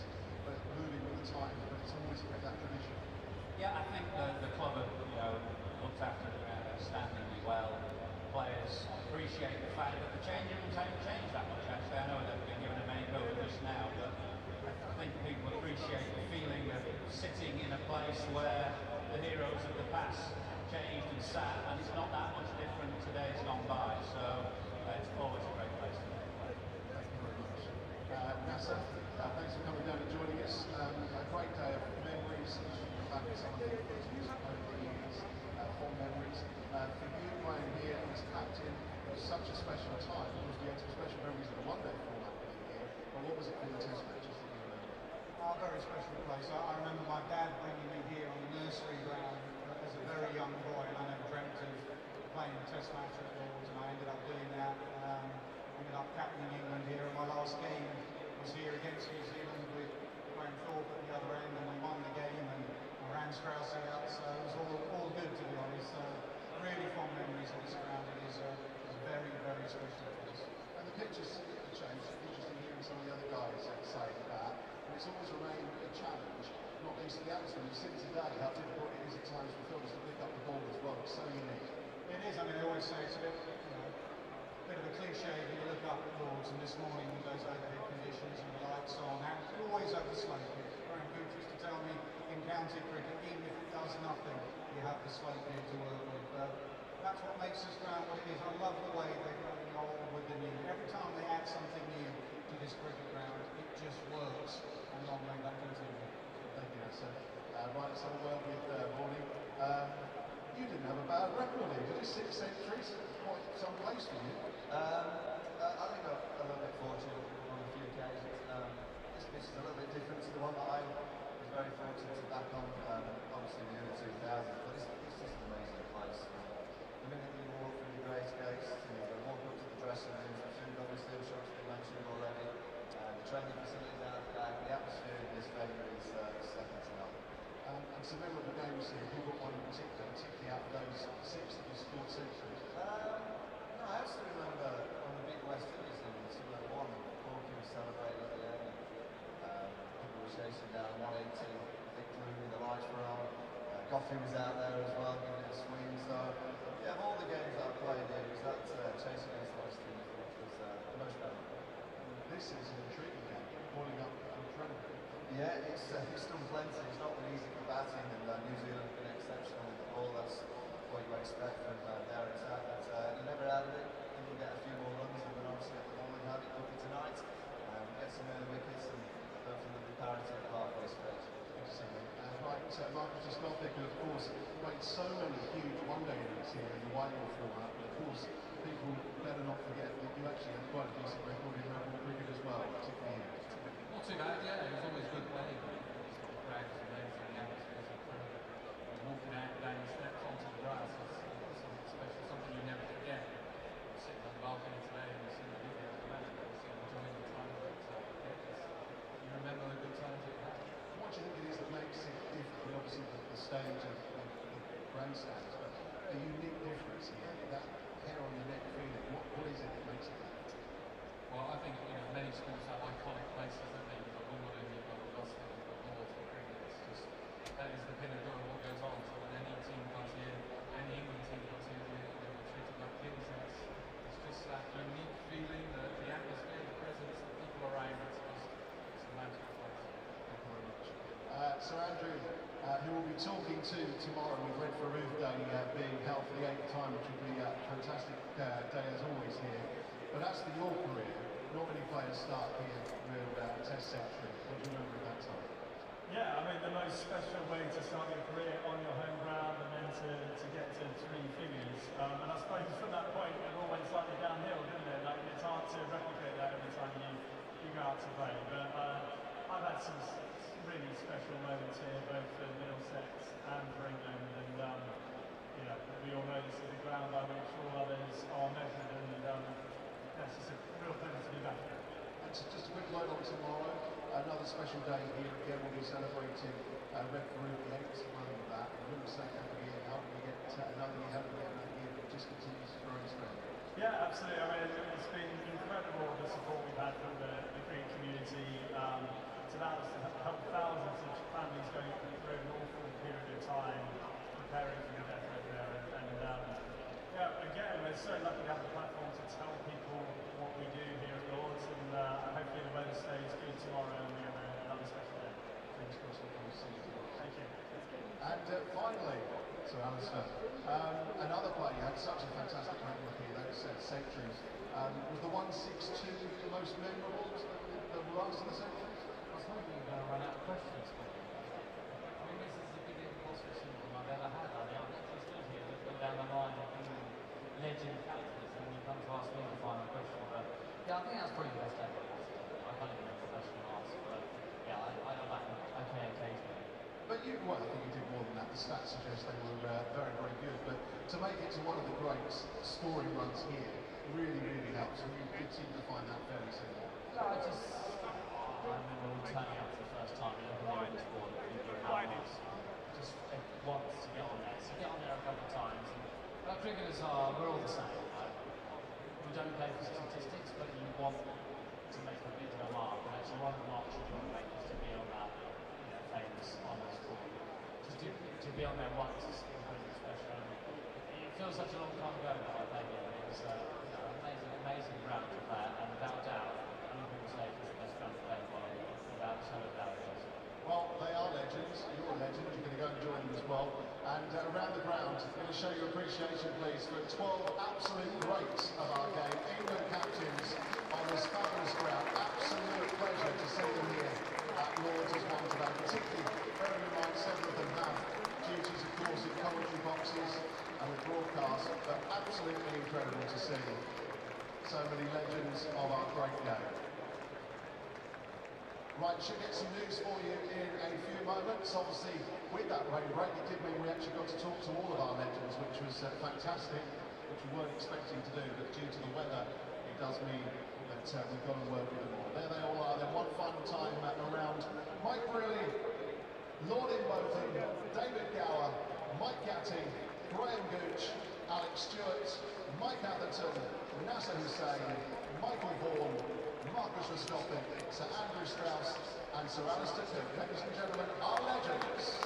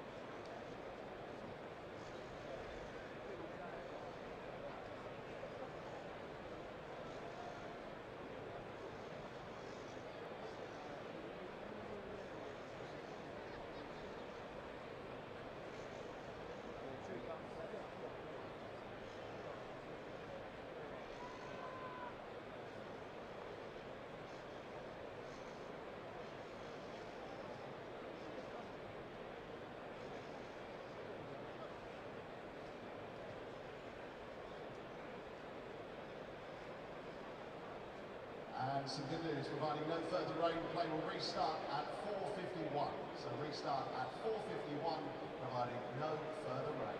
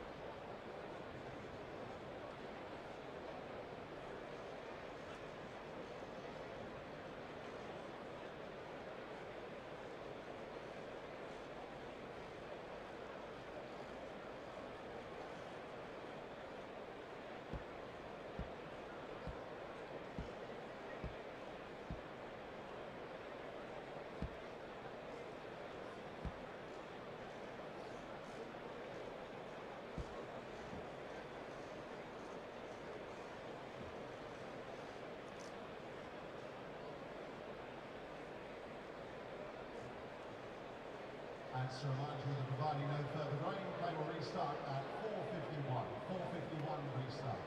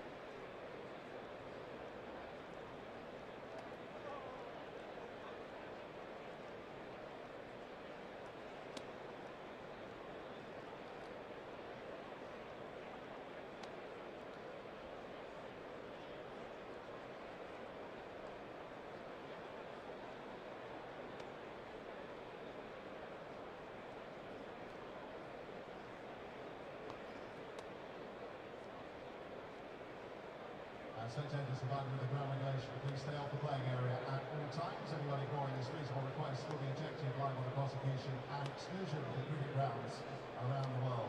Sure you appreciate these measures are in place for the safety of everyone, in particular the players and match officials.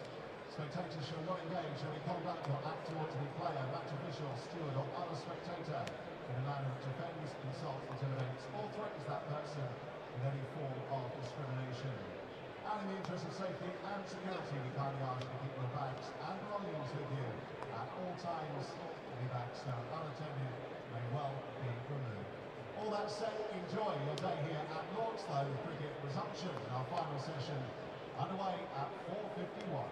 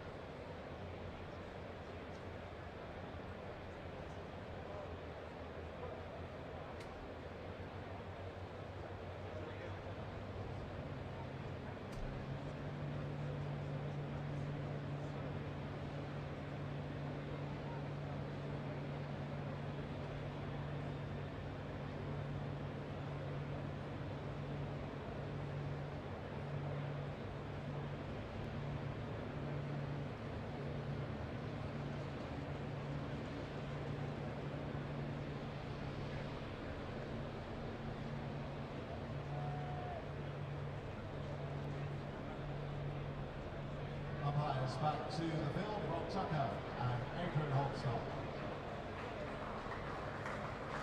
Today's third umpire, Norman, fourth umpire, Michael Burns, and Manchester City referee Andy Manthorp.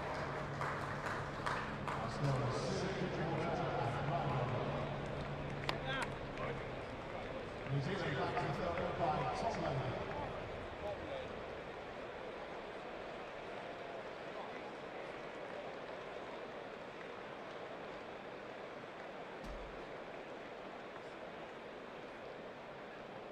To resume for England, Ollie Robinson on 1, Josh Tongue on 4.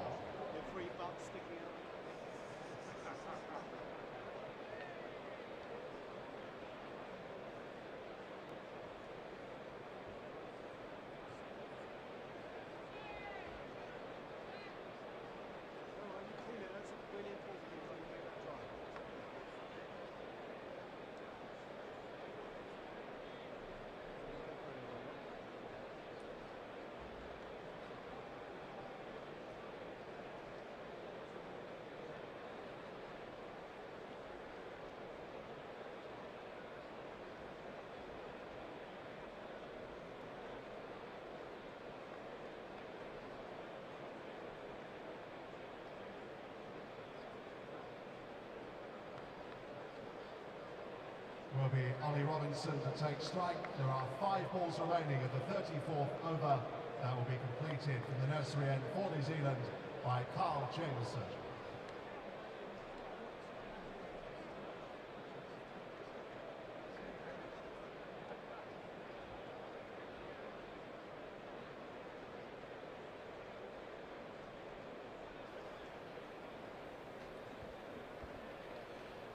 Welcome back to Lords. We're about to begin the final session on the first day of the first Test match between England and New Zealand, and it's been very much the tourists' day, with England limping along to 118 for 8 with a couple of rain delays, and glad to say that the rain has now cleared once again. We've got patchy blue sky, lots of grey cloud, but Kyle Jameson 1 wicket away from an inaugural place on the Lords Honours board, 4 for 50 currently.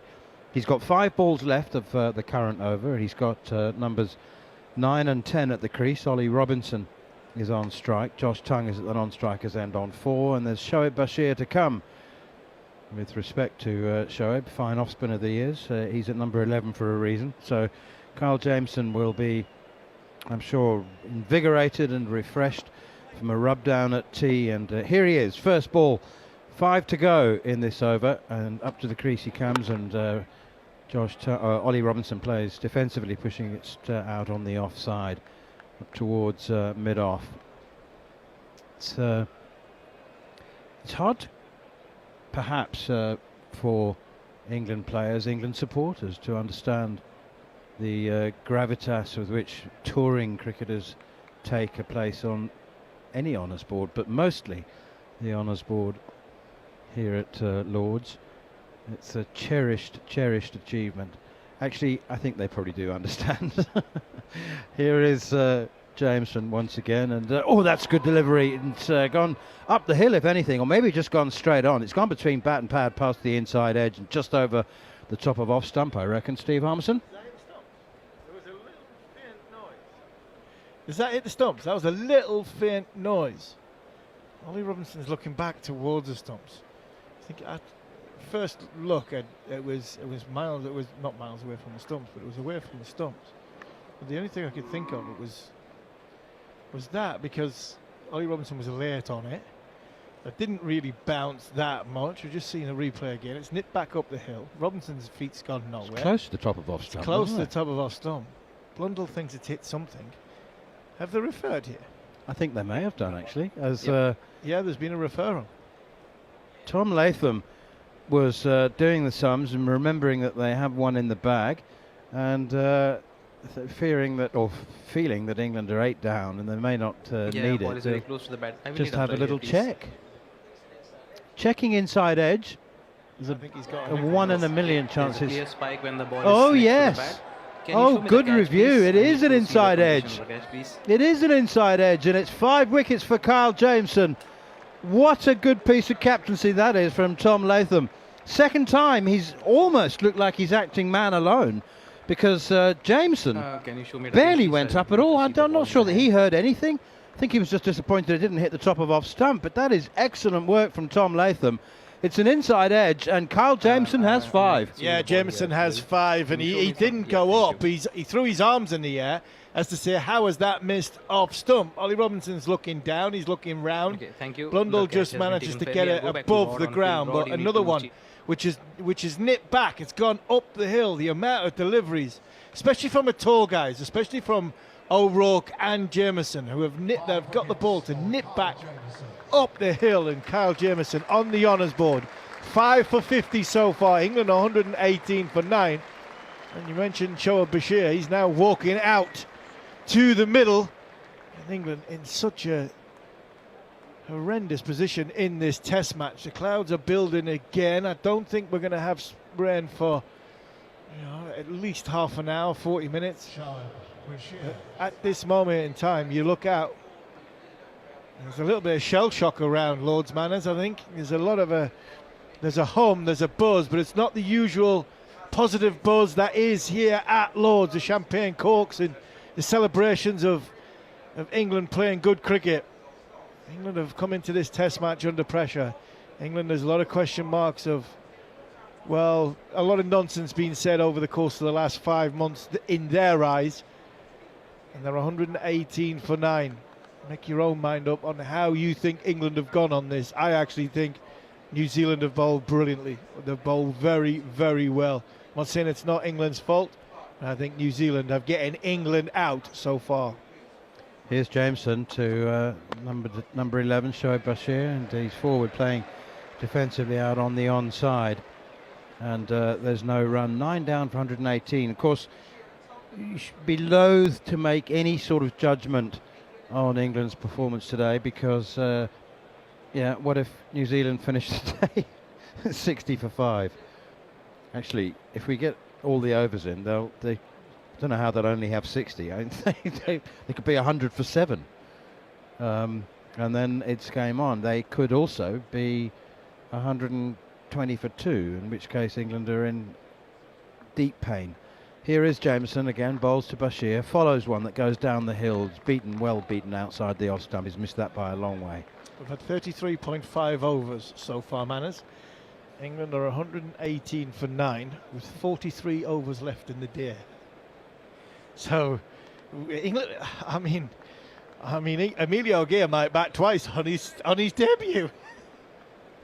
You know what? We're chuckling, but I mean, one of the quickest Test matches of all time was here. England against the West Indies in 2000 and about 2000, wasn't it? Yeah, I was in the squad. It was 2 days, wasn't it? Here is Jameson again, and Shoaib Bashir plays a nice little tuck off his hip. Nothing wrong with that at all. And they'll come back for 2. Do you know, every time Shoaib Bashir bats, and I know he's only ever batted at number 11, but every time he does bat, people laugh at me when I say he clearly can bat. I'm not saying that he's going to score lots of runs, but there have been a number of number 11s who just can't bat. You know, Chris Martin, like, there's no shape or method or any. I mean, Philip Tufner was in our box about half an hour ago. He was one. He was one, yeah. But do you know what I mean when I say that Shoaib Bashir can bat? It reminds me that, I mean, I've just done Philip Tufnell, Matt Dawson, Sue Barker, unbelievable on A Question of Sport. That programme got taken off the TV, and they did a roadshow, and I did the roadshow with him, the theatre show in Scotland, and he told a brilliant story about his batting, and he used to call his bat his little teddy. He said, because do you know when kids sort of drag their little teddy when they're not really wanting to go anywhere?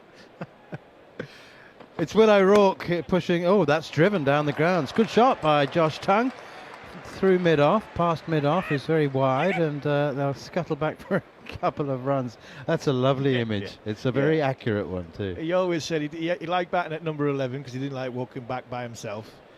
And he also, his bat was called his little teddy, because when small kids used to drag their little teddy By in the protest by the ear, that's the way Cat looked at his bat and felt like his batting was. It was, yeah. When he told me that story, I fell off my chair. It was brilliant, absolutely brilliant. Facing the fastest bowlers in the world, dragging his bat down the stairs, dragging it onto the middle like his little teddy. Here is Will O'Rourke again with a very, very short bouncer indeed, which is extremely well grabbed by Tom Blundell, well over the top of Josh Tongue's head. I'll never ever forget. I have to go and ask him to retell the story, but I'll never forget him apologising profusely to Courtney Walsh, having backed away and slapped him over point for 4. He could barely reach it, but he apologised. But you could, I mean, he didn't. It was no secret. He was, I'm sorry, Mr. Walsh. Yeah, please pitch the next one up. I had a similar experience with Courtney on that one. I didn't apologise when I got hit the next ball. Here's Will O'Rourke again, and this one flies past the outside edge at some pace into Blundell's gloves. What, do you also inadvertently hit him for 4? Yeah, I mean, it was my third first-class match, I think. It was my first-class 5 for. Played Gloucester in the freezing cold at Chesley Street. Courtney would have been about 39, possibly into his 40s. And he was bowling in a long sleeve sweater obviously at Durham's tail enders. One have bowled me a short ball. I thought, I can hit that, and belted it for 4. And the next ball, I didn't get my hands above my waist, and it hit me on the head. Here's O'Rourke again, and Josh Tongue backs away a little, but then gets back into line and defends it to mid-off. Yeah, so at one stage he showed me his age. The next stage he showed me his greatness, or his ability to bend his back whenever he needed to. I mean, he was an unbelievable bowler as well. Courtney Walsh, talked about Will O'Rourke over the perpendicular and getting the ball to stand up. And the big tall bowlers, O'Rourke and Jamieson in this game, have been able to get the ball to nip up the slope from either end, to make the ball go the opposite way than gravity is taking it, which has been fantastic to watch. Here is O'Rourke again, driven, not timed, straight back to the bowler. Nice fielding by O'Rourke, tumbling at the end of his follow through. It's a peculiar concept, isn't it, for most bowlers, the vast majority of bowlers, bowling fast in a long sleeve sweater. I mean, it's a bit like playing golf in a dinner jacket. You can't get your head around that. Like, you probably never ever bowled in a long sleeve sweater, did you? Never ever, no. I was only a couple of times I bowled with a t-shirt or anything underneath. I just couldn't have anything tight to my skin. You seen how many times when I would walking back to my mark with your oversized tent of a shirt. Oversized tent of a shirt, which would just barely fit me now. It might not fit Sam Ellard, who's sitting behind me, but it would barely fit me then. I mean, it was massive, them shirts. O'Rourke in once again, and that's a lovely back foot cover drive from Josh Tongue. He's got 4 for it through extra cover up the hill. Really, genuinely fine shot that. He's playing a little away from his body, but that's what you do in the back foot cover drive. He struck that very nicely indeed. 126 for 9. I mean, but Courtney could bowl in a sleeveless sweater and a long sleeve sweater. I saw him do it. Sleeveless sweater, long sleeve sweater, and trainers, sand shoes and trainers. He used to just skip across the crease. He'd just be as quick from 4 yards as though he was from sort of, running in from the boundary. But he did that sometimes. He turned off a third of a run, and that's why he played for so long. He never missed. I think you told me the stats once, and the amount of times how many days he didn't go without bowling was quite remarkable. Here is Jameson, and that one is steered away behind square on the offside. No run. When he started his first tentative steps into the commentary business before he decided that he'd rather stick to the dressing room side of things, we worked out how many. Do you remember how many marathons he'd run? And we said, first of all, why didn't you take a season off? You played 12 months of the year for 16 years, and he said, simple reason, if I had taken a season off, I would never have started again. Yeah, I get that, because I remember in 2009 when I stopped playing 12 months, it was such a chore doing the next 3 years of my contract. 126 for 9, that's left alone as Jameson pitches it up outside the off stump. He's got his 5 now, so his place will forever be etched in history on the honours board. But so discounting running from, well, third man to fine leg or anywhere in movement in the field, just discounting practice, of which he did do very little in the second half of his career. You know, he'd bowled 12 balls would do him. But just the overs he bowled in List A cricket, first class cricket, international cricket. Here is Jameson once again, steered away behind square on the offside. This includes no balls. So we took as an average 20-yard run-up. And we said, how often did you turn and surprise the batsman with that one you bowled off 5 paces? He said, oh, well, once every 3 overs. So we did that calculation as well. Just bowling in official cricket, he did this equivalent of 93.1 standard marathons in his career. It's crazy. The amount of the distance you cover as a fast bowler day to day is crazy. Here is Jameson once again, and that one is slashed away past third slip and down to the boundary for 4. It was a thick outside edge, but you're going to commit to the shot, do it with everything you've got, and hopefully the edge will fly wide of the fielders, which it did. And you remember that we did the same calculation for all the overs that you bowled. So any time, Harmy, somebody says to you, you ever run a marathon? You can say, actually, I ran 38. Yeah, I ran quite a lot. I mean, I couldn't do one now, and I think if I was to do next year's London Marathon, I'd make the finish line if I set off now. But no, I mean, yeah, I'm looking at, I think, 16, 17 kilometres in a day you do as a fast bowler. That's what probably Jameson and O'Rourke will do today. Here is Jameson again, and that one is driven by Tongue. He's playing some shots now. Slap drive through point. It won't get to the boundary down the hill. Devon Conway will cut it off. It wasn't perfectly timed, but he does pick up another couple, and Josh Tongue's in double figures. He's 10. That was Shoaib Bashir. I beg your pardon. That was Shoaib Bashir. I told you he could bat. He was. I mean, the last one he uppercut. It was an uppercut. He tried to hit it up over the top of the slips. I don't think he was going to be that fine. I think he was trying to hit it square in there. When you hit a 4 as a number 11, you think you batter. They did. Rocked out, front foot, batting outside of his crease. Bashir 8, Tongue 10, 132 for 9. Here's Jameson again. Bowles beats the outside edge. Good play and missed that. Honest number 11's shot. 132 for 9. If England can somehow scramble closer towards 150, they'll sort of feel like they've escaped. I mean, 118 for 9. That's, you feel like there's. I mean, we're only talking about 30, 40 runs difference, but it can feel like double that. You get to 150, you sort of feel. Yeah, but it gives you momentum going in. All of a sudden, if the tail end put a partnership out, the batters that are out there, so Conway and Latham and Williamson, they've already started the process of thinking about facing Robinson and Tongue and Atkinson.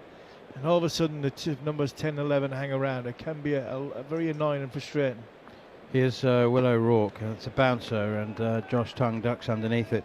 Just a reminder, folks, to those of you listening in New Zealand, I know that we're your only source of ball-by-ball commentary, so top of the morning to you in New Zealand. I guess it's must be 6 o'clock in the morning now, so the farmers have been up for a couple of hours.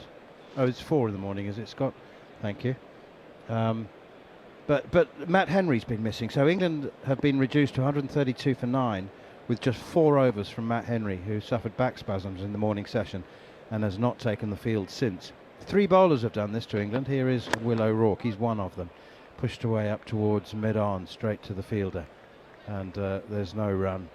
There will be people, Harmy, who say, as well as New Zealand have bowled, there is never an excuse to be bowled out in less than 40 overs in a test match. No, definitely not. I totally agree with that and concur from that. And here's one for you, Manners. You mentioned about the pink ball a little bit earlier. If they were playing first-class cricket in England, would Matt Henry get a substitute? Well, they gave substitutes out for runny tummies earlier in the first round of the championship, so I suspect he probably would. Well, that's pushed away behind square on the offside, straight to gully, Phillips Fields. But I don't know whether New Zealand would ask for one, because if it's a back spasm, and it is actually just a spasm, and there's nothing more serious than they can be massaged out and the nerves calmed down, then they'd want Matt Henry for the second innings. You want Matt Henry for the second innings or for the second test, because it means he would miss the second test. So that would be the sort of fine balance of, do you then bring Zach Folkes? I think that's the backup bowler. Do you bring Zach Folkes in, or do you try and keep going with what you've got now? Here is Will O'Rourke, and that's guided away by Josh Tongue again towards gully, and there's no run. You could go Blair Tickner. Blair Tickner's not there. I'm just looking over the top of the tavern stand there. I think that rain that's building up, I think that's missed us. Watching from this morning, and where the rain's come twice today, has come sort of, if you're looking at the old pavilion just to the right, the new stand that's been built, constructed to the right, it came over that floodlight. That came, both times that we've had rain. I think the stuff that's over there at the minute is just sliding past us. 3 slips gully, short leg. O'Rourke in, another short one. Josh Tongue's expecting it now, and he ducks underneath it, but then plays an uppercut air shot, as if to say, do that again, and you're flying over third man for 6. I think the next one might be at his feet. Yeah, try and get this one out from the base of the stumps. 36.5 overs we've had. Will O'Rourke 2 for 25, but one thing you can be absolutely certain of, amongst all teams, or most teams, but particularly with New Zealand, is that Will O'Rourke and all the other bowlers would be thrilled to bits for Carl Jameson. Here is O'Rourke once again. It's not quite the Yorker, it's just length on off stump, and it's pushed by Tongue up towards mid-off. Talking about that honours board, I was talking nonsense when I said that England players might not know what it means to touring players. I think it's pretty obvious, isn't it? And I've seen teams happy as a team that just one of their players is on that board. Absolutely, because especially when you come, I only had it a few times playing here, where I played in the opposition's dressing room for Durham. And you look at the honours board in the opposition dressing room, and it's global. I mean, it's the game's greats of all time, because it's obviously all the other nations. Here's Jameson. It's over pitched on middle and leg, and it's clipped away very nicely indeed by Shoaib Bashir. He's picked up a couple of runs there, and that's very, very nicely done. Shoaib Bashir moves to 8, 134 for 9. It's a roll call of honour. There's some great players, but every now and then there's an imposter. And you look at the batting honours board and you go, how did Ajit Agarkar get on there? Ajit Agarkar, he got on there. I'm trying to think from an England wrong honours view. board for him. Yeah, Stuart Broad got on England's honours board. Batting honours board, that is. Here is Jameson again. He's disappointed with himself. Short and wide and cut by Shoaib Bashir. He's playing some very tidy cricket shots. And Bashir now joins Josh Tongue on 10, and England are 134 for 9. Yeah, given some width as well. I think the sentiment to give Jameson the first, he had 5 balls left after the break. The sentiment to get his 5 wickets, but I think Nathan Smith bowling at the stumps at numbers 10 and 11. I think that would be good for New Zealand right now. I think Jameson and O'Rourke trying to have the ball too short, although Jameson's just dragging it a touch wider. Here is Jameson again, and once more back of a length, a little closer to off stump. Bashir drives off the back foot to backward point. There are some cricketers who are just sort of, I think, genetically unable to bat, but if you're in your 20s, there's very little excuse why you shouldn't get better, more proficient as a batsman as your career goes on. Yeah, because then you start picking up signs that where the bowlers are trying to bowl at you, and the more you're out there, you get sense of signs that bowlers will bowl at certain places at you. Cut shot to one that's not wide enough or short enough from Bashir. He swishes at it with a bat angle at about 45 degrees and misses it. Like if I'm, the more I was bowling bounces at individuals in the opposition cricket team, the likelihood is the short ball would come into play when I would walk out to bat, as well as obviously the base of the stumps and the Yorker. So you tend to try and find your game plan. You work your game plan through that. But you're right, you should, as you get better, you should be able to bat. I used to think I could play every shot in the book, and I could. It just everything went to third man. Here is Jameson again, bowls fuller, wider of the off stump, and it's left alone. There are two reasons. If you have a physical disability, like Chandrasekhar had a withered arm from polio as a child. Now you can't. There's no way in the world that you can say that he should be able to bat any higher than number 11 or be. And the other thing is eyesight. If you've got really, really poor eyesight, you know, to the extent where contact lenses and glasses, or sometimes you have to wear glasses, that can be a big barrier, hurdle towards seeing the ball and therefore being able to hit it. Back of a length now from Jameson, and Bashir guides it away to backward point. Otherwise, just spend some time in the nets and, you know, make sure that you face proper bowlers rather than just the batsman bowling dibbly-dobs to you. But your teams do that these days. Yeah, 136 for 9. You should be able to pick up little signs on what you mentioned eyesight there. When you're talking about back in the days, you know, early in the days, I remember there was a game when Paul Collingwood came in. He had batted for about 20 minutes before the session, and he came in, and I mean, he might as well have batted left-handed. He couldn't get anywhere near this, and he came up the stairs at Durham, and he was giggling with laughter. And we were like, "What are you giggling at?" He's like, "I need contact lenses. They've got them in the wrong way around." He just completely messed him up going out. He couldn't do anything while he was out there other than survive. Here's Will O'Rourke. Oh, that one struck him on the pads, and Will O'Rourke is excited momentarily, but doesn't follow through with the appeal. It's a bit high and a bit leg side-ish, I think. 136 for 9. Yeah, there wasn't much going for that one. There wasn't much going for that one. Yeah, he walked out to bat like, he ended up batting like went from batting like me to Viv Richards. And it was all just because obviously the lenses weren't in right. There's a great story about Shrikant dropping a catch in, I think it might have been Callis or someone in South Africa, went straight up in the air, and he realised as it went up in the air that he hadn't put his second contact lens in, so he had one, and he thought, I'll fix it after the break, and of course the ball goes straight up, but he can't see the ball at all. O'Rourke in again, driven by Tongue to mid-off. It's gone straight to the fielder, and there's no run. How do you... I've never worn contact lenses, but it must have been some distraction after he put the first one in for him not to put the second one in. I think he was rushing back onto the field, and I think they had like 20 minutes to bowl or something like that, and he put it in, and he dropped the other one, and he couldn't find it, and he went, "Oh, it's only 20 minutes, I'll be fine, I'll go off, and then I'll be able to put it back on." And it was only when the ball went up in the air, he went, "Oh, this could be wrong." Lovely. 3 slips, Gully, short leg. O'Rourke in, bowls to Tongue, who's driving this one up towards mid-on. Time also to remind listeners that who might be thinking, well, if Josh Tongue and Shoaib Bashir can add 20, 18 for the last wicket, what's going on with everyone else? Well, the ball's a bit older, the bowlers are a bit tireder. And they're striving to, they haven't gone back to the good length to a top 6 is the same good length to a numbers 9, 10, 11. What happens is numbers 9, 10, 11 play and miss a hell of a lot more, so then you go striving for...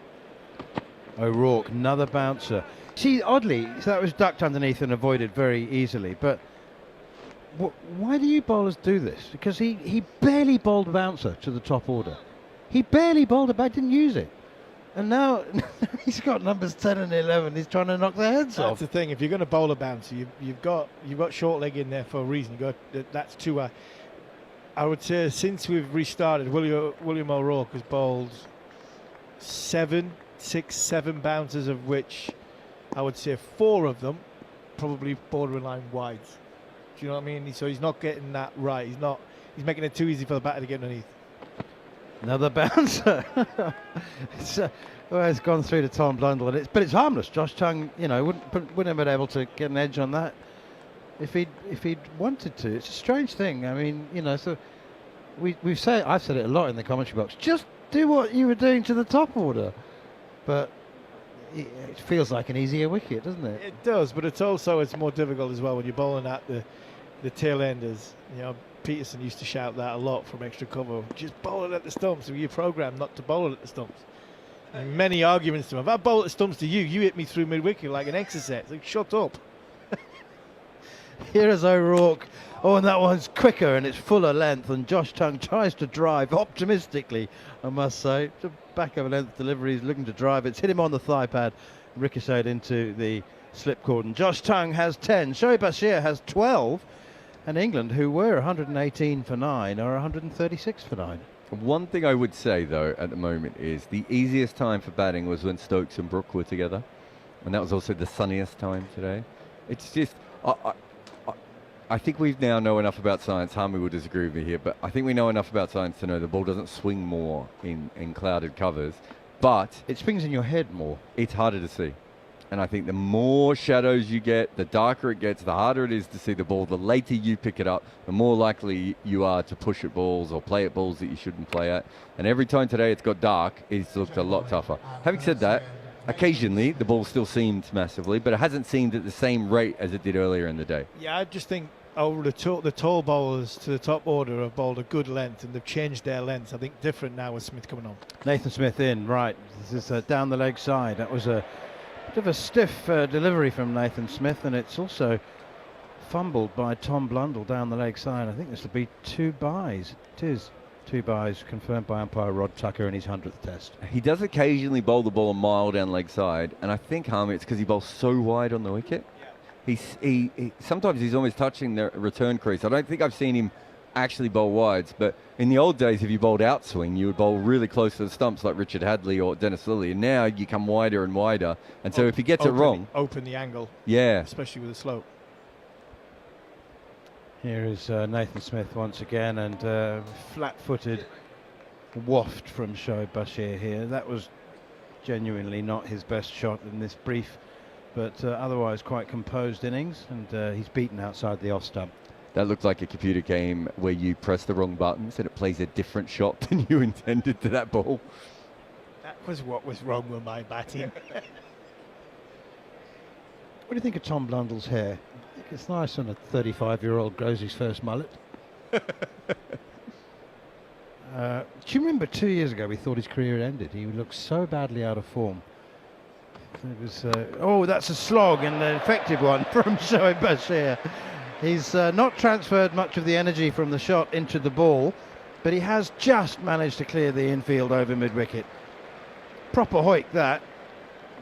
Gladden the hearts of traditional number 11s. And Yeah, he's got 2 more. Yeah, I can talk you through that one comfortably with good experience. He just thought, if he's going to pitch it up at the stumps, I'm going to try and that's the thing we talked about earlier, having a tell when you know your reactions aren't as quick as the top order batters, so you know that if he pitches it up, this is the area where I really think I can score my boundaries from. Nathan Smith in again. Edge gone, taken at third slip. Kane Williamson gobbles up another one, and Nathan Smith has knocked over the last England wicket.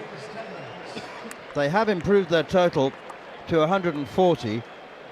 It just feels a little bit better than 22 runs. From 118 all out to 140 all out, just sort of feels like it's bordering on respectability. Not without actually touching respectability, but it's 140, and it does mean, that New Zealand will have to bat for a pretty long time. But all credit to New Zealand. They've done superbly without Matt Henry for all but 4 overs, and England have been dismissed for just 140, and there is a murmur at Lord's. And you can tell the difference, can't you, between that satisfied murmur and the murmur of disapproval. Yeah, I don't think it's quite the sort of doom and gloom of what we've had. There is a murmur of disappointment, and I think it should be disappointed because there was a lot of anticipation of this test match. It's been a huge wait for this test match to get this England team to get back underway, and from the last 5 months waiting for England's cricket to start again after the Ashes in I think we've got to give a huge amount of credit to New Zealand. They've been absolutely fantastic. They got the conditions. Tom Latham won the toss. Came here this morning thinking this will be a great toss to win. Bowl first, put the ball in the right area, ask the questions. And from the minute they got Emilio Gay out, New Zealand looked as though they were going to bowl England out for a total which was going to be below par. In fact, it is. It's well below par. I don't think they should be bowled out for 140, but I think they have been bowled out as opposed to in the recent past under Bazball, last 18 to sort of 24 months. England have got themselves out when they've been bowled out cheaply. Today, not so much Matt Henry, but Kyle Jamieson 5 for 62, Nathan Smith 3 for 38, and William O'Rourke 2 for 25. New Zealand have bowled England out rather than England getting themselves out. Yeah, I mean, they've kind of swapped fast runs with fast wickets, I suppose, today. It still hasn't worked for them.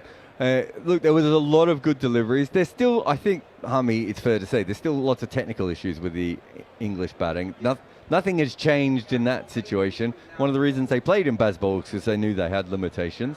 I thought that New Zealand understood the assignment quite a lot. They swung the ball all day. They got the ball to seam around. They've got different kind of bowls. They also did well without Matt Henry. I think even in favourable conditions, to bowl a team out for 140 without your main strike bowler is a pretty good effort. So they'd be happy with that. Would you like me to read out the bowling figures? No, Harmy can do it. Harmy's doing. He knows more about bowling. Yeah, obviously the bowler. That's the man. The man that they missed was somebody that was going to spearhead, New Zealand's challenge over here. Kyle Jamieson, somebody who, a lot of injury, and in his short career, he's in his 30s, but in his short career, and Nathan Smith, William O'Rourke, very early in their career, but. Henry bowled 4 overs, 1 maiden, 0 for 8. Jamieson, 14 overs, no maidens, 5 for 62, and will be on the honours board. Nathan Smith backed up his 6 for in Ireland in the Test match they played in Belfast with 10.4 overs, 1 maiden, 3 for 38. And William O'Rourke, all from the pavilion end, running down the slope and making it very difficult for the England batters. Bowled 11 overs, 3 maidens, 2 for 25, and the one of them two was the brilliant delivery. He got rid of Joe Root. So all in all, 140 all out, 2 balls short of 39 overs, and England will come out to bowl with, I think it's 38 overs left in the day. Will we get 38 overs left in the day? Right, yeah, I'm not sure we will. That's the 4th time in 6 tests. Sorry to interrupt you. That's the 4th time in the last 6 tests that England have been bowled out in less than 40 overs. That requires some Rennies to digest that. Pro 40 game? Yeah, and I'll back up what I've been saying. I think in them other 3 times, Manners, I think you could say England were guilty of being giving their wickets away to being bowled out. I think England have been knocked over by a good bowling performance here. I think a lot of good conditions, a lot of good deliveries, a lot of good pressure. And to be fair, sometimes as a captain, when you have good bowling conditions, sometimes you can make a mess of it by making the wrong decisions. Tom Latham didn't have any decisions to make. He had William O'Rourke, he had Nathan Smith, and he had Kyle Jamieson. They were the only 3 bowlers that were in the game here, and unfortunately for him, they've gone and backed their captain up by bowling England out, because we've seen just a couple of times, sample size, that when England started to put a little partnership together with Stokes and Brooke, and even the last 2 there, Jamieson was a little bit flat, and he didn't quite hit his straps. So I think they got wickets at a good time. They bowled good pressure, good deliveries, and they, apart from Harry Brooke, they caught their catches.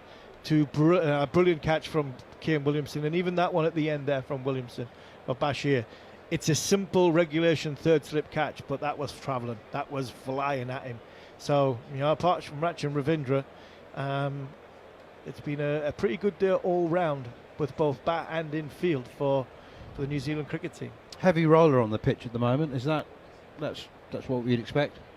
I think, considering there was a ball just not long before the wicket that seemed quite violently again, I think if you can get yourself 40 minutes of heavy roller batting, you'd be taking it, wouldn't you? This morning was probably, the first session was probably one of the better times to bat before, Emilio Gay went out. It was quite low bounce then, that first session though, wasn't there? But it wasn't seeming violently, was it? It was keeping you, it wasn't some of the deliveries we saw later in the day. So I think if you can get some of that, I think it's fine. I don't think this pitch is going to have time to fall apart, Menace. So not too worried about the footholes or the cracks opening up in this surface. I think we should be okay. Well, I was going to say how did New Zealand, what sort of approach they come out and bat with, but there won't even be thoughts of approaches and whatever. It's just going to be one ball at a time, and we've got 4 1/3 days to go. Yeah, and I'm intrigued by what England's approach is, because I'm trying to think of games in my time where we've been bowled out cheaply, and I go back to 2000, my last series, 2009, Australia at Headingley. We got bowled out for 120, and all of a sudden, as a bowler, I'm thinking, well, we've got to bowl them out. We've got to bowl them out for less than 250, because if we bowl them out, if they go past 250, we ain't winning from here. So you come, and it's a game within a game, and as a bowler, you're the wicket-taking bowler. I remember getting a wicket early. I think you got Simon Katic early, and then Ricky walked out early, and you're going, right, he's going to take me on. So I'm going to gamble here by bowling short at Ricky Ponting, knowing that's his favourite shot, hoping that he thinks if I get a couple away, I'm going to move the scoring rate on, and I'm thinking, well, I've got to gamble here to try and get him out. So if he hits one up in the air, who's going to win? And he got 80 in about 75 balls, and Australia won a test. That's what I was thinking, so Jarrod. Now, as a bowling unit, you have got to potentially, do you go that little bit fuller? Does Ben Stokes say, right, we know 3 slips in the gully and offer you something to drive? The one thing you will see about this New Zealand batting unit, when you look at some of their strike rates, they don't bat very quickly. And when they get in, they cash in. So Coney might come out, play out in front of himself. Latham's going to be there for the day. Williamson's there for the day. Ravindra can play a bit of both. Mitchell can dig in. So does Blundell. So it's going to be I'm not intrigued about how New Zealand are going to bat. After a disastrous winter with a ball from England point of view, I'm so intrigued on how England go about their 40 overs. I was tonight. just wondering whether some of the top order, and there's probably only one really, Ravindra maybe, or Conway possibly. I was just thinking, did they say it's seeming about we've bowled them out for nothing? Let's not plod along and 4 of us nick one and we suddenly find ourselves 30 for 4. Let's play a few shots, get some put them under pressure. Yeah, why wait for a delivery which we've just seen on this surface? We've just getting 10 of them. We've had a trio bowl balls in areas where we've been rewarded. So do we be proactive and put a quick hole, 4 overs in, 25 runs on the board, and try and put a hole in the 140 target, or do we think, right, Robinson's been accused of, not having a second or third spell. Atkinson's bowled 3 or 4 overs in the build up to this match, but he hasn't got a great deal of volume in him. Stokes is the one we've got to try and put under real pressure, because if we can get him into his 3rd and 4th spell, we might try and break him. And Josh Tongue, Josh Tongue's the one that's been playing a lot of cricket and durable. So there's a lot of different little games within a game here. But I think from an England point of view, I think you couldn't have gone any better for them from when they're going to come out and bowl. They've got 40 or 30 odd overs tonight. They might have a little bit of rain around. They will be doing a bit, and then they get a good break to go and bowl tomorrow. I think the problem for me with looking at this game and looking at the game before the game was, how would England go a full day in the field if they had to field for a full day and then come back and bowl tomorrow morning? The way it looks at it, they're not going to have that question in this test match. Is it now that I mentioned that my little weather app suggests it's going to rain in 15 minutes' time? I mean, so does my window app. Just looking outside. Ooh, that sounds here. good. I think that's missing, you know. I think that's missing. I think somebody else might have patented windows. Have they? Yeah. Damn it. I think that the best time to bat probably all day was in the last half an hour. We had number 10 and 11 out there. So Well, it was the second highest partnership in the innings. Yeah, I think 22. And the way that Shoaib Bashir carved this New Zealand bowling attack all around Lords to register his highest ever Test score. Highest? Suggests to me, Jarrod, 400, 450 is on tonight. I think if it gets dark, it's going to be tough to bat again. So, well, I'm just going to check out your Windows app. It's going to be dark, and it is suddenly dark again now. So, but look, you can see that breeze. It's whipping across the grounds. So whatever wet stuff is coming, it doesn't look like it's raining over there as well. As Gus Atkinson starting the bowling for England, this is pushed to mid-on, and Tom Latham wants to get on with things in a hurry, but is sent back by Devon Conway. So England bowled out for 140, and New Zealand on 0 for 0. I think for Gus Atkinson, this is almost an ideal situation because all he has to really do is find the ideal length on this pitch, which is what the Kiwi bowlers did, and then do it over and over again. That's what he's at his absolute best. I think that's what he does. For the next 14 minutes. For 12 to 15 minutes of cricket. Bowling round the wicket to Tom Latham, and Latham does set off quickly again and will scamper through for a single. Pushed out towards cover point, and Emilio Gay runs in to pick up the ball for the first time as a international cricketer. Don't think he picked up the ball when he was batting. I hope not. You shouldn't ever be picking up the ball when you're batting. Well, he wasn't there for very long, unfortunately. He was the first of the 10 wickets that fell. 16 for 1 when he was caught at first slip from the bowling of Kyle Jamieson, who's up on the Lord's Honours board, if not now, at some point in the next few days. They put the tape up, don't they? Generally, the teams now. They do. Devon Conway, who averaged 5, I think, the last time these two teams met, about to face his first delivery, scored 200 back in 2021. I think he'll average more than 5 this series. Mark it down. Bold predictions.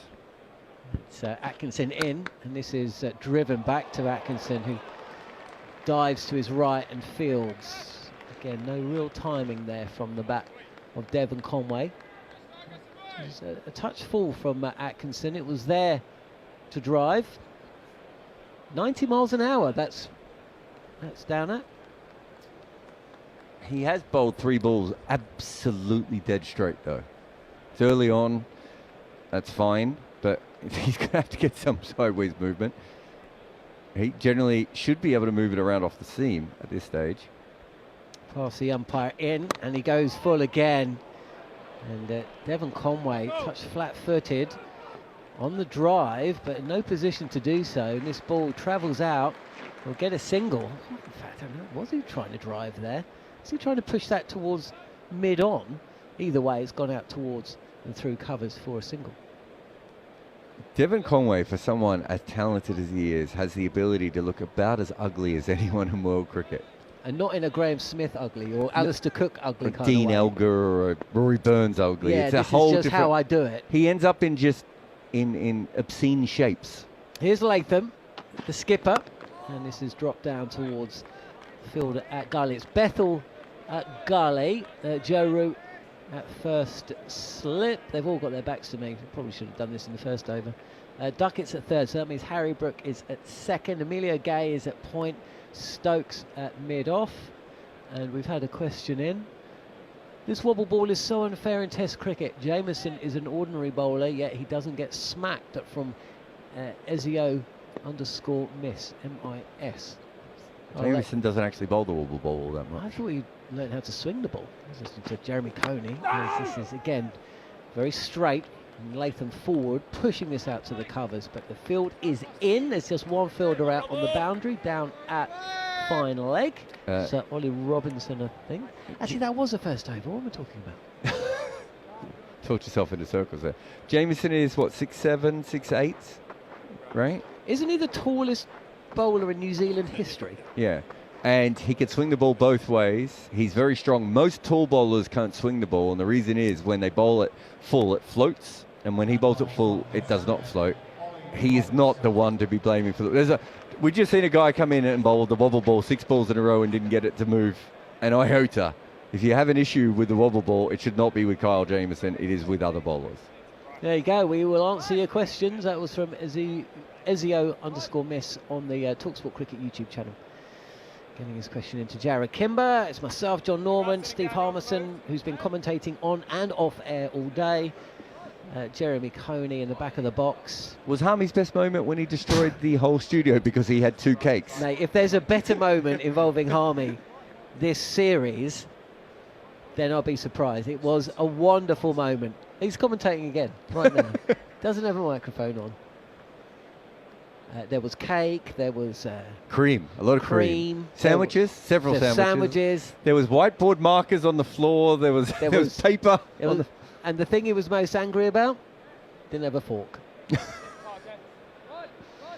Not for the first time today, guys. We've got a hold up with the batter just complaining about something behind the bowler's arm, and there's a few shrugged shoulders, and the ground staff are moving across, and the camera might be moved.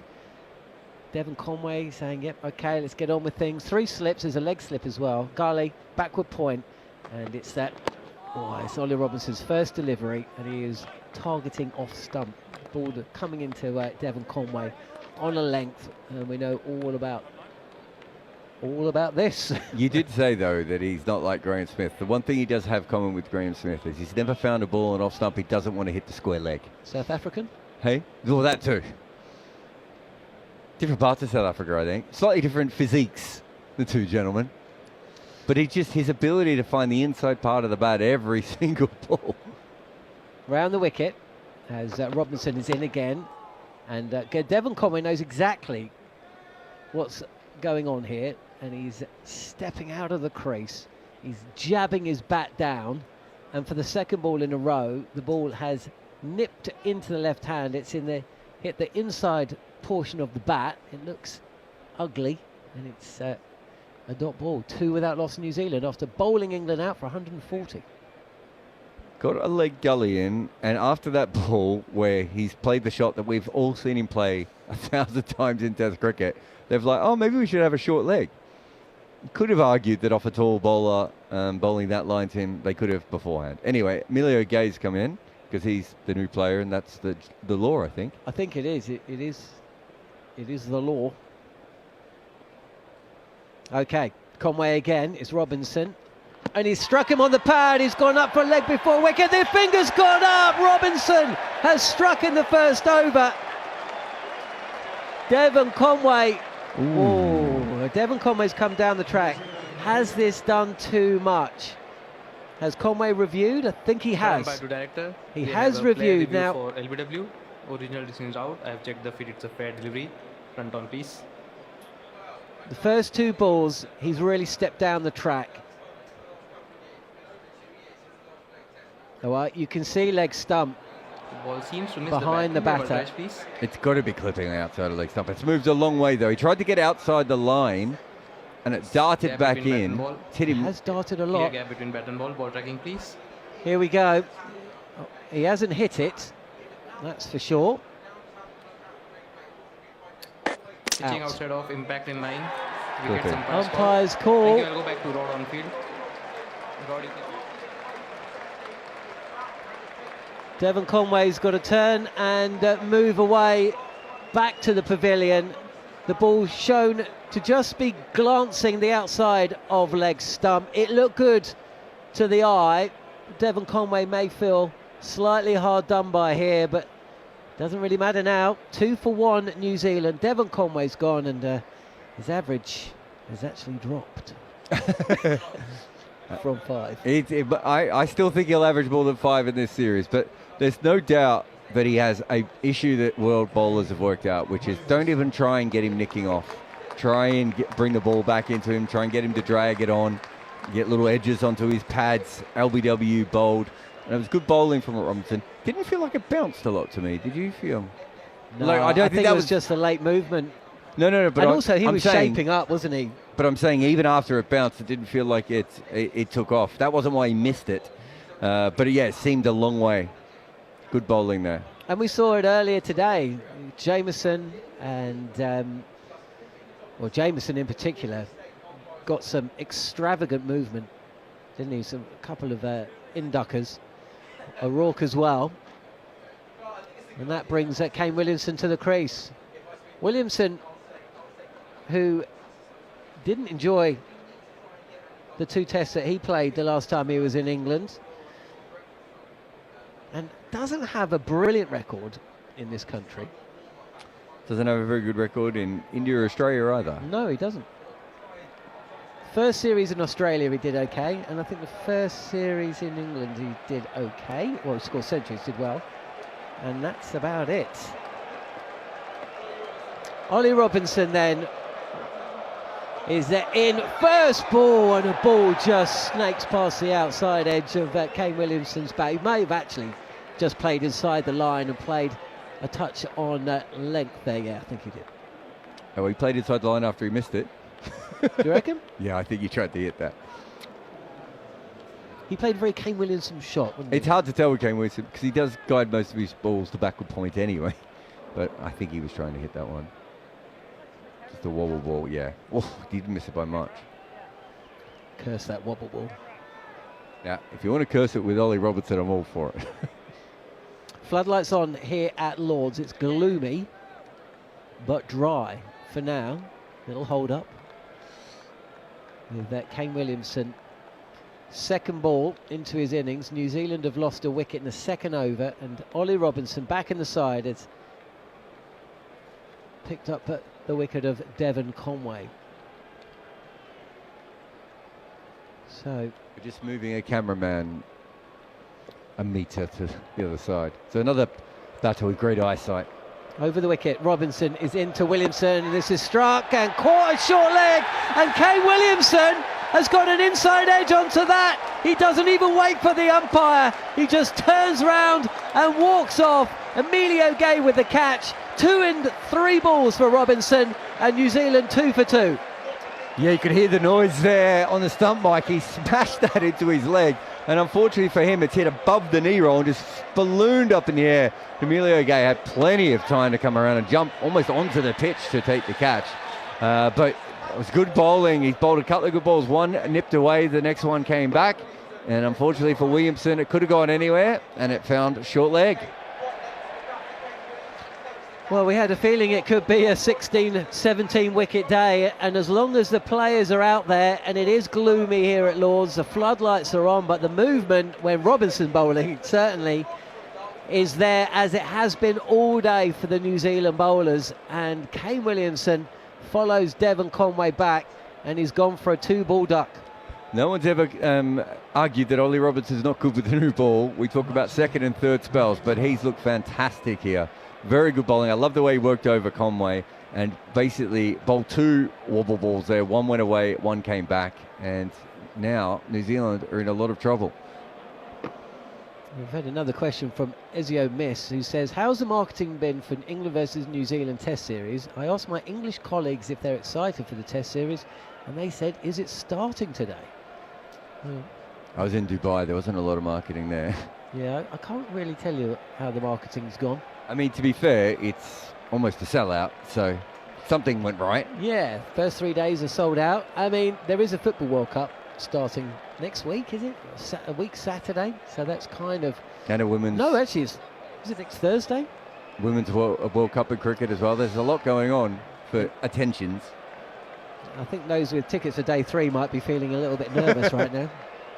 Rashin Ravindra, the new batter. He's got 1 ball to see off this Ollie Robinson over. 2 for 2 New Zealand, and the field is coming in. Even the fielder down, who was at fine leg, is now, it's almost like an umbrella or an anchor, as Robinson bowling round the wicket to Rashin Ravindra. He's trapped him on the pad with Ravindra coming forward. The finger's gone up. Rashin Ravindra has been given out leg before wicket.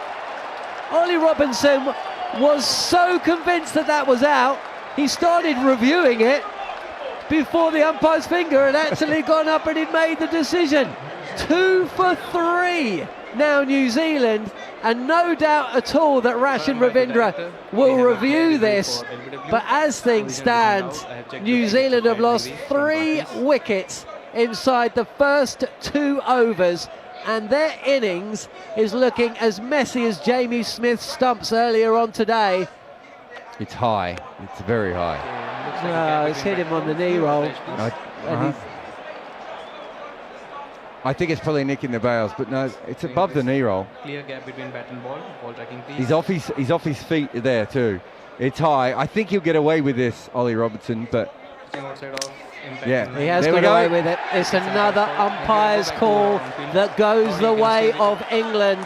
And Rashin Ravindra has gone first ball, and Ollie Robinson at the start of his second over is going to be on a hat-trick.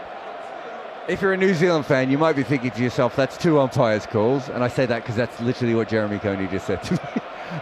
It is unfortunate, but brilliant bowling from him there again.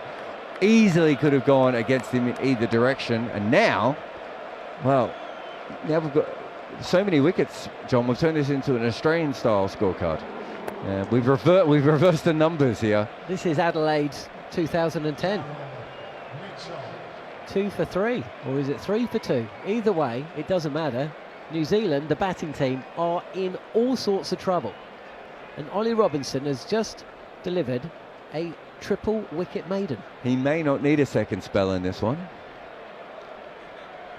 Did you see that? He did look like he was about to review it, didn't he? He started reviewing it. Of course, if it had been given out, or if it had been given not out on the field and he'd reviewed it, it would have remained not out, as would the Devon Conway leg before wicket. Reminder to all junior cricketers, always worth having a friendly relationship with an umpire before you bowl. Rudra Patel says, who impressed you most with the bat? And why was it Bashir? It's no one from New Zealand so far. Latham's only faced 4 balls. It's Latham facing now. Gus Atkinson is in now, and the crowd are behind this England team, roaring him in. And it's left alone by the Kiwi skipper. Yeah, Atkinson again, just sliding one through straight. If he can get any seam movement here, it'll put so much pressure on. Ruben Logan Nathan says, umpire's call is destroying New Zealand today.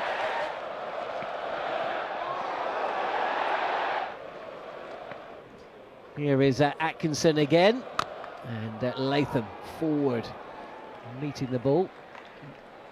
Full face of the bat. There's no run there. Jeremy's with us. He's just going to get his headset on. I mean, it's about now, Jeremy, that when you've flown from New Zealand this time of the day, jet lag really starts to take effect, right? I missed those 2. But Rod Tucker didn't. I think they were both decent calls on the pitch. Enough. Yeah, fair enough. It's just unlucky that both of them went against you. Yeah. Atkinson again, and Latham will take a single to cover. Daryl Mitchell, rescue job once again for him. He has been here before in 2022, as we all know.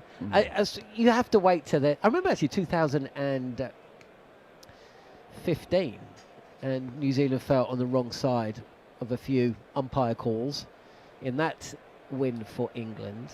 But these things do have a habit of kind of evening themselves out. I'm sure at the end of the series there will be a bit like earlier today with the terrible drop catch by Rashin Ravindra on the boundary and the brilliant grab from Kane Williamson at third slip. I just have the feeling we won't be talking about umpire's call at the end of this test series. But right now, if you're a Kiwi and have waited up until 6 in the morning in New Zealand, you're probably kicking something. Defended by Mitchell, first ball as Atkinson switches to over the wicket. How are you? How are you, Jeremy? I'm interested to see those again, not because of the LBW, just to see why batsmen missed them. Whether it's nipped at all and beaten the inside edge or beaten an outside edge. Probably the inside, I would suggest, or whether it's behaved in any way slightly differently from some of the other deliveries. But I mean, you have to hand it to the bowler for getting the lengths right, Atkinson again, and Mitchell pulls this with no great timing, and comes back for a second. The one fielder out. Is that Ollie Robinson? No, it's Josh Tongue, I think. A deep backwards square comes in from the boundary. Parbs198 says, comments from Harmy, please. Well, he is commenting, he just doesn't have a microphone, but he will be back on duty very soon. For now, it's myself, Jon Norman, Jeremy, Coney. But I think the thing about Robinson has always been he's certainly a tallish man, and he gets every little inch he can out of his delivery because he delivers from such a high position. He also hits the seam. Atkinson again, and Latham is quite keen to get on with things. He's down the track at the non-striker's end. Mitchell pushes this out to cover and sends his skipper back. 5 for 3 then New Zealand, with Tom Latham 2 not out and Daryl Mitchell 2. But they're in trouble here. Well, of course they are. They just got to be able to try and see this difficult period through. It's not a case. I mean, I think probably Mitchell, when he faces, will try and move out of his crease a little bit, as we know that he does most of the time. He's in a lot earlier, of course. That one from Ravindra, I'd like to see it down the line. That doesn't really show us if the ball actually moved to beat the bat. Well, the umpires are just having a chat. The light meter is out. As you can imagine, that's not gone down too well with the fans here at Lord's. There is Joe Root's already got his hands on his hips at first slip. So has Ben Stokes at leg slip. And they're not looking too impressed. Daryl Mitchell's just having a little word, possibly, as he follows the umpire, Rod Tucker, back to his mark. You hear the cheers. They're going to stay out there for the hat-trick ball at least. I mean, England knew they didn't have a lot of time, possibly with that dark cloud over the stands, to take advantage of these conditions, these bowler-friendly conditions, which has seen England already bowled out today for 140, and New Zealand reduced to 5 for 3. And Ollie Robinson, at the top of his mark on a hat-trick, is in. It's Latham facing, Robinson's in, he shoulders arms, and it sails through to the keeper. It's not a bad little bowling analysis, is it, for Robinson at the moment? Well, when I came on duty for this commentary stint, with New Zealand yet to face a ball, Sam Ellard at the back of the box, who you no doubt would have heard delivering his passionate wicket updates on talkSPORT, said to me, enjoy commentating on Ollie Robinson's first wicket back. And I said, I'm going to commentate on his hat-trick. So I got that one wrong. Robinson in again, and he strikes Latham on the pads. But, it's too high, and Latham forward. Crowd go up, but they're not followed by the bowler. Doing a little bit too much there. Yeah, that nipped back in, that's why it beat him. And it just was short enough that it bounced sufficiently that it wasn't going to bring stumps into play, but it beat the inside edge because of the movement. There is a short leg in place, and that leg slip. 3 slips and a gully, and that ball could be heading to Stokes at leg slip. There's Robinson round the wicket again. Oh, just gets one to go past the outside edge this time of Latham's bat. Well, he's coming and he's using the slope to come down the wicket, and that's moved away, has it? Just a smidgen, not much. Just outside the edge. Pretty close to the stumps. He's always bringing the stumps kind of into play, Robinson. That's the other thing.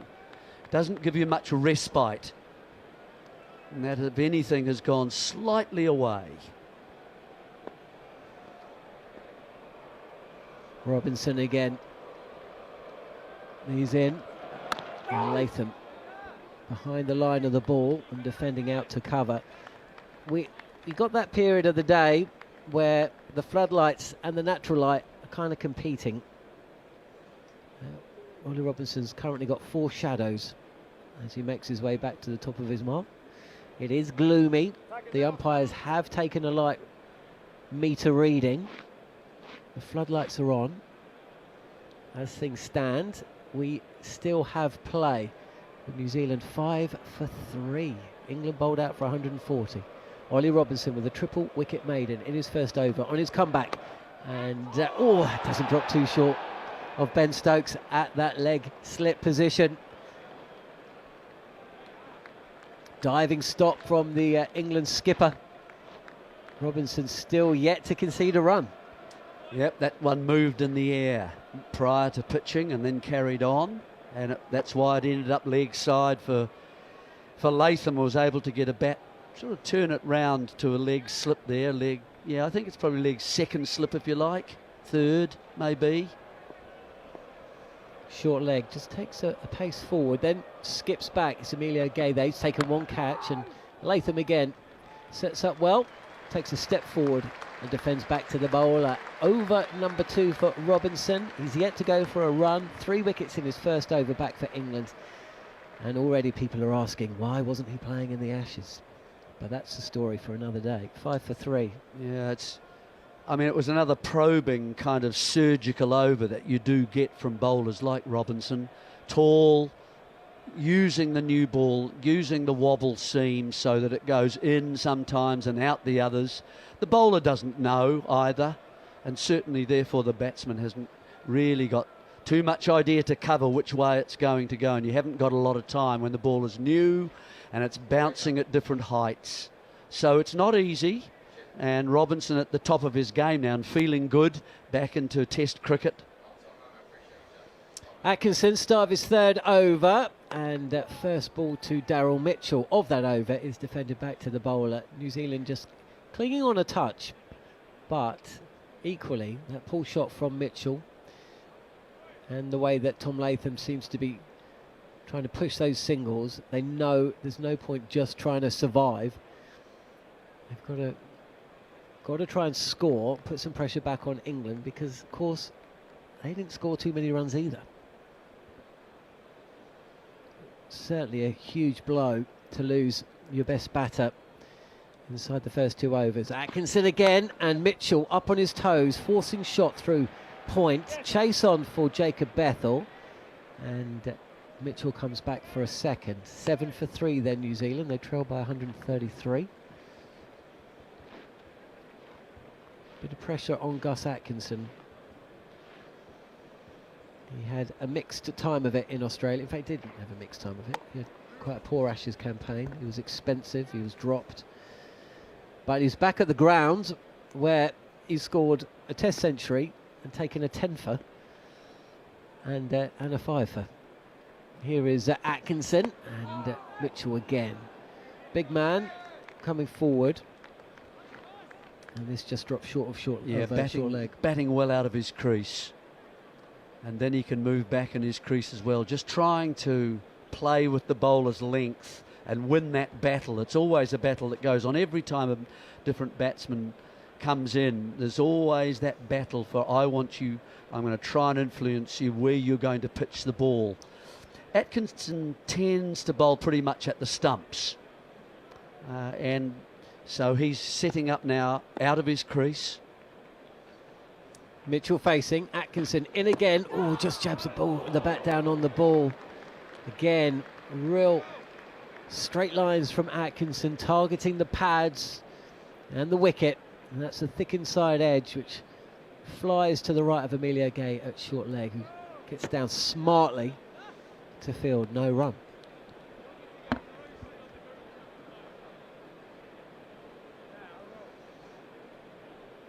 Oh, he only just got the bat down, didn't he? Atkinson is bowling at good pace, and in this light, with the scoreboard reading 7 for 3, it's really tricky for Mitchell and New Zealand, as this ball from Atkinson is once again on the pads, but a touch to leg side, and it will be a leg by.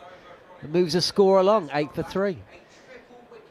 Jeremy, there are times when we talk about the 12 New Zealand debutants who scored a century, and there are times when we talk about oat biscuits, but there are times when the cricket does all the talking. Absolutely. And that's kind of been the case for most of today, isn't it? Well, it's been a day for the bowlers, hasn't it? It's been a difficult time for the batsmen. Runs matter. And then all the batsmen have found it difficult to get going. There was a bit of a counter-attack from Brook, as we've seen before. Here is Latham, and he'll let this one go through to the keeper, Jamie Smith, who was promoted up to 6, could only score 1, but possibly the ball of the day from Jamieson, although the one that dismissed Joe Root from William O'Rourke. Those two really stand out. But Ollie Robinson is showing that he can make the ball talk here as well. 8 for 3 then. We've had a message through from Ruben, says maybe New Zealand should have batted in the second innings in their match against Ireland instead of enforcing the following on and winning by an innings. Their bowlers got maximum practice, but not the batters, and it shows here. It's not a bad point actually, because of course Ireland nipped out Tom Latham, Devon Conway, even Kane Williamson and Daryl Mitchell relatively early, didn't they? So they haven't had a lot of batting. No, it was a shame that they didn't perhaps get a second innings. Nevertheless, they didn't, and they decided to follow on and press ahead with the victory, rather than perhaps the draw, which would have certainly given those 3 or 4 players that you mentioned there a chance in their second innings to get some time at the crease. Now, how will Mitchell bat here? Will he actually get out of the crease as well? It looks like he's shaping up. Outside of the crease. Oh, he's beaten by a delivery from Robinson, which has left him. He's coming forward to defend, and it's just bounced and moved a touch from the... it's straightened, and it's gone through to the keeper. Just down the slope, that one, wasn't it? Just slightly. Always movement is the issue. And the New Zealand batsmen won't know which way it's going to go. They'll try and get as close to the pitch of the ball as they can, and try and hopefully get to that in order to play it. Otherwise get it well away from it. But Robinson's not going to allow them to do that. Here is Robinson rolling over the wicket. It's pushed out, so it's run out chance, and I think Ben Stokes has missed the opportunity to run out Tom Latham. Well, that's a nonsense run, isn't it? I mean, that's just a hit and just go for it, hitting it almost to gully. Latham gave up. Well, Latham was on his heels, and Mitchell was just on a red ball run. By the time Latham realised he had to go, it was too late, and Stokes has picked this up and hurled it at the stumps and missed by about 6 or 7 inches. Well, he's only got really 1 and a little bit more stumps to aim at, because he's throwing virtually from side on. He's moved from gully to just in front of square at point area. Robinson again, and defended by Latham, who of all the batters that we've seen in this very small sample size has shaped up the best against Ollie Robinson. But that single just shows the panic that is currently in the minds of the Kiwi batters. Absolutely no run there. That's a hit and a run, and I want to get off strike. Yeah, Latham had given that one up. Pressure on New Zealand. They're 9 for 3, and Robinson bowling round the wicket to Latham, who again gets behind the line of the ball and defends back to the bowler. No run. That missed run out also meant that Ollie Robinson conceded his first run in his spell. Well, it's exactly what you want from an opening bowler, isn't it? You want your opening bowler to be consistent, so it's not easy for the openers with with set fields that are, in this case 3 slips, leg slip, a gully, a bat pad, plenty of open spaces to score, in other words. Here is Robinson, and beaten this time is Latham, who's on the move, but this is a fraction wider. Robinson's got a bit bored of Latham just hitting it back to him. Oh, that's decked in, actually. It started wide and then came in. Latham beaten past the outside edge. Oof. All smiles from England. Yeah, I mean, they will. Certainly, the batsmen from England will be appreciating the way that Ollie Robinson has started here. That one's actually swung a little bit and then straightened back up the slope. Here's Robinson again. All eyes on England's opening bowler, pushed out to cover, and there is a single there. Double figures for New Zealand. 10 for 3 with Latham and Mitchell at the crease. England earlier today bowled out for 140. I mean, Jeremy, am I mad to even say this, but England could be batting again today. Well, I suppose that's possible. seven balls will do it. Well, it's 36 overs still to be bowled. Well, if we can get them in, it won't happen, of course.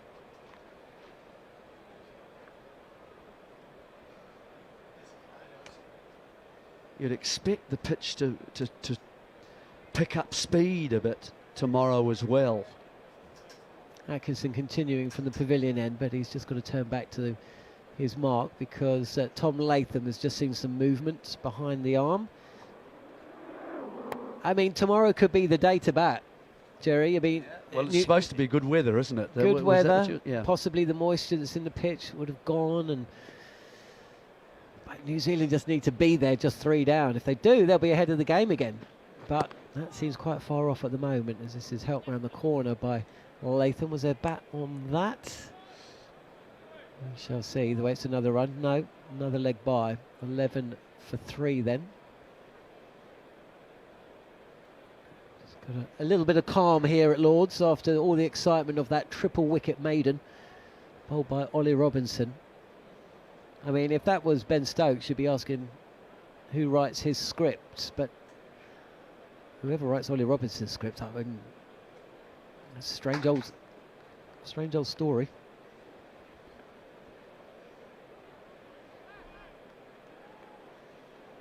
We wait again. Well, Daryl Mitchell does like to keep the opposition waiting once he gets himself ready. Atkinson is in, and this is pushed out to point. And there's a backward point and an extra cover. Bashir and Bethel, and they can't stop the run. So Mitchell gets off strike. 12 for 3. Not much on, though, for the New Zealanders at this stage. They're trying to desperately change ends and keep using the left-right hand that they've got and try and just alter the bowler's line that they can, but it's not easy. But there's nothing, no freebies on offer here so far from the bowlers. No, there isn't, but the field is in. You beat the field and you're going to get value for your runs, although it is a slow outfield. Touch too wide from Atkinson and left alone. And I suppose that's what New Zealand would be mindful of, but of course going for those kind of shots brings its own risk. I like the way that they're pushing the singles. I didn't like the single that Daryl Mitchell took, but I don't think Stokes is going to move that field around, even if a couple of shots reach the boundary. This is the time to strike. England have got to continue the work from Robinson as Atkinson is in. There's a shout for leg before wicket. Atkinson likes it, and so does the umpire. England celebrate, but Latham has reviewed immediately. Is that a thick inside edge? Third umpire to director. We have Well, a player we'll review find for out. LBW. Original decision out. I have checked the feed. It's a fair delivery. Front on please. Yeah, he went upstairs the Well, moment the he finger went up, didn't he? As it stands, it's... Has he? No, I don't Ball is think... very close to the bat. I don't think he has. Does he say he's touched it, or he thinks it's high? We're about to find out. The ball is just going past the bat. Oh, that might have hit the pad first anyway. It has. I certainly don't think that's an inside edge. He's just pushed towards it. I don't think he's hit that. Any noise, it's hit him's bat hitting the pad. Outside of impact in 9. He's got to go. 3 reds and you're out. Tom Latham's been given out a leg before wicket, and a review cannot save him. And New Zealand have lost their skipper. They've lost their 4th wicket. And England are all over their visitors. 12 for 4 now, New Zealand. New Zealand are missing the ball by so much. That is, he's not even close to that ball. I'm interested to see the position of his head. His head's away from the ball a little bit, and the ball's just cannoned straight into the front pad. He can't get access to that, can he? That's because the pad is in the way of where he wants to play. He hasn't got time to get the bat around that pad and in front of it. And so it's thundered into that front pad. And it's a decent decision. It's not hitting near the top of the stumps or hitting the side of the stumps as we saw in the first two. That's just palpably out. Did you see the pace of that delivery? Because Atkinson does seem to have added a yard, 88 miles an hour. And with that, flurry of excitement. I think you could leave now, John. Yeah. You're four. You've got four. Didn't I have the habit of doing this in New Zealand? You do. On Sport Nation? Yeah, you do. Was it just Sport Nation? I'll get out of here. Manners will be in very shortly after a word from Jerry. Yeah, well, that's 3 LBWs, and every one of them drew. It was close enough that the umpire said, yes, I can become involved. And then they've been proved, certainly on that occasion, out LBW. The other ones hitting the stumps. Sometimes you get those, sometimes you don't. But they go with the umpire when that happens. Certainly when more than half the ball is, or less than half the ball is hitting. So no issues with those. They've been able to beat the bat of the New Zealanders. Yeah, they fought their way back into the game, haven't they? 3 slips gully, leg slip, short leg, pushed away defensively by Tom Blundell, the new batsman, and it's picked up in the gully by Jacob Bethel, or at deepish backward point. 12 for 4. I don't think it's moved. I don't think it's moved prodigiously. Well, just enough. This is going to sound slightly contrary, but if it had moved any more, I don't think we would have had as many wickets. No, that's probably fair. There'd been a lot more playing and missing. There would have been a lot more playing and missing, you're right. But that one, you see, he just can't get... He hasn't got the bat around the front leg. The leg is in the way. Here is Gus Atkinson to finish his 4th over, and it's pushed straight back to the bowler by Tom Blundell. So desperate is he to get off the mark, he sets off for an impossible single. Atkinson fields and backhands the ball onto the stumps, but he had regained his ground. And after 7 overs, Tom Blundell has faced 2 balls. Daryl Mitchell has 6. And New Zealand are 12 for 4, having bowled England out for 140. They were 118 for 9, and how significant those 22 runs might, how significant they look right now between numbers 10 and 11. Josh Tung and Shoaib Bashir. Really has been a remarkable day. Highest number of wickets to fall on the first day of the Lord's Test is 20. That was between England and the West Indies in 2000. That Test match that finished in 2 days.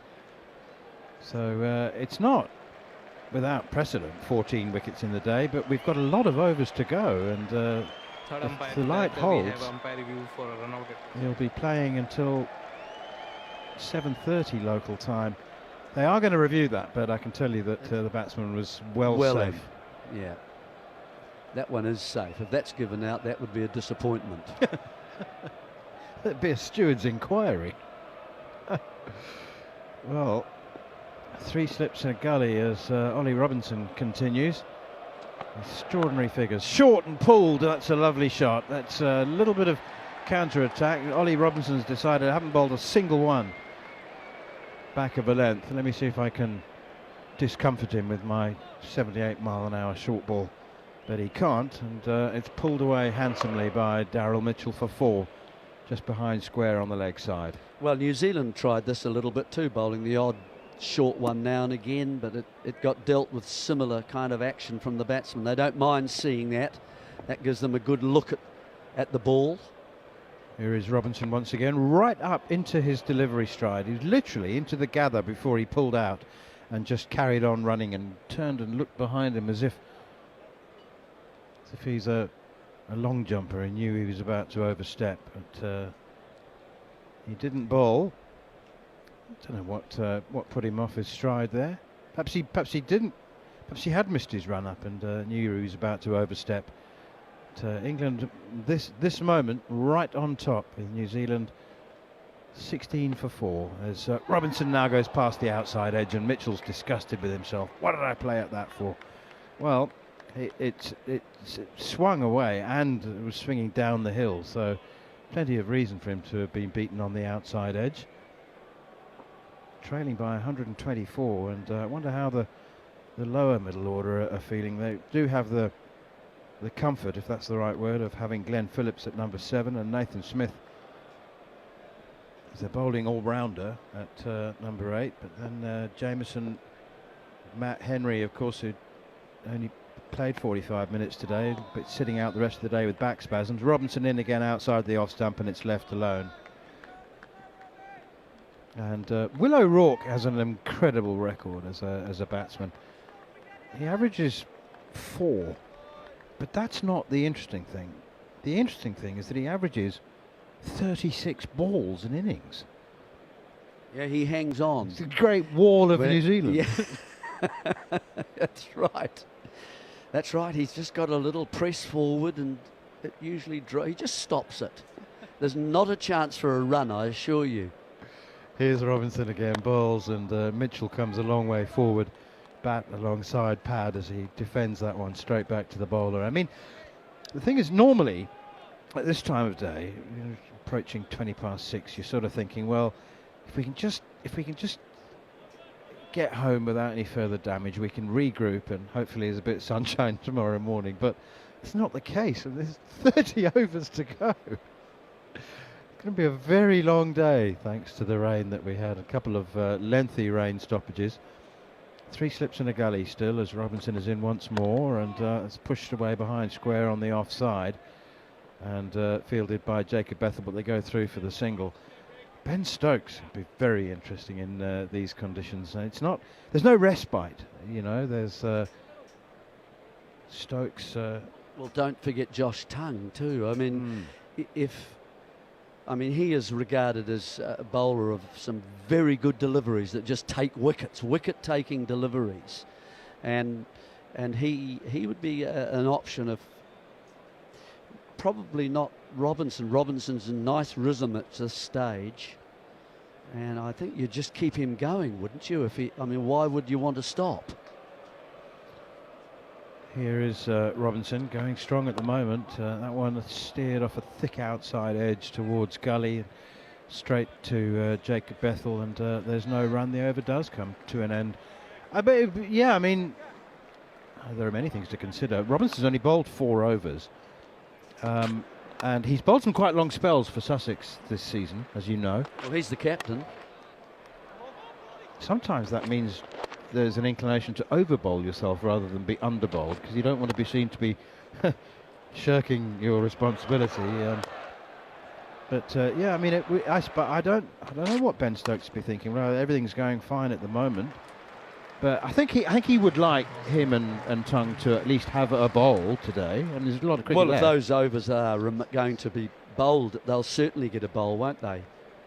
And that heavy cloud that was surrounding Lords just seems to have dissipated a bit, and we're getting a bit more light now.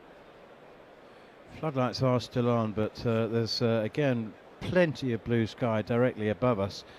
The sun is still being obscured by some grey cloud, but I don't know. I mean, scientists will tell you that cloud cover, you know, it's been scientifically proven that cloud cover doesn't make any difference. And I think their point is that cricketers feel that the ball does behave differently because it's more difficult to see, mostly. I think because Josh Tongue is into the attack now from the pavilion end, taking over from Gus Atkinson.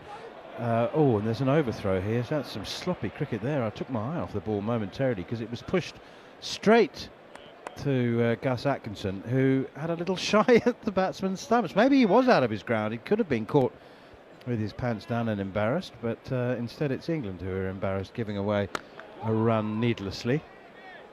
Tom Blundell will return to take strike. I think that it is. Everybody knows if you're a cricketer or not. You know, when the light changes quite dramatically, quite quickly, it does take 10 minutes, 15 minutes to adjust, and you don't see things as clearly as you have Anybody who walks from outside sunshine into a darkened room will know that. That's steered away behind square on the offside. It's a clever shot from Tom Blundell on the back of a career best, of course, in the opening test match of this tour against Ireland. Made 180. And so he'll be feeling confident and in form, and New Zealand move up to 18 for 4. Extraordinary scenes as Devon Conway was trapped LBW by Ollie Robinson. Kane Williamson caught it short leg inside edge onto the pad, and Rachin Ravindra LBW first ball. Robinson taking 3 wickets in his first over as New Zealand crashed to 2 for 3. Here is Josh Tongue once again up to the crease now. Bowls are right up in the block hole, and Tom Blundell, a combination of the dig out and the drive. Empty seats are increasing, but there's still far more people in seats than there are empty seats. But there are a few people who are thinking, well, I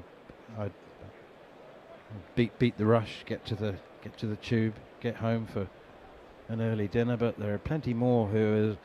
The murmur at the end of England's innings was one of discontent. It's now one of anticipation and excitement amongst the crowd as Tongue is in once more. Blundell plays defensively.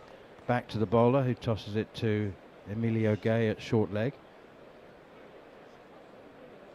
Good to see him in the game. Made 8 on his test debut at the top of England's innings. Looked calm and composed before edging Kyle Jameson to Daryl Mitchell at first slip. The first of 5 wickets for Kyle Jameson, who claimed his place on the Lord's honours board with 5 for 62 from 14 overs. Here is Tongue once again, bowls to Blundell outside the off stump, and it's left alone. He is quite deep there at bat pad, isn't he? I would say he's 5 metres away from a bat pad, and it's obviously one of those ones that they feel it's more likely to get a thin edge and then move from the body somewhere and balloon. Otherwise or it's a clip, perhaps a semi-clip off the pads. But that's quite a long way away for a bat pad, isn't it? It's about as far as that you can call him a bat pad. Here is Tongue once again, beaten outside the off stump. That's good from Josh Tongue, and Tom Blundell comes forward and just kept a little bit low. Kept very low in the morning session, which was only 45 minutes. 45 minutes before rain curtailed proceedings. England had progressed to 24 for 1, but it's been a clattering of wickets since, both sides. New Zealand now 20 for 4, Tom Blundell 2. Daryl Mitchell has 12 of those 20 runs, 20 for 4. With Latham gone for 3, Conway 1, and Williamson and Ravindra without scoring. 2 very evenly matched sides. I don't think that anybody had a differing view. That it was. I mean, a few people said England are favourites by the dint of the fact that they're the hosts, but the series between these two teams have been close in recent years. New Zealand won 3 in a row. England won the last one 2-1 as Daryl Mitchell backs away now. As Jon Norman said a little while ago, he's not averse to doing whatever he can to inspire a little bit of irritation in the opposition. And Josh Tongue was probably 3/4 of the way through his run up there when Mitchell backed away and went and did some gardening, picking up a few imaginary pieces of debris on the pitch, and he's now resettled, and Robinson is in once again, and he leaves that one alone. Left it on length, looked like. He left it, because it was back of a length, he left, and it actually hit him on the thigh pad, just dropped down harmlessly at his feet. So the only reason for using up a little bit of extra time at the moment is the irritation factor, because there's still a long way to go in the day's play, well over an hour with the extra time added because of rain stoppages. And there are resources with which New Zealand can rebuild in Glenn Phillips and Nathan Smith, one of these two. That's a good ball from Robinson, beats the outside edge. Mitchell pretends as though he's played inside the line a bit, but he definitely played at that one, and then swished the bat inside the line after he'd been beaten. Ollie Robinson currently has figures of 4.2 overs, 3 for 7. His first 3 wickets didn't cost him a run. Well, at the moment, New Zealand just can't get a bat, and they can't lay a bat at all on him. It's a slightly angled run, isn't it? He doesn't. I don't get the feeling that he actually accelerates a lot through his run up. He gets to the speed he wants to get quite quickly, say now, and it doesn't really go any faster. Here's Robinson again. Oh, Mitchell took a step and a half down the pitch there and tried to whack him either through the offside or straight back past him. He ended up sort of mistiming a baseball slug, and it's trickled back to the bowler. That's not very Daryl Mitchell in this scenario, and particularly in Test cricket. He is more of a grinder by nature, isn't he? Yeah, he likes to attack if he can. He felt that was wide enough, didn't he? But it didn't come onto the bat enough, and it's hit the bottom edge of the bat, and he's closed the face on it. So he's almost just hammered it into the turf. They're off, aren't they? What? There are 4 England players who have sprinted off in order to help somebody correct the sight screen, I think, unless are we having a drinks break? I think it's a drinks break, but it was the fact that 4 of them they looked at the umpires and they just sprinted from the... Mitchell's broken his bat. Daryl Mitchell broke his bat playing that shot. It's either gone in the handle or it's taken a thick chunk off the inside edge, and 4 England players took the opportunity to go and have a gentleman's break. I hope there's 4 facilities available for them, because they all went off. Otherwise, you want to be the one at the front. That's why of them. they were running so hard. I'm staying here at the lead of this. You wanted you want to be the first guy there, don't you? Not waiting for the other guys. No. There's some member there, and you're tapping him on the shoulder. You're almost done, sir. The umpires have used a bit of common sense and have used the unscheduled break as a scheduled break, turned it into a scheduled break, and they've brought the drinks break forward by 10 minutes or so. Well, it's been an interesting sort of mini session, hasn't it? The first part perhaps to England as well, because of those 22 runs or whatever it was between the last 2 at the crease. And things were looking pretty comfortable for them, you'd have to say, as the New Zealanders were having to extend their 2 tall men and try and bowl a little, a bit more, a few overs that they can take that last wicket. Well, they did finally.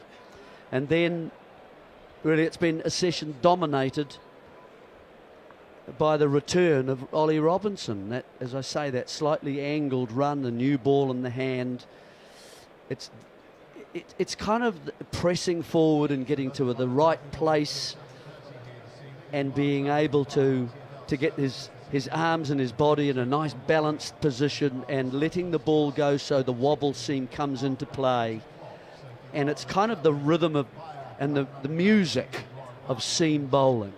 That's what we've seen. Nice, rhythmical, balanced seam bowling. Letting it go at the right time, at the right place, angling it towards the batsman and seeing it move from there. And that's what's brought about the difficulty, so that they cannot lay a bat on him at the moment. So since his debut, I can tell you this, Jeremy, he is the 11th most defended bowler in Test cricket. I don't think that necessarily means he's the most accurate, because there might be other people who are defended for other reasons, but it does tell you that he doesn't bowl many balls that you can hit, and he just keeps coming at you and at you. And when that new ball's nibbling around, it's tough. Who are the bowlers who are more defended? I think Boland is one. Akshar Patel is another one. Off the top of my head, I don't have the full list in front of me. Bumrah might be another. No, should be. I suppose Bumrah gives you balls you can hit a little bit, though, doesn't he? Before he gets you, yeah. It's not as if I think I've got them here. It's not as if he's impossible to defend, Robertson. I think he takes a wicket every 60 defensive balls, whereas Scott Boland takes a wicket every 39 defensive shots, I should say. Rabada, Bumrah, there's another one, Muhammad Abbas. So there's a lot of guys in front of him, but he doesn't let up very often. It's very funny that since the decision review system came in, how batsmen regard LBW's decisions, which are reviewed and are shown to be just clipping the stumps, as bad calls. They say, oh, well, you know, he's guessing there, the umpire, you know, that most would have given that not out. Here comes Robinson. Oh, and that's gone to short leg, and Emilio Gay has a flick at the stumps and misses. And I'm pretty sure that Daryl Mitchell was out of his ground. Absolutely was. He thought he'd got away with a run there, and he took the first stride. So the back foot came round as if he was taking off for a single, a quick single. Gay had it, and he threw in the one moment and one movement and missed the stumps from probably 3 metres, and it went to his right hand as well. Oh, he might have been back. Might have been back. He's batting a foot out of his crease anyway. Yep. No, he did very well to actually get back at all there. Gay's quite a way back at short leg, so it's a longer throw. Jeremy just mentioned that. He's very deep, isn't he? Here's Robinson again, and Mitchell plays defensively once more up towards mid-off, and fielded by Shoaib Bashir, galloping in enthusiastically from mid-off. Now that's the sort of length that Mitchell wants to create by moving up out of his crease and coming at the bowler. That gave him enough time to see that, and there was a measure of comfort about defending that one. So it was a little bit wide, yes, but it was short enough that he looked much more comfortable about playing it. Even though it was no run, there wasn't the threat attached to it. Robinson again in now. Oh, he's bowled him! He's left it alone. He's played no shot. Daryl Mitchell has played no shot, and I think the ball has ricocheted off either the pad or just to hit the top of the pad, but he's nipped that one back straight up the hill. No shot offered. Quality seam bowling. Daryl Mitchell looks the fool, but he's been made to look one rather than doing it to himself. Yeah, I called the Jamie Smith one terribly earlier when I thought that was a ball that he shouldn't have left. That one again, that is short of a length. It's outside off stump, and that has seamed back massively. Maybe if you'd seen Jamie Smith's ones earlier, Jeremy, you could say that Daryl Mitchell shouldn't have left it, but anyone in world cricket sees that ball delivered to them and thinks to them that that's not hitting the stumps, and it has come back and smashed them. Partly to do with the angle that he takes and runs in, partly because he's pitching it, but he's able to get the ball hitting the seam, isn't he? And he's hitting the surface hard enough that it's gripping and going either way. Mitchell had no idea about that, really. He thought that was missing by quite some distance. He looked comfortable until he heard the noise. How comfortable do you feel in the 11th over with Glenn Phillips coming out to bat? It's a bit early. Oh, well, it's just been some lovely bowling, hasn't it? I mean, this one's no shot. Even if they're playing shots, they're beating the edge as well. So, I mean, he's just on top at the moment, and good on him. That's just skill. I'm not sure if we can live with that. I'm not sure. And he's got conditions that suit him. Definitely. I'm not sure Glenn Phillips comes in to bat this early in T20 cricket, Jeremy. Might get a nosebleed here.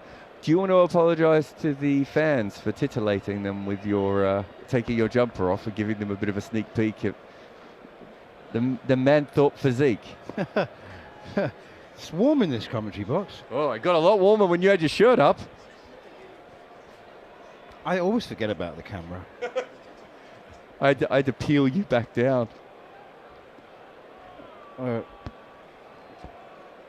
Apologies. Here is Josh Tongue continuing his 2 slips and 2 gullies now by the looks of it, and Tom Blundell comes forward, pushes that one out to short leg. Emilio Gay does the fielding. So why the gap between second and fourth slip? Why is there no third slip? There's first, second slip and a fourth slip and a fifth slip. Is that something to do with the way he sort of pushes at the ball, maybe? I honestly have no idea. I could sound as though I know what I'm talking about and have a guess, but it seems peculiar that you'd have this random gap between second and fourth slip. 1.2 degrees deviation on that one. Here is Tongue once again bowls. Blundell guides it into the gully. It's fielded by Jacob Bethell, the squarer of the 2 gullies. It's also a leg slip. I just wonder if he's a player. So there are players who are nickers, but there are also players who are kind of guiders. So Kane Williamson might be someone that you might put into that. Maybe they're just thinking that the ball's more likely to go to that sort of gully line than it is to slip. There are players who open the face when they play sort of towards more cover point as opposed to playing straight back down the ground. So you might be thinking with a bouncing ball of Josh Tongue that the 2 and 2 guide it off the face of the bat. Here is Tongue once again, and Blundell does play a lot into the cordon, and does so again here. As well, I think you've exactly described his technique. He just opens the face of the bat, doesn't he? And whereas others would be either blocking or pushing square of the wicket, he's guiding it into the cordon along the ground. Something like Darryl Mitchell will stand up straight, tall, and try and sort of Matthew Hayden as well, full face of the bat, straight back down, see the full studs, whole thing's coming towards you. Where some players like Blundell are a little bit more side on, let the ball come and play the ball as late as possible. And that one outside the off stump, past the edge into the gloves of Jamie Smith. You know what I'd like to see now? I'd like to see Ben Stokes' sense of humour. I'd like to see him just have a little tap to Ollie now and say, like, okay, have a breather. I fancy a go myself now. Yeah. Well, I thought you might have come on from Josh Tongue's end, Ben Stokes, because I thought this sort of surface, I think Ben would be a handful running up and bowling, the top of off stump, the way he's skiddier trajectory. I thought he might have brought himself on before Josh Tongue, but Josh Tongue's been England's best bowler over the course of probably the last 12 months. And it is Tongue from the pavilion end, and pushed defensively by Blundell. This time doesn't open the face of the bat. Have we spoken much about Ben Stokes' birthday today? He's 35. Yeah, 35. 35 today. I think if from Ollie Robinson's point of view, you just keep him going. You just got to keep him going. Keep him going as much as you possibly can. I think the biggest criticism that he's had, in recent past and when he came out of the team was his ability to keep going and his durability. At this moment in time, he's got 4 wickets. He's bowled unbelievably well, and England want this day to carry on and him keep bowling. Here is Tongue once again. A little bit of bounce, pace as well outside the off stump though, so Blundell doesn't need to play a shot. And New Zealand are 21 for 5 in the 11th over. Ollie Robinson has 4 for 7. Truly extraordinary day. And well, it might have been very different had New Zealand not dropped Harry Brook, who made by far and away the top score of the day with 56 from 71 balls, dropped by Devon Conway at point on 8, and again on 45 by Rachin Ravindra at deep square leg as Blundell plays defensively once again to Josh Tongue. It was a short ball which Harry Brook slapped. It was a short ball from Will O'Rourke, which Brook cut to Conway at point, but it pretty much went straight to him at chest height, and he'd be very. Brook had 8. I mean, it doesn't always work like this, but if you treat it as a straightforward mathematical equation, then England would have been bowled out for 70. Yeah, I mean, it was a catch that 9 times out of 10, 8 times out of 10, a good backward point would catch comfortably, really, really comfortably, and it has cost them. You think, what's that, 161 for 15 we are so far, and Harry Brook got 56 of them. So it just shows you how difficult this surface has been to not only to bat on, to build an innings. I mean, Bull's face so far in this contest has been very, very small per batter. Here's Robinson continuing. That's a little inside edge onto the pad, and it's collected at short leg by Emilio Gay. Do you know what? We've seen many pitches between us around the world which you say, like, it's a nightmare, it's verging on unplayable, it's absolutely filthy, but I can't think that any of those adjectives or even those sentiments apply to this one. Yes, it's been difficult. It's done a bit. It's done a little bit. And sometimes when but it not just a lot, not lavish. That's the problem for me. Sometimes when it just does a little bit, that does enough to catch the outside edge. When it's lavish, you play and miss. Yeah. Here's Robinson again. It's pushed away defensively by Glenn Mitchell up towards mid-off. Well, it seemed and it swung, so it is the combination, right? So, there's certainly 4 or 5 wickets probably New Zealand got that had swing. You've also then had, when it has seemed massively, it seemed to have seemed massively back at the stumps. So the Devon Conway one, the 2 leaves, Like, they were all going over 1 degree, right? So that's not the time. You want it to seem a huge amount away from the stump so you can't hit it, right? You just miss those. So it does feel like there's, I wouldn't say bad luck, but when it's gone in that direction, there's not much you can do about it. Here is Robinson again, and it's clipped away out towards mid-on, and they go through for an easy single. But when we get back to our respective abodes and on the way, if anybody sees us and they say, like, gee, I seen the score, was it a bad pitch? You're not going to say yes, are you? No, I would say it was a difficult pitch, but I wouldn't say it was a bad pitch. I don't think it's been dangerous by any stretch. I don't think it's... But the ball hasn't sort of been there. You've got to give credit to the bowlers. The bowlers have had, the assistance, but you still got to put the ball in the right area. And I think England and New Zealand, by and large, have put the ball in the right area. 4 slips a gully in a short leg now as Robinson is in, and it's left alone. Confidently, perhaps semi-confidently by Glenn Mitchell. You've just seen Daryl Mitchell leave one from Ollie Robinson, which is nipped back up the slope to crash into off stump. So you're going to be questioning yourself leaving. It's Tom Blundell, not Glenn Mitchell. He was right across, though, Tom Blundell. He was right across the stumps. I mean, he was making sure that if it nipped back, it hit him. Steered away now by Tom Blundell, but past Jacob Bethel, and they go through for a single. Jeremy and I were watching some footage of the Kiwis against Ireland, and almost all of them took off stump guard at one stage or another, mostly to begin with. So I think they've come over here with this theory. In Williamson's case, he was taking an off stump guard and then had a trigger movement outside off stump. So you could see leg stump when he was batting. So I think that they've really thought about this. Not sure it's worked, Tommy. No, if you remember, there's a few England players did that a few years ago. County cricket as well. Yeah, county cricket. Ollie Pope.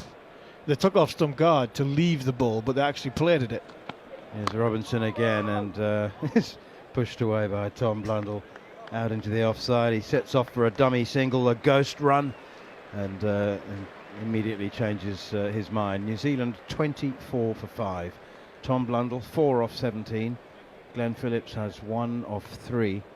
Just to make sure, so Glenn Phillips is batting, and Daryl Mitchell has been dismissed. Is that right, Manus?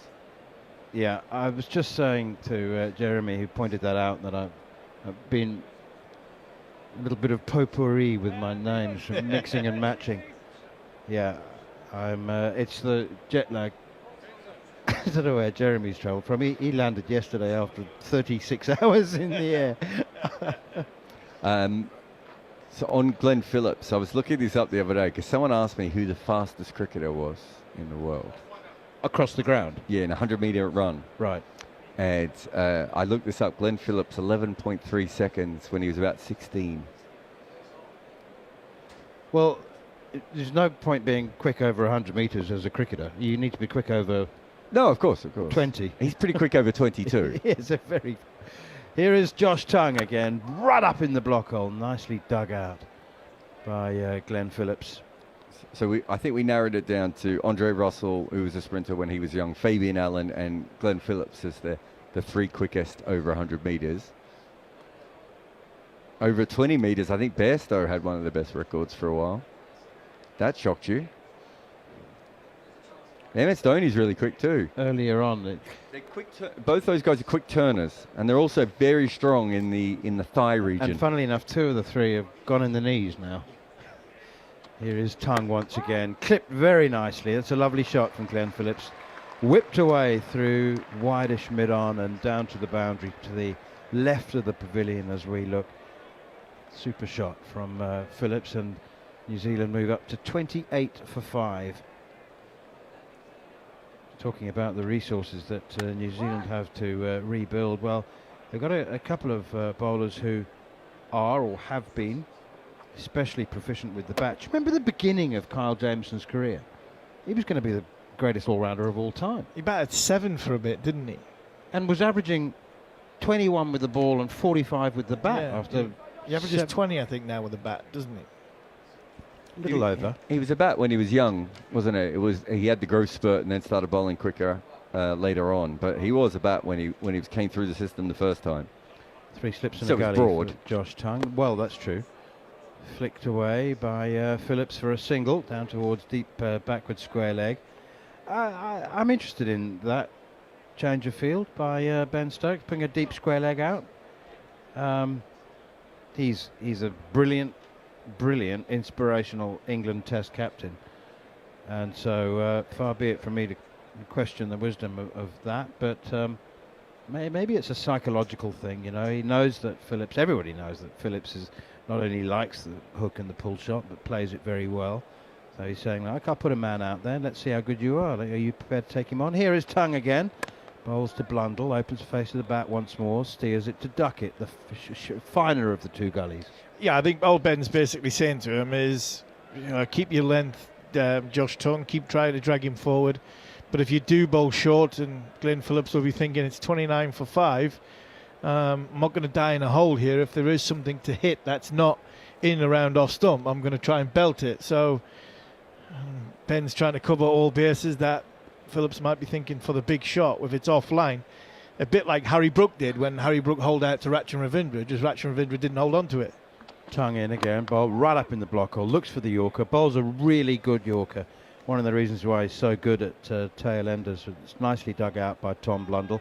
Now then, Ollie Robinson has 4 for 10 in 6 overs, and Ben Stokes has been doing some limbering up. Yeah, I try and keep Robinson going as long as I possibly could. I've been watching, obviously, with the big thing for me was not about his ability. His ability is never going to be in question. It's about his durability and his speed. I think his speeds have been between sort of 77 and 81, and he's kept them up for that 6 overs. Here's Tongue again from the pavilion. Bowled him! Off stump, out of the ground. That one also may have just held its line or possibly nipped up the slope once again, and Tom Blundell loses his off stump, and New Zealand are 6 down. Josh Tongue has been England's form bowler for a while. Ollie Robinson has stolen his thunder in the limelight today, but no surprise that Tongue has a taste of the action. 29 for 6. 90 mile an hour that was. 90 mile an hour at the top of off stump. Talked about, if I sort of sat here and spoke so highly of the ball from Will O'Rourke to get Joe Root out, that is something similar. It's angled towards the stumps and it's just held its line. It's held its line up the hill. I don't think it's gone up the hill. I just think it's held its line, and it's smashed off stump. And I mean smashed off stump. Off stump is broken. And your cameraman is coming on to fix off stump. The base of it's still in the ground, and the rest of it went cartwheel, and Blundell goes for 4.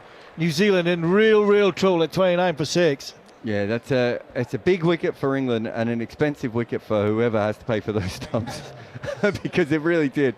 They've replaced it out there, but beautiful delivery. It didn't feel like it did all that much. I don't know if he was playing just for it the to angle, come back I think. Yeah, because he played inside the line, and maybe I think he's thinking the angle coming down a slope. I mean, it's the way, because Tongue bowls from above his head, it makes it feel every ball's coming back at you, but either way, you know, once you've seen as many balls as we have today deviate, they get into your head. And Blundell, one of the big problems we're seeing with New Zealand here is they don't put any pressure back on. They're just sitting. They're basically batting in a way, Harmy, at the moment. Like, they're terrified they're about to get the magic ball on a pitch that has so many magic balls. They're going to get the magic ball, and I think that's why Ben put the man out for Glenn Phillips. To think, well, at some point somebody's going to have to counterpunch here, and Phillips is normally the man. You know, from a batting point of view, you're also looking at it and you're thinking, you know it's going to turn, but you don't play in your instinct, in your eyes, and your repetition of facing the ball. You're playing for what you think instinctively, what the line of the ball is that you're picking up. And I think that has caught a few people out today, whether the line of the ball and then the deviation, whether the deviation's been big or small, it's caught the outside edge, or they've left it, the ball's gone and hit the stumps. It is Ben Stokes replacing Robinson for his first over from the nursery end. First delivery is tucked away on the leg side by Glenn Phillips, and they'll go through for a couple as chased by Josh Tongue out towards from mid-on out towards deepish mid-wicket. That's that's fair enough. I think, you know. I mean, Ben Stokes is bowling beautifully. I mean, he's you know, these are conditions that the extra pace, and I guess I know what you're saying. Robinson's bowling. I think I'd have given one more. I'd have given one more just for the fact that probably now Phillips is going to come hard at, and I would rather have seen him come hard at Robinson when Robinson's in a groove and in it, rather than come hard at Stokes when Stokes is trying to sort of feel his way into a spell. I think if Robinson was to bowl and get a 5 and get somebody else out here, you could leave him on for the rest of the night.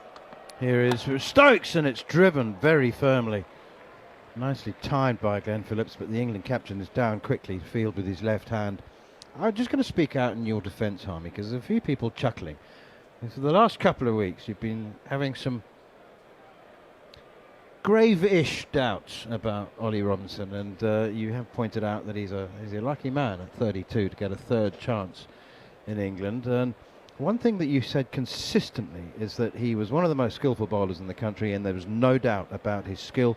He was capable of extraordinary things. Here's Stokes once again, driven and not timed by Phillips up towards mid-off. The questions you had, and I'm speaking out in your defence here because you're too modest to do so yourself, was never about his skill. It was always about the second and particularly the third and fourth spells, and whether he could do it over a sustained period of time. Those questions have yet to be answered. Yeah, they won't get answered this week, and I didn't expect him to get answered this week. It's Trent Bridge, it's Headingley when Pakistan come around. It's coming back here to Lords again.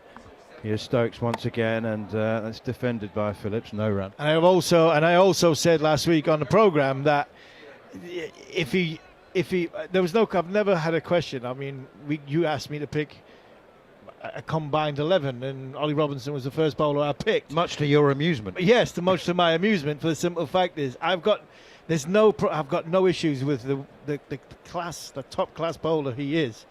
And the clear issue is the durability. Is he coming back? Looking at the speeds, he bowled 77 to 81 there. He's got to bowl all these spells like that. Here is Stokes once again. A little bit of extra bounce there, and it catches Glenn Phillips by surprise. And he rides the bounce well and steers it away square of the wicket on the offside.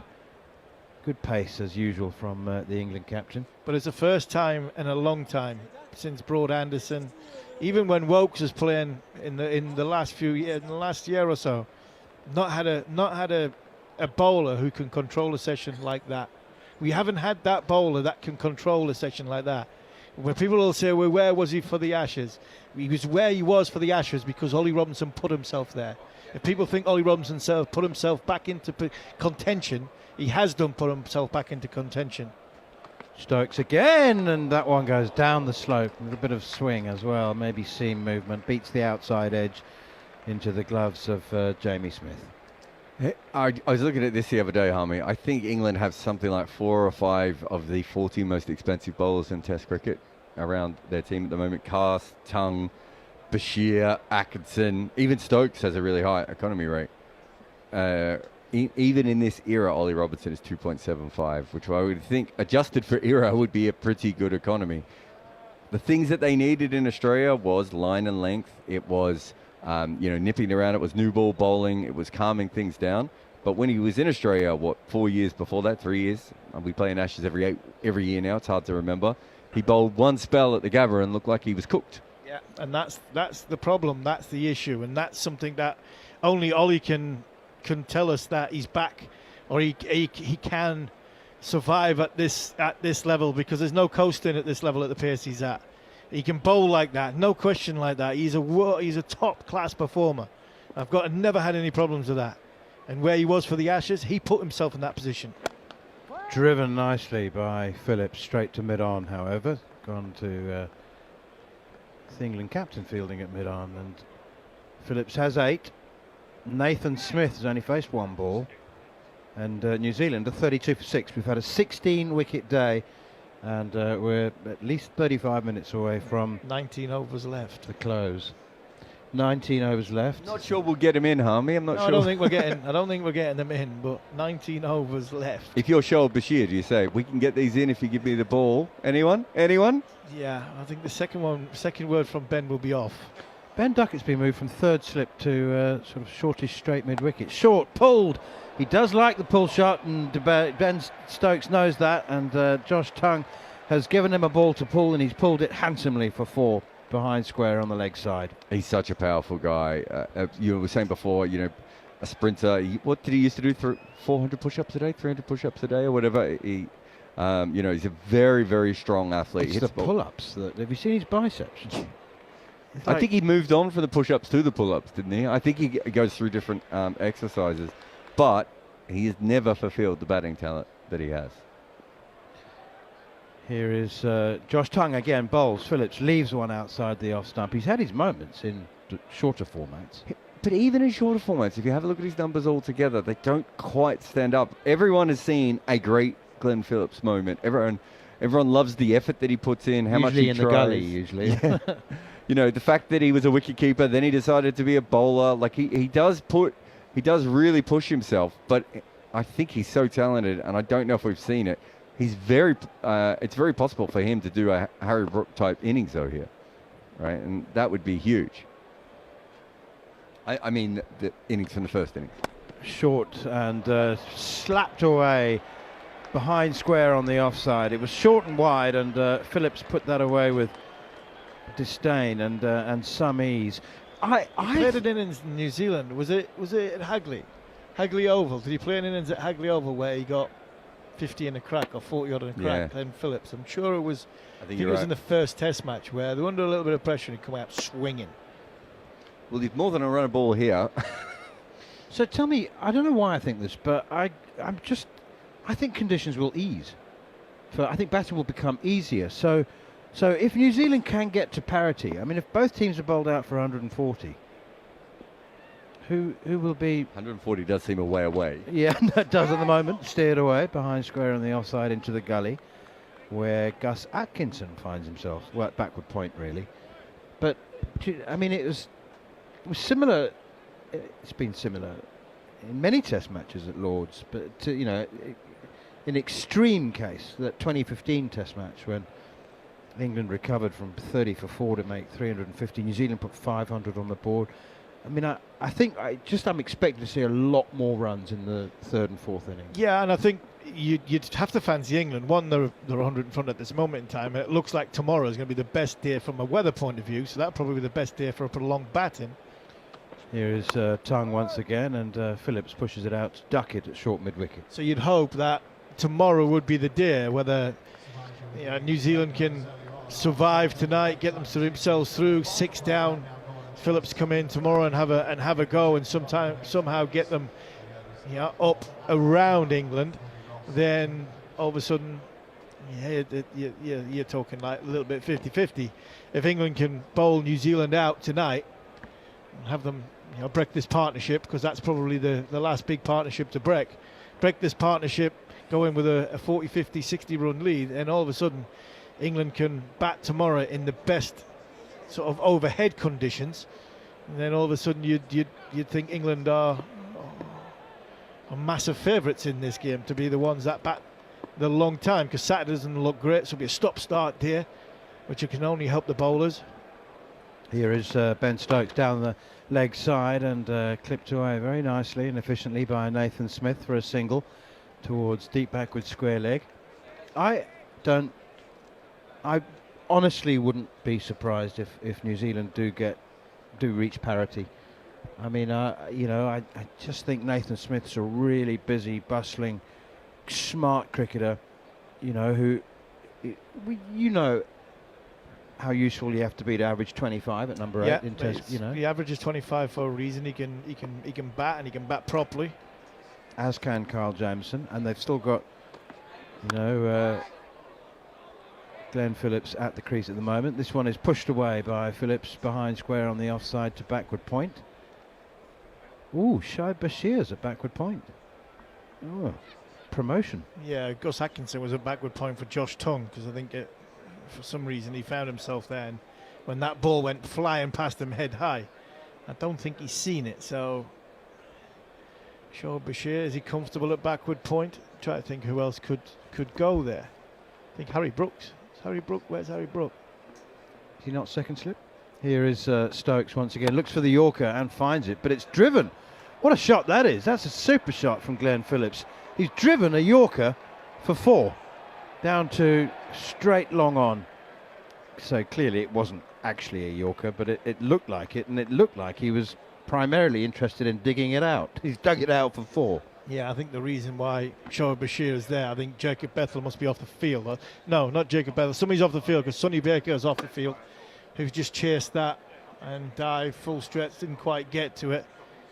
A good Yorker from Ben Stokes. We had 80 miles an hour. Here's Stokes again. Short pull shot attempted from Glenn Phillips. Misses it. Crashes into the pads and trickles away behind square on the offside and is collected. It is Harry Brook. So it's Joe Root first slip, Harry Brook second. That hasn't changed, has it? Ben Duckett third. I'm trying to think who's off. Ben Duckett third, Jacob Bethel. And then I'm trying to think who was at backward point. Emilio Gay's at short leg. Ollie Robinson and Sonny Baker are at mid-on and mid-off. It must be Gus Atkinson that's off. Gus Atkinson's either off or Josh Tung's just gone off. Josh Tung's off.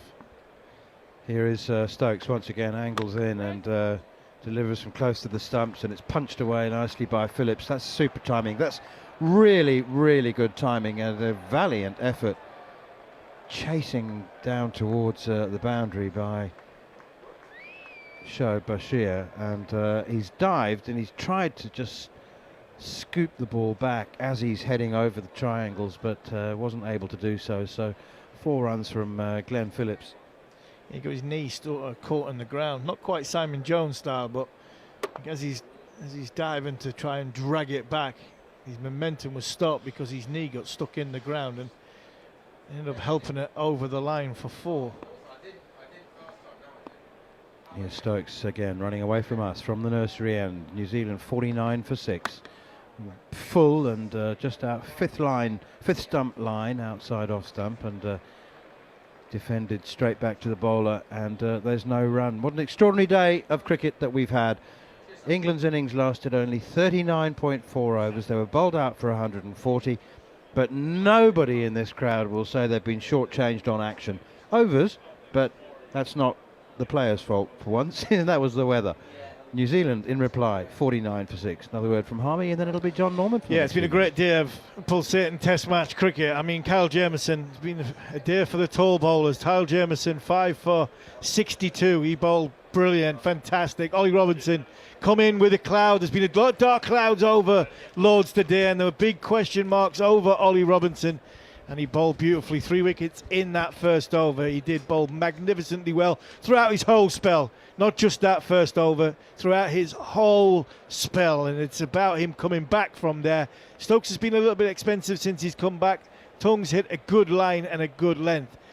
But Glenn Phillips is looking as though 24 not out. He's looking to produce that counter punch that New Zealand need. It is Tung continuing to Smith, who I spoke to yesterday. He was chipper, would have been chipper at the tea break. England 118 for 8 and then walking off with a couple. But now very much up against it. 49 for 6 in New Zealand. And as you say, Harmy, well, it's been a bowler's day, isn't it? I was just having a quick look at that scoreboard from Melbourne when Australia were batting in second innings at the end of day 1. I suggested that might be the case here today, but we shall see. Tung again is in. This is pushed out to cover and there'll be a run here. So 50 up for New Zealand. Smith moves to 2 and Phillips has just got to play like this. You know, I was listening to you and Manners talking, and yes, if New Zealand can get up to parity, 140, but that does seem like quite a distance. They just need to get through to stumps now, because I have the feeling, as you do and as Manners has said, but it's going to be, the batting day is going to be tomorrow in this Test match, you feel. If they can get through to stumps without losing another one, 70 for 6 maybe, and then in the morning, that's when they can get up par, and then we'll see. One innings game are always fun, but they're going to be shell-shocked Tongue in again. Oh, this just leaps up, and Phillips throws his hands up at the ball. He's actually played it as well as you can.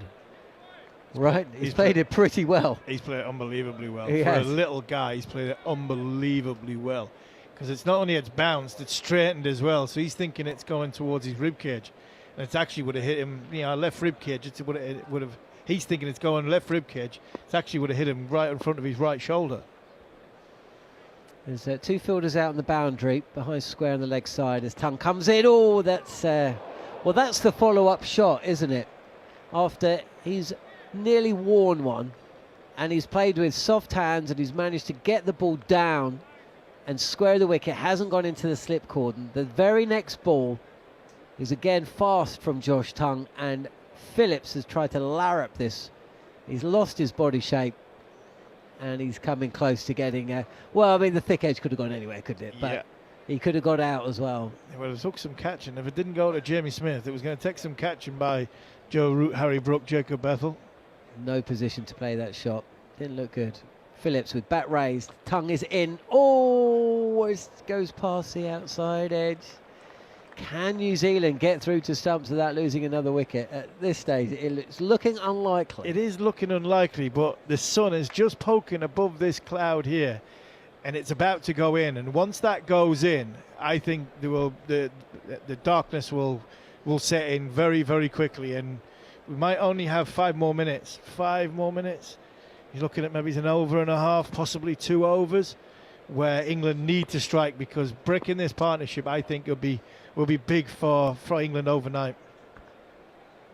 Tongue again past the umpire, and there's a bit of a yes-no there. That's a good run from Smith. It was just Phillips. He just lost track of where the ball was. Actually, no, he was ball watching, and Smith has called him through, and Phillips wasn't sure, and then just went. Every run matters in low-scoring games. This could yet be an absolute classic. Could be. Yeah, I think New Zealand need another 40.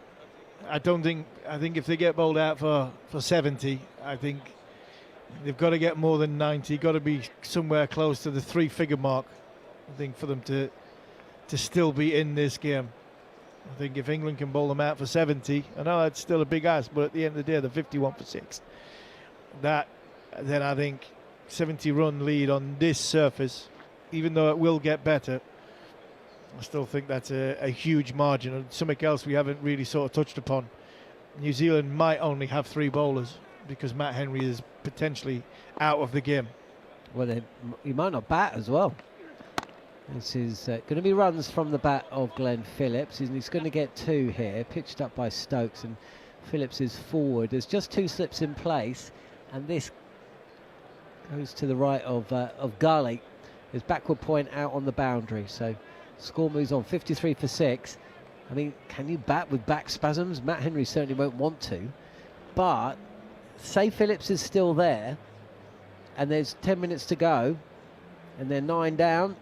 Would Henry go out there? Yeah, he'll go out. Back spasms, he'll be able to go out, even if he just try to stand still and fend for his stumps. Stokes again is in and left alone by Glenn Phillips, who's 27 not out. That must be, it's the second highest score of the day. I'm not sure there's been we did talk about a sliding doors moment, didn't we, with that drop of Harry Brook when he was on, what was he on? I haven't made a note. 9, I think. The first one was 9. 9. The next one was about 20 odd. See, that's the thing, 140 all out. I know Manners was talking about lower order runs. He does love them. 22 for the last wicket, the 10th wicket. But if Brooks out early, then it might have been England. He's hit on the pads here, and Stokes wants it. The slip cordon go in, but only because he's a skipper. No, it's just gone up the hill. I don't think it's. I think it's gone up the hill. It's just kept going with the angle. It hasn't come down the slope. It was always just going up the hill. Yeah, that's what I mean. Because immediately Jamie Smith behind the stumps after giving the big one just said, "No, it's going down." I think Ben knew as well. Ben knew straight away. Any other bowler, I don't think the keeper goes up. I think it's only because he's the skipper. Yeah, I just think they're going up because everything, you're at 53 for 6, you're appealing for everything, aren't you? Well, it's been about 20 minutes since they've had an LBW. Stokes again, this is pitched up and driven. Now, again, the sound, you heard that in your cans there. Fast rewind to the start of the day, and Neil Manthorp continually made comment about the sound of the ball clinking off the bat. Duckett tried to drive 3 or 4, and it was just making a really odd sound. And that's the same sound we've just heard. That ball would have gone comfortably down the leg side. Harry Brook aside, and he was dropped twice, there hasn't been a batter out there that's looked... I would say the best time shot of the day, I think, was Josh Tongue through cover point. Here is Stokes again. This is down the leg side, and that may well be 4. He's just lost his radar there. I think the best, it is 4, 57 for 6. I think the best time shot was the one we saw over 2 ago, which Bashir tried to field, and it went over the boundary from Phillips. For me, the best shot, the one was more time Bashir off Willow Rock, I think it was. Back foot punch up the hill. Well, that suggests that it gets easier to bat, doesn't it? Yeah, well, you would think so. Although New Zealand have only had 3 bowlers. Yeah, the only first 18 overs. It was also sunny. Yeah. They've only faced 17.5 overs. 57 for 6. Stokes, who's gone for 18. And this is left alone by Phillips. Just a fraction of width. He's not quite got his radar right as he is at Stokesy at the start of his spell. He took Robinson off. I'm bringing him back now. I think I'd look across to Ollie Robinson and say, right, give me 10 minutes. Give me 15 minutes. I don't think we're going to be still going at 7:30. Give me 2 overs from this end now. I think it might happen. Tongue will continue. He's been... I wouldn't be surprised if that Yorker comes out in this over. He's tried it a few times. Phillips at the other end. He's 31. Nathan Smith, the new batter, is 2 not out. New Zealand 57 for 6 here on the talkSPORT Cricket YouTube channel. Thanks for joining us today. We've had hundreds of viewers and comments along the way. It's been so much going on. We haven't been able to get round to all of the questions as Tongue comes in, and there'll be runs here as Nathan Smith gets the ball past Emilio Gay, who's at forward short leg, and Ollie Robinson runs across from mid-on to field, but the score moves on to 59 for 6. New Zealand get up to 100. They're in the game. Yeah, again, 90 mile an hour from Josh Tongue, asking the questions. Good delivery in the stumps. You got England just hedging their bets a little bit. They've got an extra cover in. 3 men on the leg side. They've got an extra cover. Only 2 slips. Tongue is in. Short delivery, and Nathan Smith shapes to pull, but it's too short. And he continues through with a shot, but he's ducking he's pulling the bat away from the ball. He'd do well to reach that. That was a bit too high. He's not reaching that. I think it's a wide, if anything. There was a couple of deliveries. I think Willow Rourke went through a 15-ball spell where he bowled 7 or 8 bounces, and probably 4 or 5 of them could have been given a wide. So the umpires aren't. They're giving a bit of leniency towards the bowlers. That was high. I think the batting team will feel they need every run or extra they can get right now. Left alone this time by Nathan Smith. And the lengths have just been pulled back a little bit. He's a bit he's of 2 lengths, isn't he, Josh Tongue? Yeah, that tends to happen when you're a release point tall bowler the way he is. There's not many big tall bowlers that release it from 2 meters that find that fuller length. I can think of Ollie Robinson, I can think of Kyle Jamieson, I can think of Jason Holder. Not many others of a bowler of 6'5" and above will bowl that a little bit fuller. Here he is again. Oh, that kept a little low and didn't go too far from off stump as well. We've seen a few batters shoulder arms to ones they will tonight wish that they'd played a shot to. Jamie Smith in England's innings and Daryl Mitchell in New Zealand's. Was there another? No, shouldering arms. I think they were the two, weren't they? Yeah, there was two. Jamie Smith for England, 55 for 5 at that stage. England, 20 for 5 when Daryl Mitchell did the same thing to Ollie Robinson. Given a send-off as well by Robinson.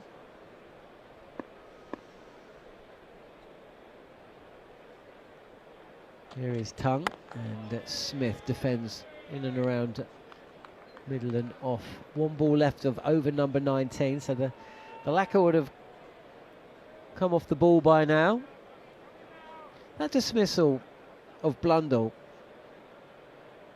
it didn't do a huge amount, but it just does show what happens when you can bowl at 94 miles an hour. I think it also shows the slope and what can sometimes be sort of the optical illusion of batting at Lords. He's playing down a line where he thinks he's got the ball's coming down the hill to him, and it's just held its line.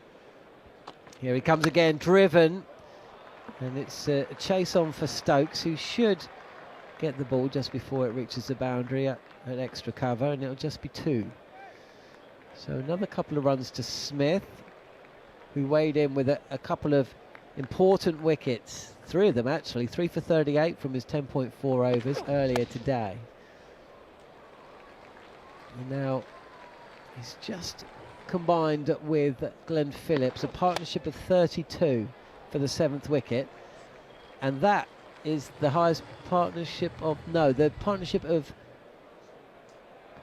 49 between Stokes and Brooke for the 6th wicket for England. That's the highest partnership of a day, which has yielded 16 wickets, and with 20 odd minutes to go today, I'd be surprised if there wasn't another. Yeah, hopefully from an England point of view we'll get another wicket, but I think the light meter's just been out. Stokes is going to continue. Yeah, I might have a little go at Robinson, you know. He's on the crest of a wave. He's got a chance of a 5 for. Got 2 overs possibly left at this end, and that'll be it. I should probably know the answer to this question. Obviously, when the light gets too bad for fast bowlers, the umpires will give the option for the captain to bowl. I'm not sure they will at this time of the day, though. Here is Stokes continuing over number 4. This is pushed out to cover point where it's fielded by Ben Duckett. No run.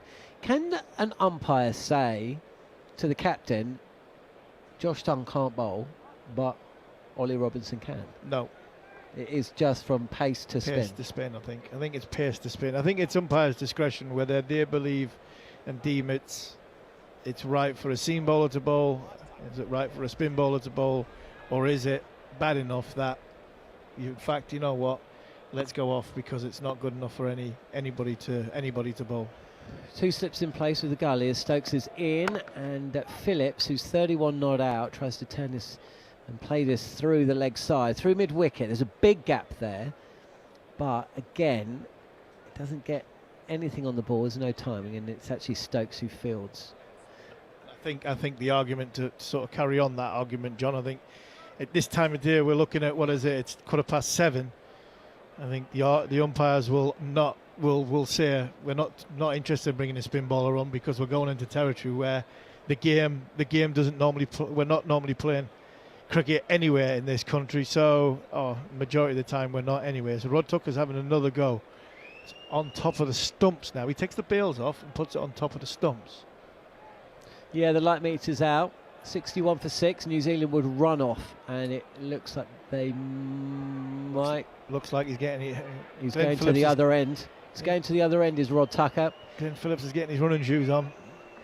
Well, we've got 10 minutes left in the day. What a day it's been. We will be looking back at all the action.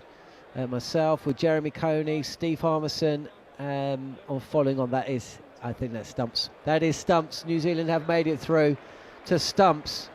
Just 61 for 6. An incredible first day of this series. And New Zealand will feel they've got a chance. And it's thanks to Glenn Phillips, who's unbeaten on 31, didn't bowl, and Nathan Smith, 6 not out. The second highest partnership of the day, a 16-wicket day.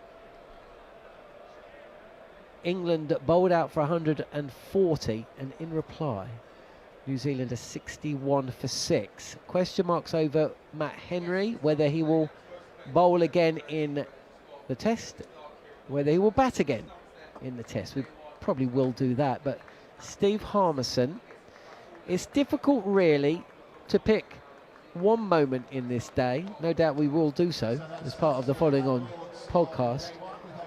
But before we go to that show, your thoughts at the end of what's been an action-packed one here at Lord's? I mean, it's been a brilliant day of Test match cricket. For the amount of cricket that we've had, I don't think the crowd have been shortchanged in any way, shape or form. That's 60 overs, just short that we've had, I think 59 overs. I mean, the big thing for me is Ollie Robinson. Yeah, I've been critical, and I think quite a few people have been critical and wanting to know what's and how and, you know, the change of what he's at. I don't think all the question marks have been answered. But the one thing that we've never ever doubted is the ability when the clouds are over and the ball has got the pitch has got a little bit in it. I think my moment of the day is we've got that bowler back that can give us control in the start of a session when the ball's doing something, to put the captain in a position to put the opposition under pressure and control the session and control the day if he so fits, if he gets that chance. And that for me is what Ollie Robinson gives. That's what Jimmy Anderson give. That's what Stuart Broad give. And that's what Ollie Robinson's done brilliantly today. England at what, 5 o'clock tonight, 5 o'clock, you were thinking, you know what, tin hat job, McCullum's going to get some stick, the regime's going to get some stick. It just shows the fighting qualities that this group have. They really do stick together.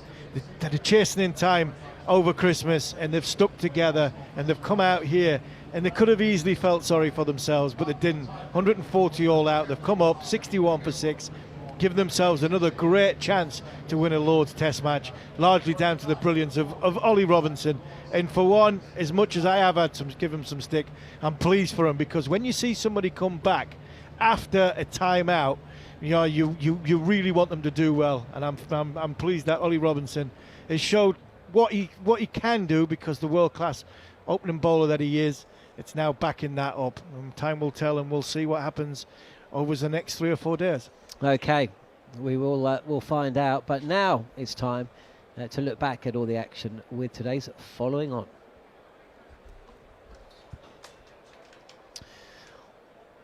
Well, welcome to Following On live at Lord's on the talkSPORT Cricket YouTube channel and via the Following On podcast feed. I'm Jon Norman, alongside former Kiwi captain and all-rounder Jeremy Coney, as well as a former fast bowler of England, Steve Harmison, on a day which has given up 16 wickets, which is incredible in itself, but we only had 60 overs of play. So what would have happened if we'd had the full quota?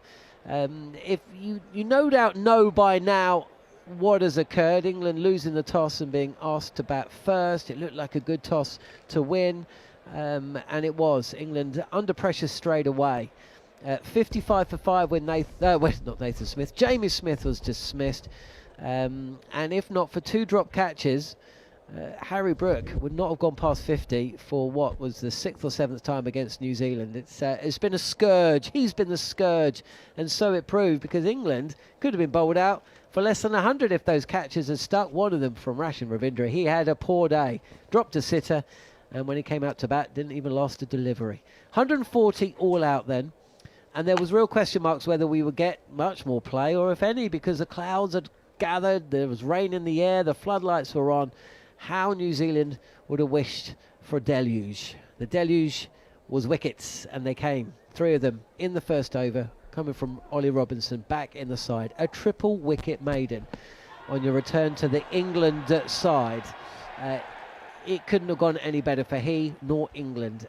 New Zealand, 29 for 6. They got past 26, that's one good thing. 29 for 6 when Blunder was dismissed, before making it through to stumps. Jeremy Coney is with us for the first part of the show, alongside Steve Harmison. I'll start with you, Jeremy, as you complete your notes. Well, ready and willing. Where do you start? For you, was that a 16-wicket day? Should that have been a 16-wicket day? Oh, look, there'll be some older people who might say it nibbled around, yes. It was a bowler's day, yes. There was cloud cover. Suddenly it would clear. Then there was rain, and then there'd be more clouds sweeping in and so on. So it was continual changes, really, in terms of the weather. The surface began very slowly. There wasn't much bounce. It was difficult to time the ball away and play freely. And I think that's continued all day. And the bowlers were able to enjoy and get themselves into positions where they could claim wickets. And the wickets just kept on falling, didn't they? There was some decent bowling.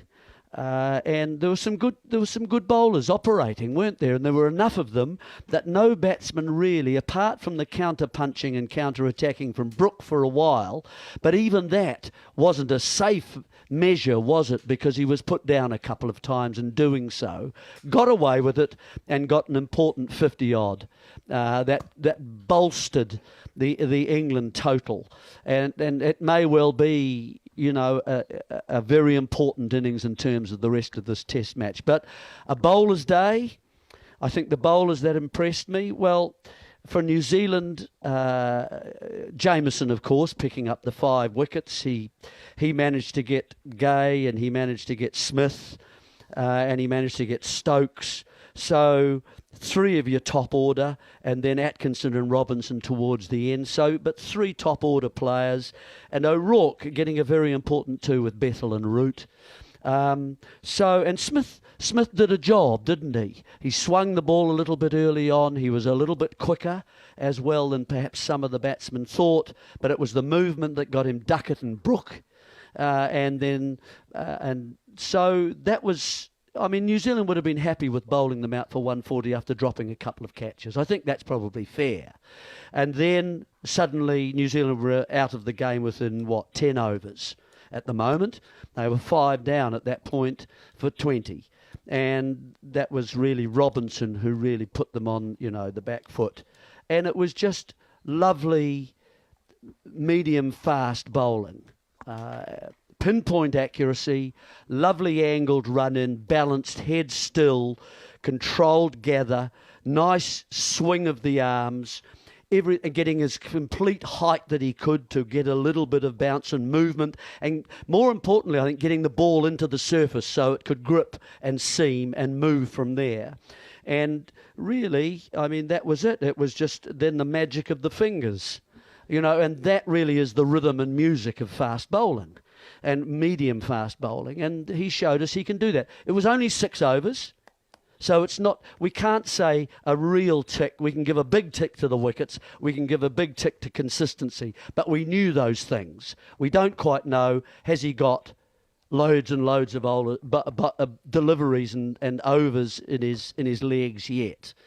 But you can't argue with what he did, can you? Have you seen much of Ollie Robinson? A little bit, and I was always impressed. I saw him here at his debut, and even then, he was able to just keep the ball always threatening the stumps, around the stumps, and batsmen found it hard to get a bat on the ball.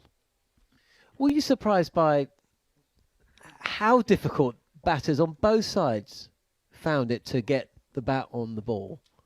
Yes, a little. What do you put that down to? Well, the movement. Just the movement? Yeah, well, maybe the defensive games of players. So a little bit of technique? A little bit of that, but, that's, I'm afraid that's the game nowadays, isn't it, for Test cricket? Test cricket is a little bit different than it used to be.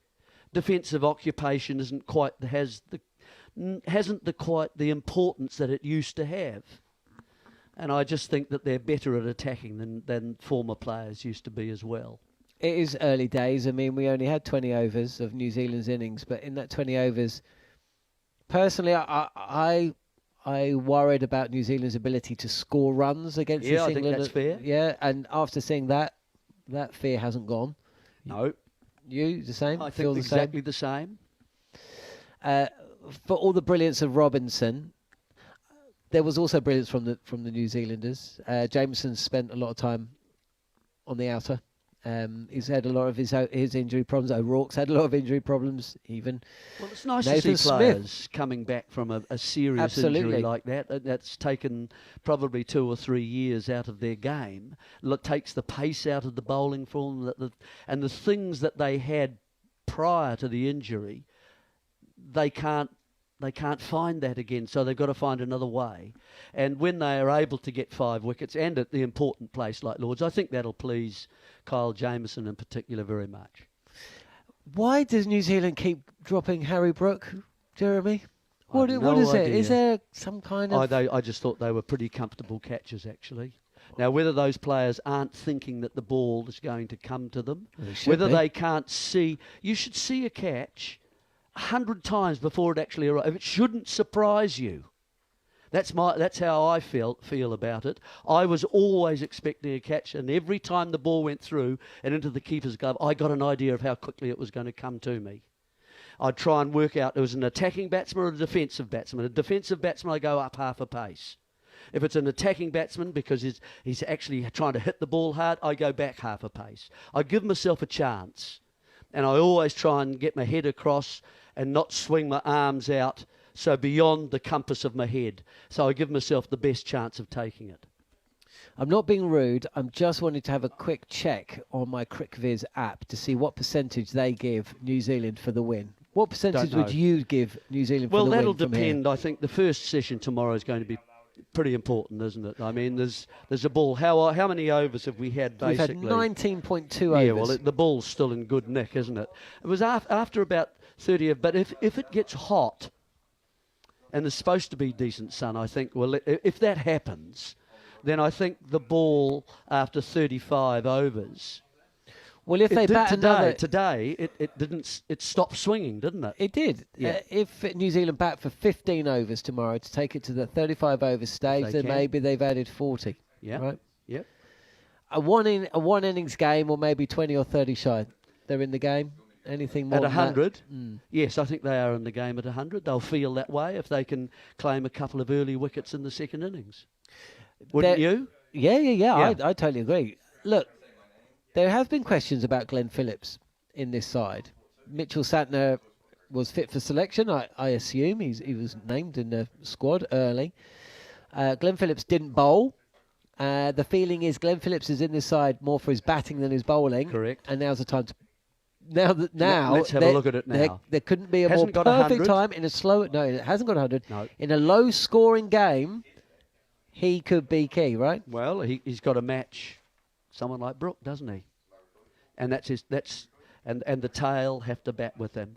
He has to do that to keep his team in the game. Jeremy, thank you for your pleasure. Enjoyed the first day. Slightly lag of the jet. You've done remarkably well. But anyway, I've enjoyed the day. You see those clouds up there? I reckon it's always interesting when bowlers are in charge. I do too. You see those clouds up there? Harmy agrees with us.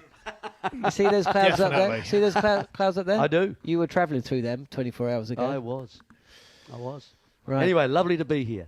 Get out of here. We'll see you tomorrow. Enjoy your evening out wherever it takes you. Harmy, just building on from what Jerry was saying, really, New Zealand tomorrow when they come out, they've got to just try and bat for an hour and a half. If they can be batting at lunch, then they're back in the game. If they're bowled out within half an hour, then it's England's. Yeah, and I think England will be saying one big wicket, the big wicket of Phillips. If England get Phillips, then that for me is a 50 run. That's a 50-run lead. If they get Phillips early in that early throws in the morning, if England can come out in that first burst of the new ball, which would be Robinson's first 4 overs, Tung's first 4 overs. If England can get Phillips out then you'd back England to have at least a 45-50 run lead. The problem that England will have is if they don't get Phillips out, pick wickets up from the other end, then all of a sudden Phillips becomes a dangerous proposition with a licence if an O'Rourke or a Henry that if he will bat can come in and just defend for the stumps, because we've seen even England's last two batters, they put on 22 and I'm not saying it stopped swinging. It still kept doing something. It's just when you've got numbers 9, number 10, number 11 in, you've actually got to bowl that a little bit fuller because the lengths you've been bowling at top order batters and the areas that you've been causing mayhem, numbers 9, 10, and 11 are just laughing at you because there's no chance of you hitting it. There's no chance of you hitting it. Unless it's hitting the stumps, you're not going to get out because you're not going to nick it. So then the bowler gets frustrated, and I think that's where Phillips could cash in and could hurt England, like Harry Brook chanced his arm. So that's probably the only concern I would have from the England cricket team's point of view, is that if for us tomorrow morning, the big wicket of Phillips, if we get him, I don't think Smith can hurt us as much as what Phillips would. I don't think Jamieson can hurt us if he has to bat with number 10 and number 11. So Phillips, for me, is the key wicket for England to come out tomorrow morning and get. And if they get him within the next 15, 20 runs, then England should have a comfortable lead going into the third innings. Do you think that the likes of Ben Duckett and Jacob Bethel, Jamie Smith, would have looked at how things have gone today, looked at the two batters that have scored runs and the manner in which they've kind of gone about it, and they will think, you know what, tomorrow I'm going to try and get on the front foot a little bit more than I did today. Because Ben Duckett, he was out for 19. He got a good ball from Smith, but his strike rate was down.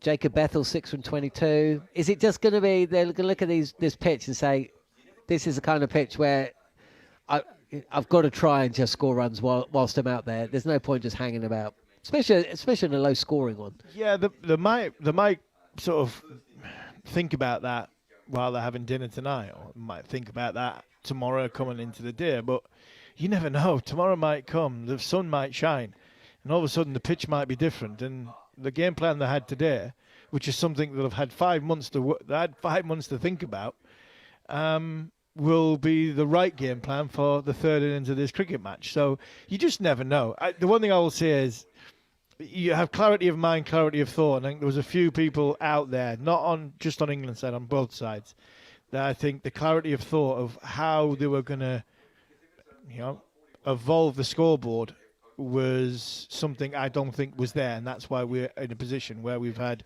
16 wickets and just over 200 runs. And I think the ones that had the more clarity of thought, i.e. the Harry Brook and the Glenn Phillips, are the ones that have been more successful on this surface, rather than Ben Duckett tried a different way. No problem with that. That's absolutely fine. He thought this is the way he was. He's going to defend a little bit more. He's going to leave a little bit more. The ball did a bit. I think if you went out there with indecision, you were damned if you did and damned if you don't, because that was the way the surface was. The ones that went out with clarity of thought, who had that game plan, as the ones that have done well on this surface. I just look at this surface and think England have bowled New Zealand into a position of 61 for 6. New Zealand have bowled England into a position of 140 all out. I think from a batting point of view, I'm not saying it's a free hit, but I'm just thinking the bowlers have been given a surface and an atmosphere and a ball to cause mayhem. And to be fair, sometimes as a batter, you just go, hats off, they caused mayhem and they did it. And they were better than us. Yep, it has been an incredible day. Do you see comparisons with the MCG, though? Will there be criticism of this Lord's pitch? Has it been a bit of a shootout? No, a bit of a lottery? I don't think so. When you look at, we've had 60 overs and we've had 16 wickets. Why? What's any different between this and what happened at the MCG? I don't. That was panned. The MCG, you had cricket going into it. Players have been playing cricket going into that MCG game. It was the 4th test match of a series where you think over that 5-week period leading into that MCG game, you should be in a position to overcome that surface. This, you look down the England side. I look at Emilio Gay. Emilio Gay's last bat, right? Emilio Gay's last innings. Bear in mind, what are we on the 4th of June? His last innings was on the 15th of May, when he got naught at Beckenham against Kent. That was the last time he batted. So 3 weeks away. Some of these players haven't played a great deal of cricket in recent times. And I think sometimes when you've got a little bit of indecision, you've got a surface like that in top quality bowling, you get that result. I think from an MCG's point of view, what I'd say with that is, the difference with that is, there'd been 3 test matches previous to that. They're battle hardened. They should have been picking up the line of the ball. They should have been picking up the movement. They should have understood the bowler that they were playing against and the areas that he bowled. So, as much as it hasn't been a great day from a groundsman's point of view, and the ball's just done enough, and sometimes when the ball just does enough, it magnifies when there's low scores. It's when the balls do absolutely loads and everybody thinks, this is an absolute minefield. And sometimes you see bigger scores or better scores and less wickets in the NBA because the player miss a lot and players, don't, leave it and the ball nips back up the hill. I don't think this is a bad pitch. I don't think it's a dangerous pitch. Time will tell. Will it get better as it goes on? It's going to have to do, something very, very quickly to improve because the game could be finished this time tomorrow. Okay. Well, look, Harmy, thanks as ever for your time today. You'll be back tomorrow. I'll be back tomorrow. Jeremy Coney, Neil Manthorp and Jarrod Kimber will all be back in the commentary box. Look, if it's another 16-wicket day, then, I don't know, New Zealand might win tomorrow. Might be a 2-day test. You never know. We'll be back on the talkSPORT Cricket YouTube channel. The following podcast will be available wherever you get podcasts. But for now, thanks for joining us here on the talkSPORT Cricket YouTube channel.